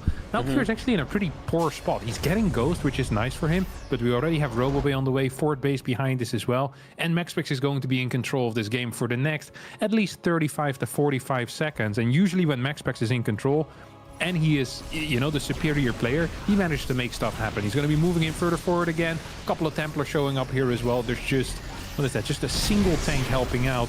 Stormer's going to rain down from the sky. I think this base is in a world of trouble. Yeah, the evacuation is very well placed. At least there's not a lot of anti-air, so the orbital should live here. You would imagine it can get away, get repaired in the main base. High Templars leading the charge forward. EMPs on all of the High Templars. Sorry, the Ghost leading the charge forward is what I mean, obviously, is now we're going to take a fight with very minimal splash damage. The Archons that are morphing in are not going to be ready at all. All the Immortals go down. The Stalker's dropping too. That was a fight from Cure. Led with those Ghosts, hit the EMPs, and bang, he's good. Now loses a few SCVs, but that'll be about all that's going on. Amazing. Just going to get after those couple High Templar as well. Some more freebies over on the other side. MaxPax just lost so much in these last few moments. My goodness. Yeah. Probably regret losing all of his energy to a single EMP. Yeah. You would think so. He'd probably rather still have that energy, because that fight looks completely different if you throw down 8 storms. So, bit of a mistake there out of MaxPax. I mean, the ghost they felt very early for the context of the game. So I understand it. Like, you maybe expect them like 20, 30 seconds later or so. He just didn't seem mentally ready for it and didn't have enough vision on these ghosts, apparently. Then it happened. Still manages to delay his opponent's move out by a lot. MaxPax is phenomenal at this stuff, by the way. Like, whenever he loses a fight big time, like, he just stalled for a full minute. Yes, he loses a lot of zealots, but he had superior mining. He has superior tech. His first Colossus is out. That means if there's not enough Vikings and not enough Marauders, there could be an issue. Templar count is back up to 5 as well. So MaxPax basically granted himself another life. Yep.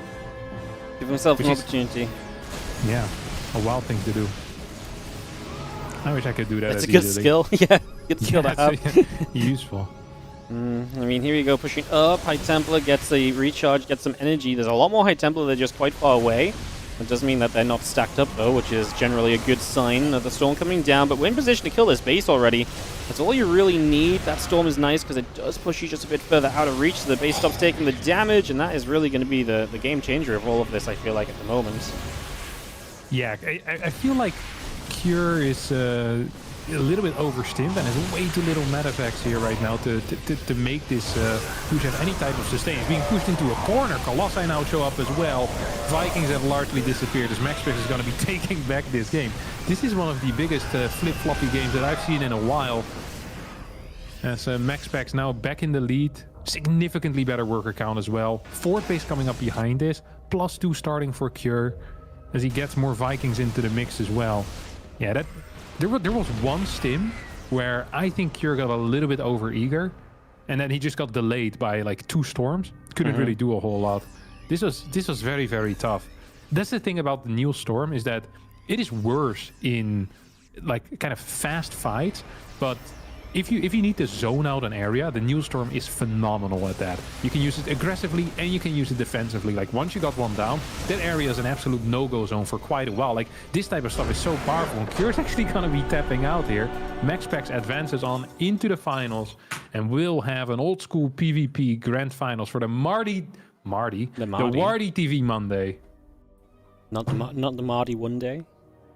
The Marty one day? No, not that one. Not that one. Imagine another content creator shows up though and calls themselves Marty, and starts hosting one-day cups. One-day cups, and the best part of that is like they're not limited to any day; they just run it every day.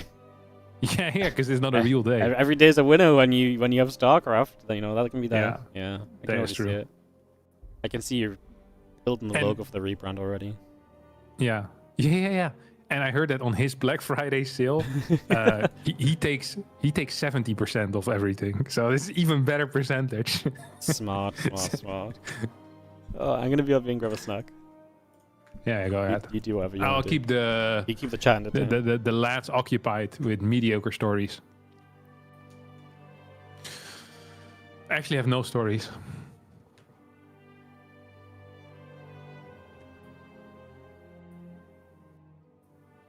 There are no real pros left in this game, maybe only 3 or 4. I haven't heard truer words in a while. The last real pros. It's like how you have these jobs that die out, you know? It's the same with StarCraft 2 pros. There's only 3 left right now. It's an extinct species, despite conservation efforts. I actually heard that Disneyland's Animal Kingdom has sent cages out to collect some of the remaining StarCraft 2 professional players, observe them in their natural habitat, and then see if they want to procreate, produce new StarCraft 2 professional players. One of the issues is that most StarCraft 2 professional players seem to be having significant difficulties finding a mate. One thing that the Animal Kingdom Disney researchers have found is that they don't seem to have any real washing habits, the last of the StarCraft 2 pros. They can eat decent amounts, but personal hygiene, worse than a donkey. That's what I read. What are you talking about? RTS deforestation is rough for the pros. It is what I've heard as well. So, Helen had an idea for the Black Friday sale. Tell me. So she said we should shave your head. And the chat can decide how big a sale is. So if it's like 50% off, we just shave half your head. What? But I'm just relaying the message. You know. We shave off my hair. Yeah. Yeah, I'm done with it. I'm not super attached to my hair, to be honest. You're not super attached to it? No. That's crazy. No. You know, I went fully shaved once before, right? In COVID? Yeah, I told you the story many times, surely.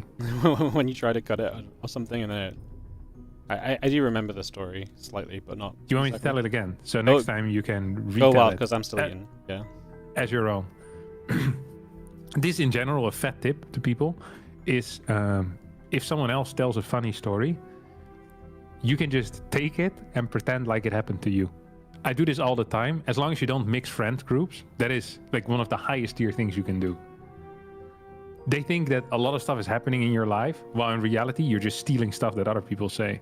And you just make it more interesting when you retell it. You can also just make stuff up. It doesn't matter. No one's fact-checking you. Wait, let me tell the story. So during COVID, I wanted to shave my head with the buzz machine. I forgot the name of it. It's called a buzzer. Tondeuze. Clippers, climbers, mowers, clippers. Go with clippers. Yeah. So I ordered one of these, and then an hour or so before this thing arrived, I was like, you know, it would be sick.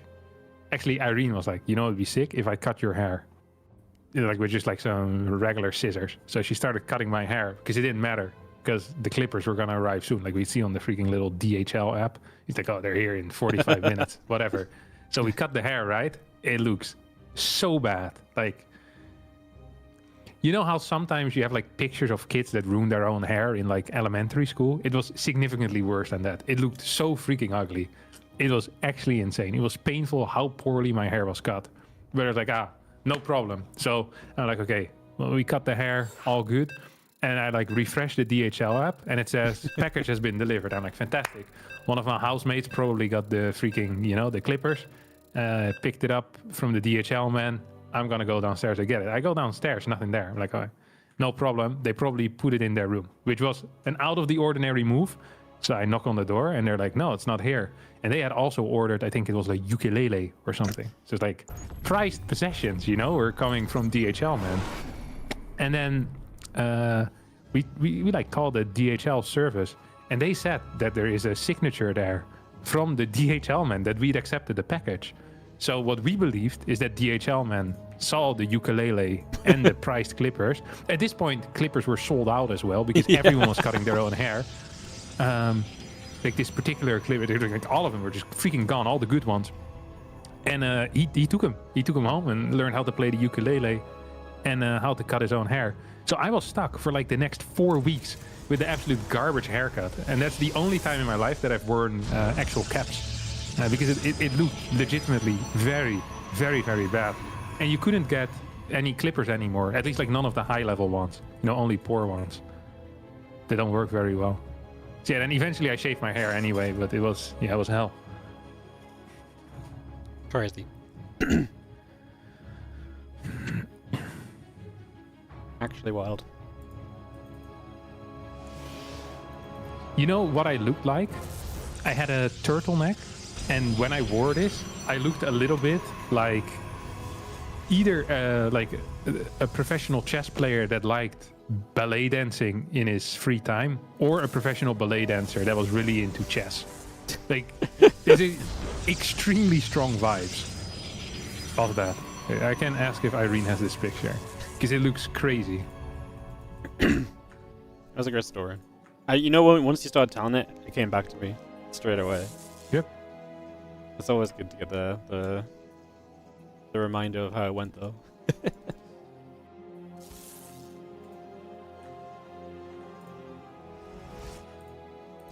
Ooh, hero.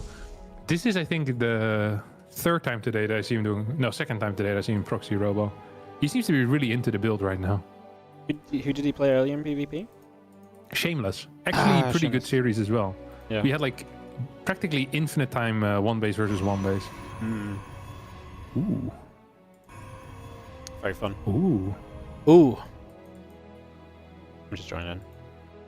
It's PvP. You get to do the talking. Yeah, I mean, Proxygate is a very uncommon thing. It might be an anti-MaxPax response, but the Zealot finds the pylon. And the Stalker is out. I think this pylon is gonna fall, but at what cost? I think, so MaxPax will trade a pylon here for a Zealot most likely. Or maybe he won't lose anything. No, he's gonna definitely lose something. No battery yet defensively, so the Stalker taking a bunch of damage sucks. Gateway also got cancelled. There is a full wall at home, by the way, for Hero with that third pylon. And he's getting proxy pylons in his opponent's main base as well. This is a very awkward game because there's no third gateway. This feels like it would be a 3 or a 4 gate rush, except we're lacking the third or the fourth gateway. So it's kind of off. Oracle is going to be the first unit of choice for MaxPax, which is insanely greedy, by the way. Like, this is an insane level of greed that I had not expected out of him. 2 Stalkers versus 4 Stalkers. Zealot attacking right now the pylon in the main base. I think MaxPax is actually just straight up dying here. Yeah, it looks a little messy as we do see the Stalk count obviously looking good, and that will continue to put some pressure on. The Void Ray coming up, Wall Gate about to finish, batteries on the way through as well. Let's just have ourselves the gateway and a couple of Stalkers continuing by. And we're just going to pull down. I mean, Hero supply blocked for a couple of moments here. New pylon only just started, so that might come into play a little. As that Stalker is low and it's going to go down from both sides. This is such an awkward game because Hero can't actually move across the map with more units. So if MaxPax realizes that there's no reinforcement pylon, he could just hold his own natural. And he probably wouldn't be super worried because these are the only 5 Stalkers that will ever make it across. The follow-up is going to be Blink. So the moment MaxPax sees this, he should throw down a robotics facility.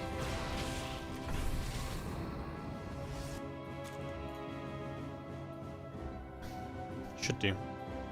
But he is yet to do so. I'd be shocked to see another Void Ray here. Okay, yeah, it's going to be a Robo. Okay. Robo plus Sentry. He could probably add a couple of workers as well, because he saw that the Twilight was still building. Fastest time on that is then going to be like maybe 80, 90 seconds or so. So you can just prepare for that. You can have at least 1 Immortal out, 3, 4 batteries. Probably want to get a hallucination at some point as well. But this is already a very awkward game. It's a very awkward little scenario, but I mean, it feels... I mean, MaxPax is just a defense away from being kind of okay now. I mean, I guess Blink halfway done, Nexus coming through. Yes, MaxPax's economy is not super crazy just yet, so Hero probably does get away with the later expand in the end.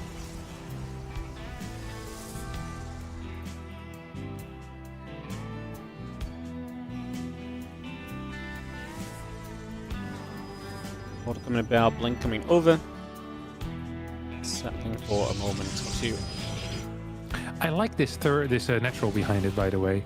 It kind of sells a story of maybe like a medium push out, while Hero is still going all out with another proxy gate as well. There is a chance that MaxPax sees that and stops Immortal production even. No, he won't. Okay, that's the correct call, but I think it's a tough call to make when you see this. Because Immortals freaking suck going into the mid game, or freaking suck. They're not great to have. We have this big attack coming out of Hero right now. Let's see what he can do. A couple of decent force fields could help a lot.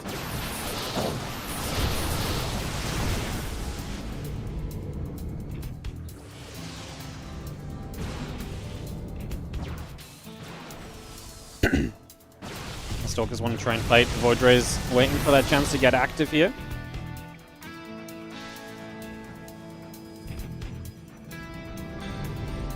Quite going to see too much success just yet, so just a couple moments as we kind of Now you can see the Void Rays again activating. So a couple of hallucinations, kind of a cute addition. Ooh. The Immortals are just so powerful in this scenario. We get rid of the Void Ray, man. I just don't see us ever clearing out enough of the Mortals on the ground to make this really feel great, you know? Yeah. So usually when you blink in, you actually want to clear Void Rays.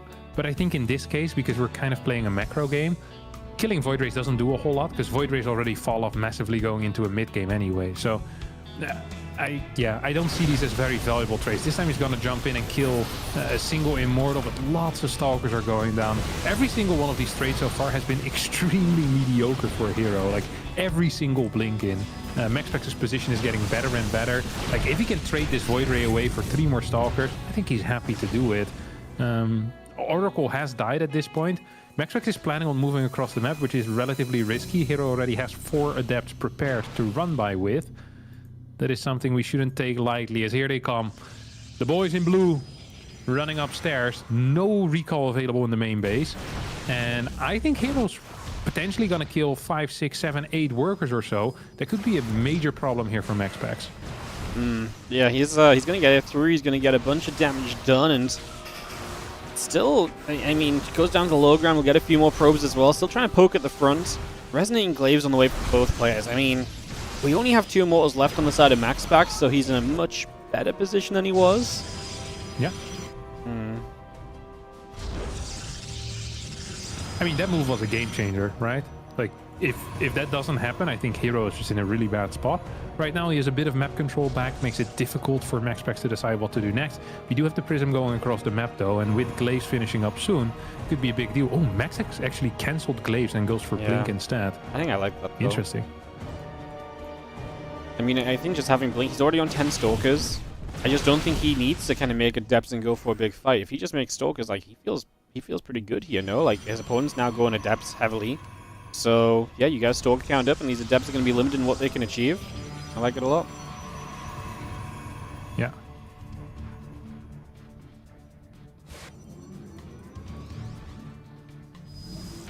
Dark Shrine on the way up as well from MaxPax is just going to try and make life awkward for Hero over time. The thing is if these are Hero Adepts can't do anything, his army still sucks. Like, he's going to start a third, start +1 attack, try and get into some more tech now, but like, he's so far behind in all of those elements. He's really in like a win now kind of position, and I don't think he's really in a... Well, he's in a win now mindset, but he's not really in a win now position in the game. Yeah. No, absolutely. This double Adept harass, by the way, coming out of MaxPax is phenomenal. There's actually no recall available whatsoever. Just ain't there. So we need a double defensive Adept Warp in to deal with this. 6 workers end up falling. Lots of mining time lost, and it felt like Hero had a tight seal on this this natural choke, but now not so much anymore. He's being forced back home by this movement. Blink is going to finish up. Dark Shrine finishing up as well for MaxPax with the Prism out. And I always say that DTs without a Prism can win games if there is no Robo, and DTs with a Prism can always win games. Like, you fly into like the main base, you have a drop into the natural, and then a DT at the third base. You're hitting 3 locations at once. You have control with your Blink Stalkers as well. Like, it's going to be so freaking tough. You're going to need more than just a single observer. Yeah, I was going to say, I'd be shocked to see these DTs all be sent out. Observer of Hero is actually going to spot this DT. That is a huge deal, because that should instantly trigger a second observer that goes into the natural. Yep, and that's going to be a nice catch as well. And then we're going to see the DTs onto the natural as well. So MaxPax starts to get some damage done. MaxPax at the same time pushes up the left side. Going to get the Stalkers to get rid of the Prism at least, and the Observer's going to be there too. So the Prism goes down. We're going to clean up, but the third base is in serious trouble. And we just don't have an army to really protect or fight the third base at all, which is going to be what really keeps us in trouble here. The Adepts keep on fighting. The couple of Immortals trying to get involved. The Adepts are going to threaten the Shade on top of everything else. Stalker Immortal will continue to fight. The Adepts get behind the rest of that army. A couple of Immortals will begin to go down. Oh god, these Adepts really going to make this kind of somewhat doable? Am I really just being an Adept hater? Apparently I am, man. I mean, this was honestly, this went as well as it could have gone for Hero, I think. Given that the DTs initially were unscouted, the Observer spotting that DT was a game changer. Like, without that, there's an Immortal halfway done. Observer's not in position to deal with anything. You're going to lose 25, 30 workers. Right now, the +1 is helping out massively for Hero. Gateway count is similar as well. I still believe that if MaxPax manages to survive for a bit longer. I prefer his army big time, right? He has a larger stalker count. He has the ability to do stuff with DTs as well, but he needs to get +1 out. That is really key for him right now. Yeah. Well, those few stalkers still gonna have the mobility on the map, and we'll get a couple of chips here. That's where the observer does hero, which is nice. Helps protect his own observer, which is necessary. He wants to keep that alive to make sure he can stay on top of the Dark Templar throughout this game, so trying to ensure that that is going to be the case. And the Adept's going to take a shade out. Uh-oh. Oh my god, he sees the prism go in once more. This is honestly kind of lucky, but at the same time, MaxPax is still pressing that third base as well. Adepts are all out of position. That is what, 12, 14 supply. DT's dropping in the natural. This third base in a world of trouble as well as more stalkers make their way across. I think MaxPax is still doing it. Mm-hmm. Yeah, no, I think he's absolutely doing it. I mean, this attack on the left side was uncontested. He kind of, by shading the Adepts over to the right side, they're just not involved at all, and they were a big part of the reason why you had any kind of a defense. That base is super close to going down. We gave up a bunch of the workers. I think it's fair to say that this has done more than enough as the Stalkers get through, getting after the other Stalkers. We look to just play cleanup here as the couple of Adepts going to step forward as well. Dark Templar goes down the low ground. GG says hero, and MaxPax takes game 1 of the best of 5. Nice. Nice. Game 2 coming up. MaxPax in the 1-0 lead. Hell yeah.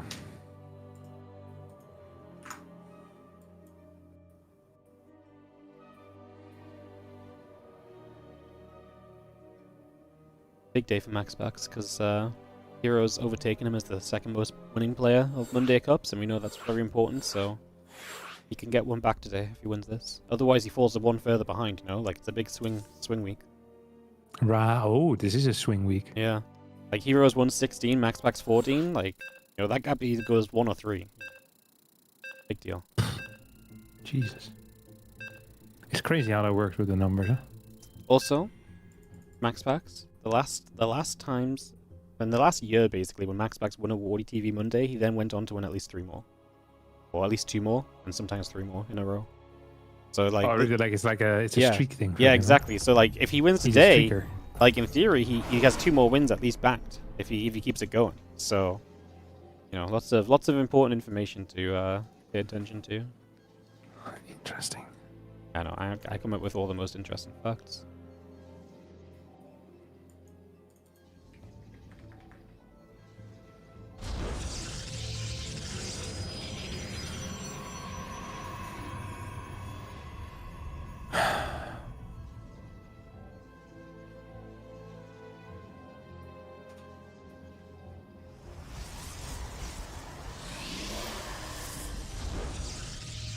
I think the go-to is PvP's kind of fun, right? Because you never really know what each guy's gonna do. I feel like even MaxPax is still kind of changing up a little bit lately. MaxPax is crazy. He's a changed man. And the only thing he doesn't do enough is proxy robo, but everything else, yeah, practically the perfect man. Who has server preference this week? That's a great question. The Europeans. The Europeans. West Central Rig. There you go. So. Yeah, Central, West Central, West Central. Yeah. Did you hear the news? I told you about the low ping that the Koreans have to Europe. Yeah. Reynor played Nikoract on Europe because it's better ping for him. Yeah. But I mean, the lack of logic there is that then obviously you're giving the European no ping, right? So...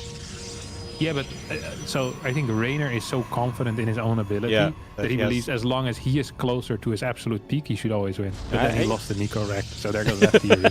It's a great theory. In execution, it was horrendous. Yeah, but you shouldn't sleep on Nikoract though. No? Nikoract almost beat Hero. Who was it? MaxPax? Hero. Yeah. No, it was a great day from Nikoract's point of view. It's great to see him just getting better and better. Hey, it's cool now. You have a couple of turns now. Percival also goes. Yeah, Percival's been great lately. Did you check Percival's Aligalok graph? Holy crap. I bet it's spiking upwards based on the games I casted. Yeah, let me tell you, his graph is very, very excited to see someone. Like, floop, straight to the sky. Absolutely insane. I've never seen something like this. I think I'm not sure if it's one of the biggest point rises in a short amount of time, but it is close. I'd have to check. I think Clem's graph was really sick in like 2021 as well, or 22, like end of 2020. Who's graph? Clem's? Yeah, I think Clem's was really good back then, but Percival's right now is insane. Oh my god. I think what really does it for Percival's graph is it's just been flat for so long. Yeah. And then just bam. It's crazy. Is this the correct play? Right-clicking that pylon? I think it is, right?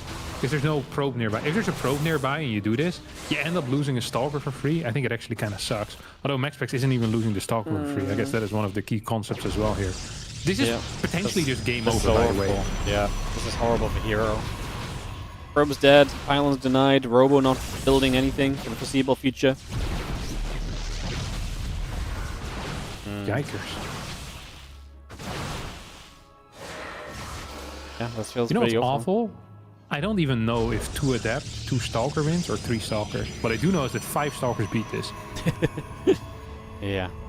Oh, this is pure pain from Hero, who is just in a really, really difficult position. Obviously, MaxPax is getting the Prism out himself, so he's going to have some micro potential of his own. And the Robo's going down from Hero, so what? He's going to turn this into just a 2-gate shove? There's kind of a reason we don't just do 2-gate shoves. You know, typically that's not really good enough. No, they blow. I don't know what to tell you. No, Stargate behind this, as well as a Nexus.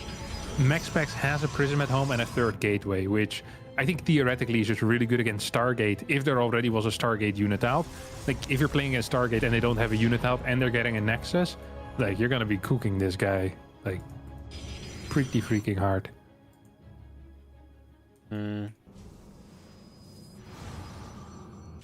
Crazy business. Stargate coming up, Gateway in the Nexus coming through. A little bit of a poke at the front as the Adept sentries.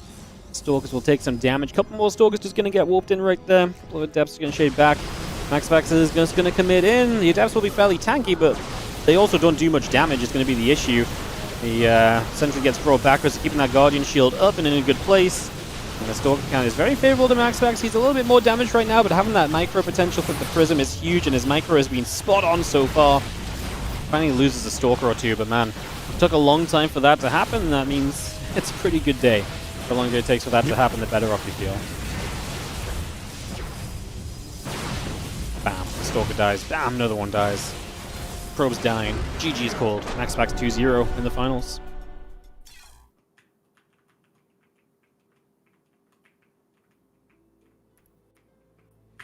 And just like that. Match point.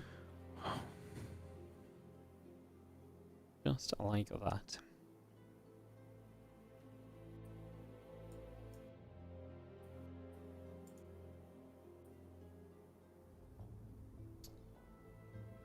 What do you think Hero needs to fix? Or do you? I don't know. Yeah. Like, this is why generally when I play Proxy Robo, I don't like opening up with Adept. Yeah. So, like, the theory kind of is that if you're going Adept, your Robo needs to be in a safer location. Mm-hmm. And if you open Stalker, you can be kind of middle of the map. But this was just too far forward for the Adept, right? Because you just get spotted too quickly. I think these are. It's just at the same time, it's just a risk that you take, right? It's fine to take that risk, and sometimes it doesn't work out, and then that sucks. That's life. Like, that's. Sometimes it's hard to see if there's a mistake or just a stylistic choice or a decision that doesn't end up working out. That's fine. There are some gambles you need to make in PvP, and Hero has been gambling, and so far he's been losing. But you know what they say, Wardy? The house always wins. Yeah? Am I the house? I don't know who in this analogy is the house, but it wasn't Hero this time. No, it wasn't Hero. I mean, maybe the house does also win. Are you much of a casino goer or no? I used to be. Really? Yeah. Back when I was just traveling to StarCraft stuff, I loved the casino.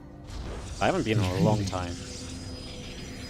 Do you have like an addictive personality to that type of stuff, or you can control yourself? Yeah, like yes, but not to the point where I'm like I can't stop losing all my money.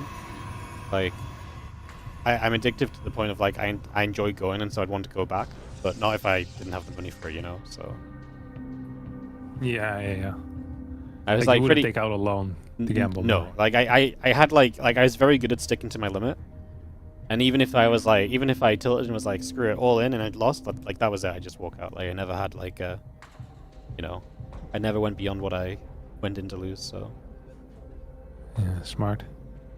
apart from the first time I went to Poland, because I didn't realize how, everyone had been telling me all week how little zlotys are, and how how little they're worth. So I didn't realize how much the zlotys were. Yeah, it turns out they add up pretty quick. Yeah. Is that 1 to 4? No. Yeah, 1 to 4 or something. Yeah, they add up pretty quick. Yeah. But no, I haven't been in the casino in like a long time. I feel like nowadays I just prefer like keeping my money and just doing good things with it. You know, Tournaments, paying the Patreon fees. paying the Patreon fees. Yeah, just Yeah. I've got a house nowadays as well. Like it's very rare you have just random money to spend. Yeah, it's true. Very true. House stuff is expensive. It is. Feels like you're constantly getting scammed by people that are just doing honest work, you know? It's like, what the hell? Cost this much to repair a roof? What's wrong with you? Yeah. Very true.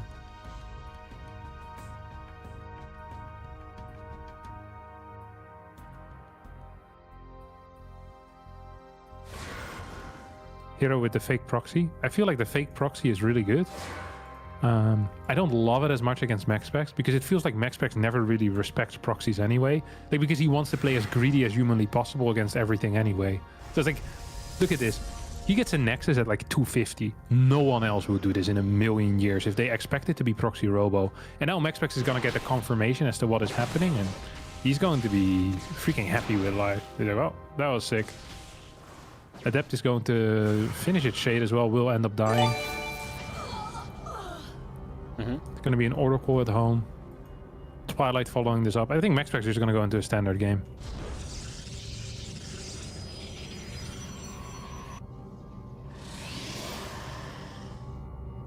Yeah.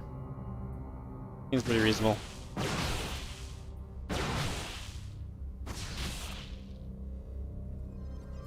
Have you seen the Void Ray? The Nexus coming about. Twilight Council Nexus coming through as well.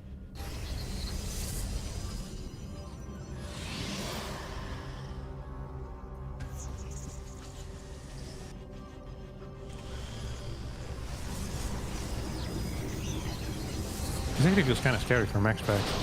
He completely skipped out on a battery and then now is kind of dying in a weird way.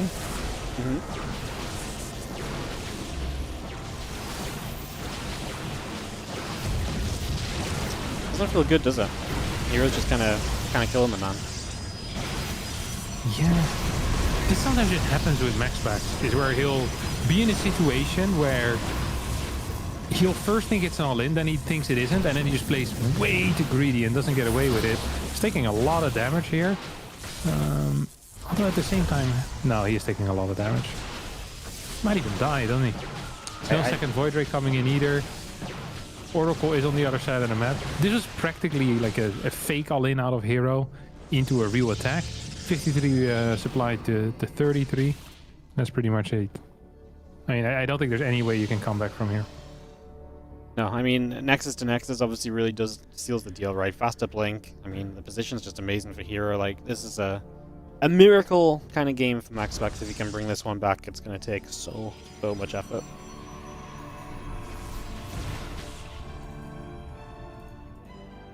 Yeah, we get a Forge. Yeah, Dark Shrine is the only thing you can really do. What's the sentry count? None.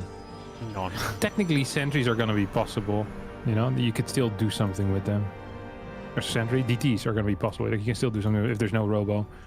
And if there's no sentry, you won't have hallucination. Probe's already moving out.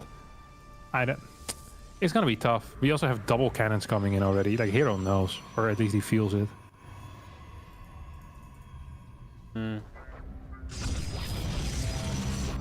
Yeah, I mean, at this point, you just sort of get prepped, right? Because you're so far ahead, what do you lose to? You know, not having a cannon in each mineral line, that seems like a pretty cheap way to make sure you're very safe. Yeah. Although, I much prefer getting a robotics facility in this particular situation. I understand why he gets cannons. Cannons also help a little bit against oracles, but at the same time, it doesn't allow you to take a third base and doesn't allow you to attack. So MaxPax behind this could theoretically try and hold. We have Blink out though for Hero already, and I mean defensively it's gonna be tough. Even if you have 2 DTs defensively, right? It's 14 Stalkers to 7. You can run away from DTs. It's one of the strongest things to do against them while you're like shooting probes. No third base on the way yet for MaxPax either. Does MaxPax really want to use a DT to start smacking Hero's third? Most likely no. So there's, yeah, I'm liking the spot that Hero's in quite a bit. Hero's actually going to return back home, which is probably the best case scenario here for Max. Yep. I mean, give you some time to kind of build up. Work accounts equalize, right? Obviously, third base still set up. We are going to deal with that DT initially. It's going to get away at least, but it doesn't really do much of anything. Steps towards the third base, where we trap it, and, well, there's no detection, so it doesn't really matter. Cannon's going to go down. Well, that's a battery even, so never mind. So yeah, that DT just gets to swing on the third until there's an observer, so at least it gets to do something here. And MaxPax might give himself the freedom to take a third base, because Hero might be a bit busy with this for a while. Yeah, I mean, you're gonna kill 2 pylons, and that's gonna be about it. Which is something, but it's not kind of game-changing. MaxPax is just coming across the map. He wants to try and fight, but the reality of... I mean, okay, he's going to take a Nexus behind it, but I kind of feel like this fight's not really going to look super good for him, because he kind of gets met middle of the map already, and we just begin to trade. Shira should love. Yeah, I mean, the Hero has more Stalkers, Hero has +1, Hero has a lower amount of gateways. Hero also is up in workers, so there's just a lot of things that are good for Hero, very little things that are good for MaxPax. The only thing that's good for MaxPax is that this DT hasn't died yet. 3, 2, 1, no, that's the end of that. That was nice. Yeah, I don't know what to tell you, man. This sucks. Yeah, well, that's, you don't have to tell me much more than that. I can see it sucks, and I agree with you.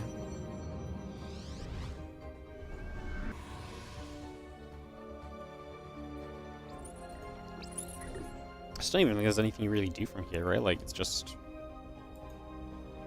so far down.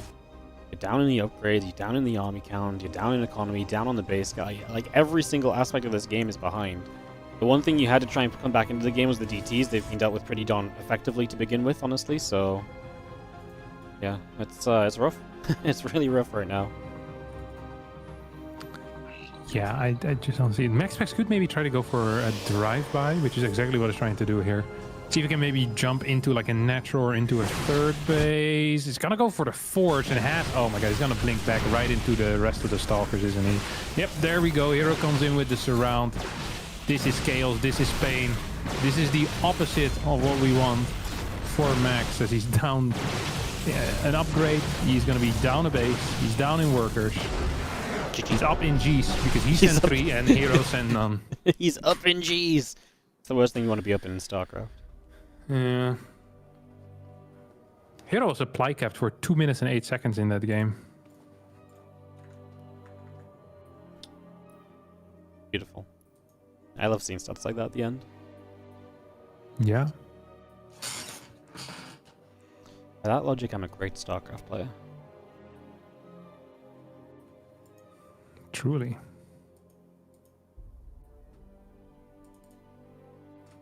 Truly. White rabbit. White rabbit. I feel like the energy that we had earlier, Wardy, is going down. gone. I think it's because our lives are too comfortable. Too comfortable? Yeah. I Imagine that this No. was, you know, back in caveman days, you know? If they didn't, there was no way for them to lose the energy if they were chasing like a deer or like a saber-toothed tiger, you know? If they don't get this saber-toothed tiger, they're not eating for the rest of the winter, Wardy. Yeah. Good lord. But, yeah, I mean, like... we know we're going to be eating for the rest of the winter already. Okay, but, okay. Our gas bills are going to be paid. Counter analogy, though, right? Counter analogy. Right. We've essentially already caught the saber-toothed tiger, because we already had great games earlier. And I feel like now I'm watching a mess of PvP. So the Exactly, energy's because gone. we're getting comfortable. Wait, yeah, well, lazy. yeah, but do you not think the caveman chilled out after they caught the saber-toothed tiger? It's not like we woke up No. and we had low energy. We caught the No, saber-toothed... they're having big feedback sessions. yeah. Dude, these guys, they spend their days hunting and in their nights drawing on the walls how to hunt. This is what they did. Improving every day, becoming the best version of themselves, okay? Right. Lots of non-fiction books is what they read as well back in the caveman days. Non-fiction paintings. Early on in caveman days, all the paintings were just real scenarios. It's like, you know, how you like in the dressing room, you know, before a football match, you have the coach with like the magnets. I'm not sure. Do you think they still do that? Do you think it's all digital now? Probably Back in my day, we had like the magnets, you know? It's like, yeah, I know. you're this If you're magnet. here and you push around this way and you shove the magnet around. Exactly. Never worked because I don't think anyone in our team understood football strategy, but I feel like cavemen just worked harder. I mean, they didn't have much choice, I guess, right? Yeah. It is the hunter-gatherer grind set that we're lacking right now. It's time So for us that's to what we catch need. another tiger, Wardy. And That's what I'm catch telling another you. tiger. Yeah, another. This saber-tooth is not for long. Our saber-tooth tigers, they used to be real, right? Saber-tooth tigers? Yeah, I think so. Well, Okay. I understand. Yeah, I mean, I'm not sure if something that the Ice Age made up. Like, most of my knowledge of caveman times comes out of Ice Age. Honestly, my knowledge of the caveman times comes up from absolutely nowhere. I have none of it. It's just made up, you know? The mammoth as well. The woolly mammoth, I think is what he's called. They're all real, no? Yeah, I did that one. I've seen one of them, actually. You've We had seen one in a museum. Maybe it was even in England when I was there, in the London Science Museum, yeah, but I think it was in the Dutch one. It's called Naturalis. It's in Leiden. Beautiful. Lots of animals that you can watch. That's very exciting. Yeah. Huge fan of that. What the hell? Max was playing One Gate Expand again. What a guy, huh? Back at it. Stargate just coming up from Heroes. 2-gate Stargate for him. MaxPax will, like you say, throw that expansion down early. So we'll have a few less gateway units to work about with. Sees the pylon here. That is a huge scout. Getting that proxy pylon scout. Still is going to finish the battery because we remember what happened previous game. Hero's going to open up with Stargate as well. This is such an awkward game out of Hero because he has 4 units into Stargate, late Nexus. You can't really put on any serious pressure. There's going to be an Oracle out, and he's going to go for Phoenix.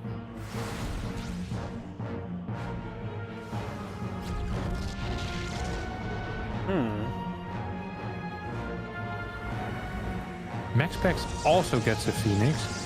I mean, it makes sense because he saw 4 Adepts right now, which is really freaking weird.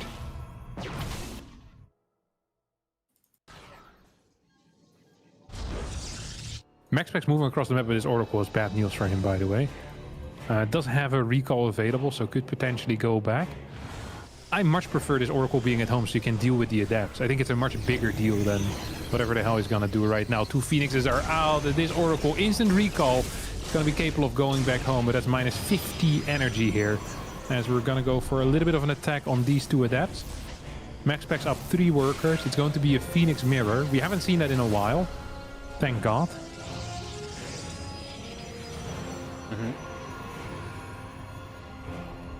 It's always painful. You know, even if you're having a good PvP finals, the moment the Phoenix come out, you're like, ugh. It's just something so...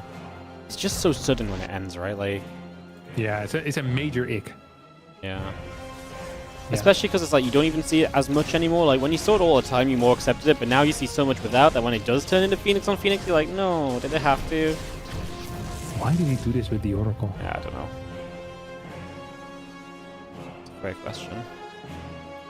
And we have a Robo behind this for Hero. You think he's gonna go for like 5 gate? Wait, no, it's also Twilight?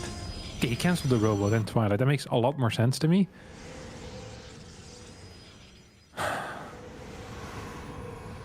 4 Phoenix versus 4. Okay, be honest with me. If Helen was a Phoenix versus Phoenix enjoyer, would you have married her? No. Crazy. Nice. It's a thin line, huh? It's a very thin line, yeah. The problem with being a Phoenix versus Phoenix Enjoy is there's something probably naturally wrong with you. Yeah. It's like it's a symptom, you know? It's not necessarily that specific thing. Like, it is bad, but it's a sign that there's something generally Red off, flag. you know? Red flag in a it's StarCraft huge, relationship. Yeah, it's true. We've just made a lot of people have like inner life crises right now. But because Yeah, wife likes Phoenix versus Phoenix. Yeah, they're like, wait, I like Phoenix versus Phoenix. Am I the problem? Yeah, they are the problem. You know what's interesting on this map? If you select the dead space, you can see it more clearly. Select the dead space. Sorry, what do you mean? Yeah, like you drag select the dead space, you know? Oh, like the stuff. Oh, like the stuff that's coming up. Yeah. Oh, Cool, that's, huh? that's really cool. Yeah. Oh. I've been doing this the entire day whenever I have this map. I'm really glad I know about this. That was something I really needed in my life. Yeah. Have you seen the Matrix movies or no? No. Okay. I'm Apparently very the much- White Rabbit has something to do with the Yeah. Matrix. I don't know what. Oh, you don't know either? No. I mean, that's nice at least, because usually I'm the one that's completely clueless about these things. I've seen the Matrix movies, which makes it worse. Apparently it's like a reference thing, right? But I've got no idea. I'm clueless. I don't know either. Alright, MaxPax gonna find this proxy, which is neat for him. At the same time, we have a bunch of Phoenix that are just kind of mowing around right now. We're going into Blink versus Blink after our initial Phoenix wars, which is nice. We have 2 Adepts that are being warped across the map as well over here. Mm-hmm. 4 gate, 5 gate. I wonder if Hero can actually win here. And he's up in Stalkers by a little bit. But these 2 Adepts are going to make matters a little bit tougher here. Battery in the back, Stasis Ward helping out. At the same time, MaxPax counter-attacking with a bunch of Adepts. Hero is actually getting an okay-ish trade, except for the fact that he's lost all of his Phoenixes. Had this Stasis not happened, I feel like his spot would have been great. 4 Stalker warping at home for Hero as well. Behind all of this, Phoenixes for MaxPax still active as well. Max is up 7 workers right now. And with the help of his Phoenixes, he's probably just going to be winning this fight. Yep, it is looking pretty heckin' decent. MaxPax winning this out and looking great supply-wise at the moment. The Stalkers continue to move about. We keep on moving over for a couple of moments. This really does look like everything you wanted it to be. If you're MaxPax right here looking to close the series out. Stalkers jumping on Stalkers. I mean, we've got to step away for a couple of moments. Hell yeah. Forge coming up in the main base as well for Max. So he's not done yet, you know. So like he says, okay, I've held this. Let me just move across the map and kill you. He might still decide to do that. Hero now is taking this opportunity to actually go into the 3rd base of MaxPax. There is a stasis there, and he just blinked. So these 4 Stalkers are going to be stuck without being capable of blinking away. We get a recall onto this. I don't know if Max realizes what the hell is going on over there, but he's going to leave 2 Stalkers. So these 2 are going to go down automatically. Then we have these 4 on the right, which could also still go down. There's no Dark Shrine on the way, by the way. I think Max is ignoring them. Yeah, he is indeed ignoring them. He's just going to chase up, and I feel like it's a mistake. I just feel like those are just such free kills. Like, why would you not take them? But I don't think he knew that the blink was not on cooldown, though. I see. So just a decision made. Yeah. Hey, what can you do about that, you know? Dude, these 2 Adepts dealt quite a bit of damage. Charge behind this, 7 gateways versus 4, +1 versus no +1. Hero is the one without any advantages, and MaxPax is the one with all the cards in hand. Yeah, no, it's... In what game is it good to have cards in your hand? In pretty much any TCG game. You think that's where it comes from? It's like some Magic the Gathering nerds made this up? Probably not. I'm pretty sure there's somewhere else. I mean, there's probably a bunch of games, because if you have cards, you have options a lot of the time, no? Yeah, that's true. And sometimes you could say just good card. You have cards in your hand, it just means that you have good cards in your hand. It doesn't even mean a lot necessarily, you know? Yeah. In fact, most card games benefit from you having cards in your hand, because if you don't have any cards, you're probably not playing. Yeah, or you've won already. Oh, well, yeah, I guess that the game's already over, sure.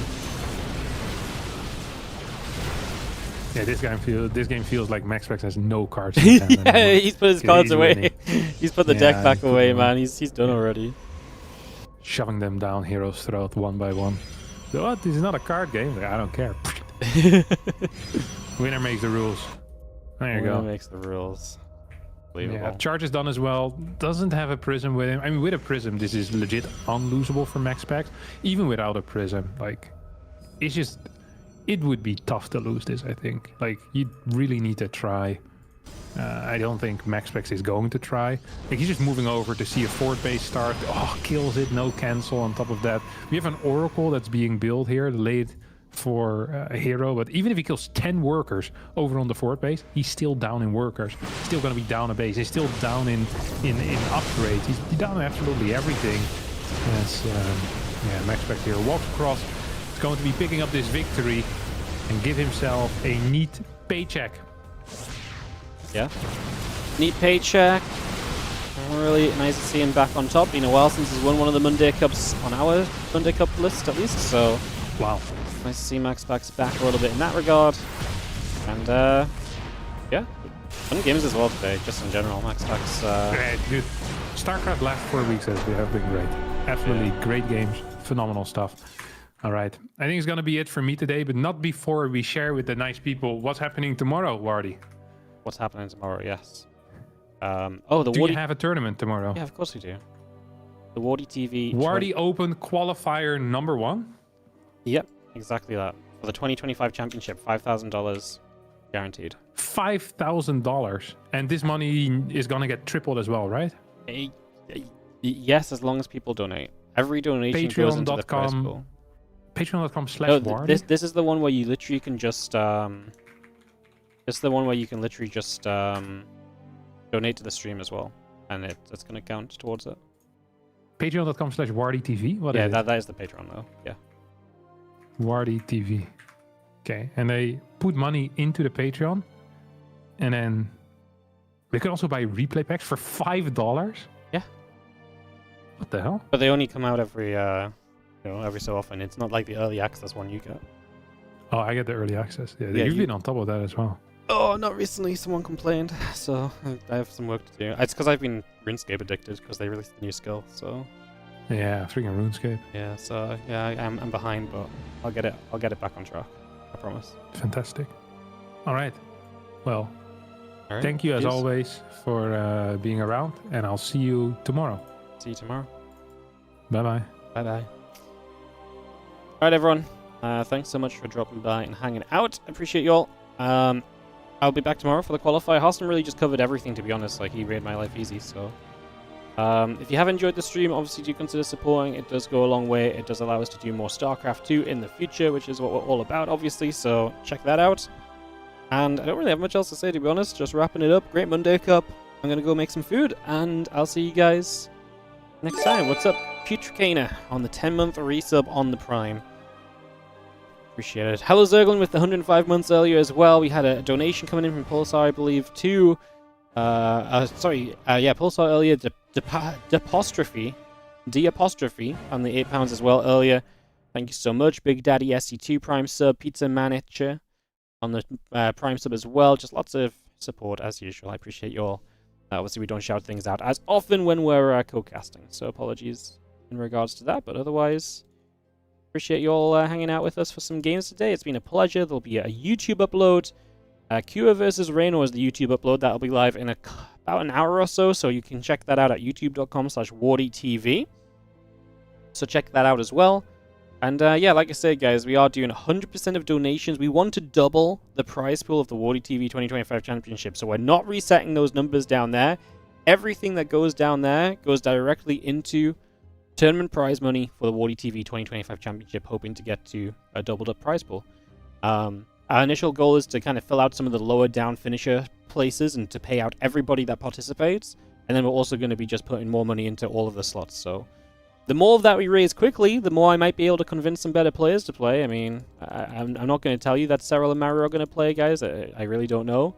But when I do the invites, if we already have like a bunch of money raised, there's a higher chance I can be like, hey guys, look, this is a real tournament. Come play my tournament for once, please, please, please, please, please. And they might be more likely to to check it out. So we had some super generous donations on the YouTube today as well. We had Counter Intelligence on the €100 donation. So that was awesome. Thank you so much again for that. Definitely the star of the day. I'll see you guys tomorrow for some qualifier action. So see you guys there. Have a great rest of your night and take care of yourselves. Set of ads, I'll host someone up, and I'll see you guys later. Bye.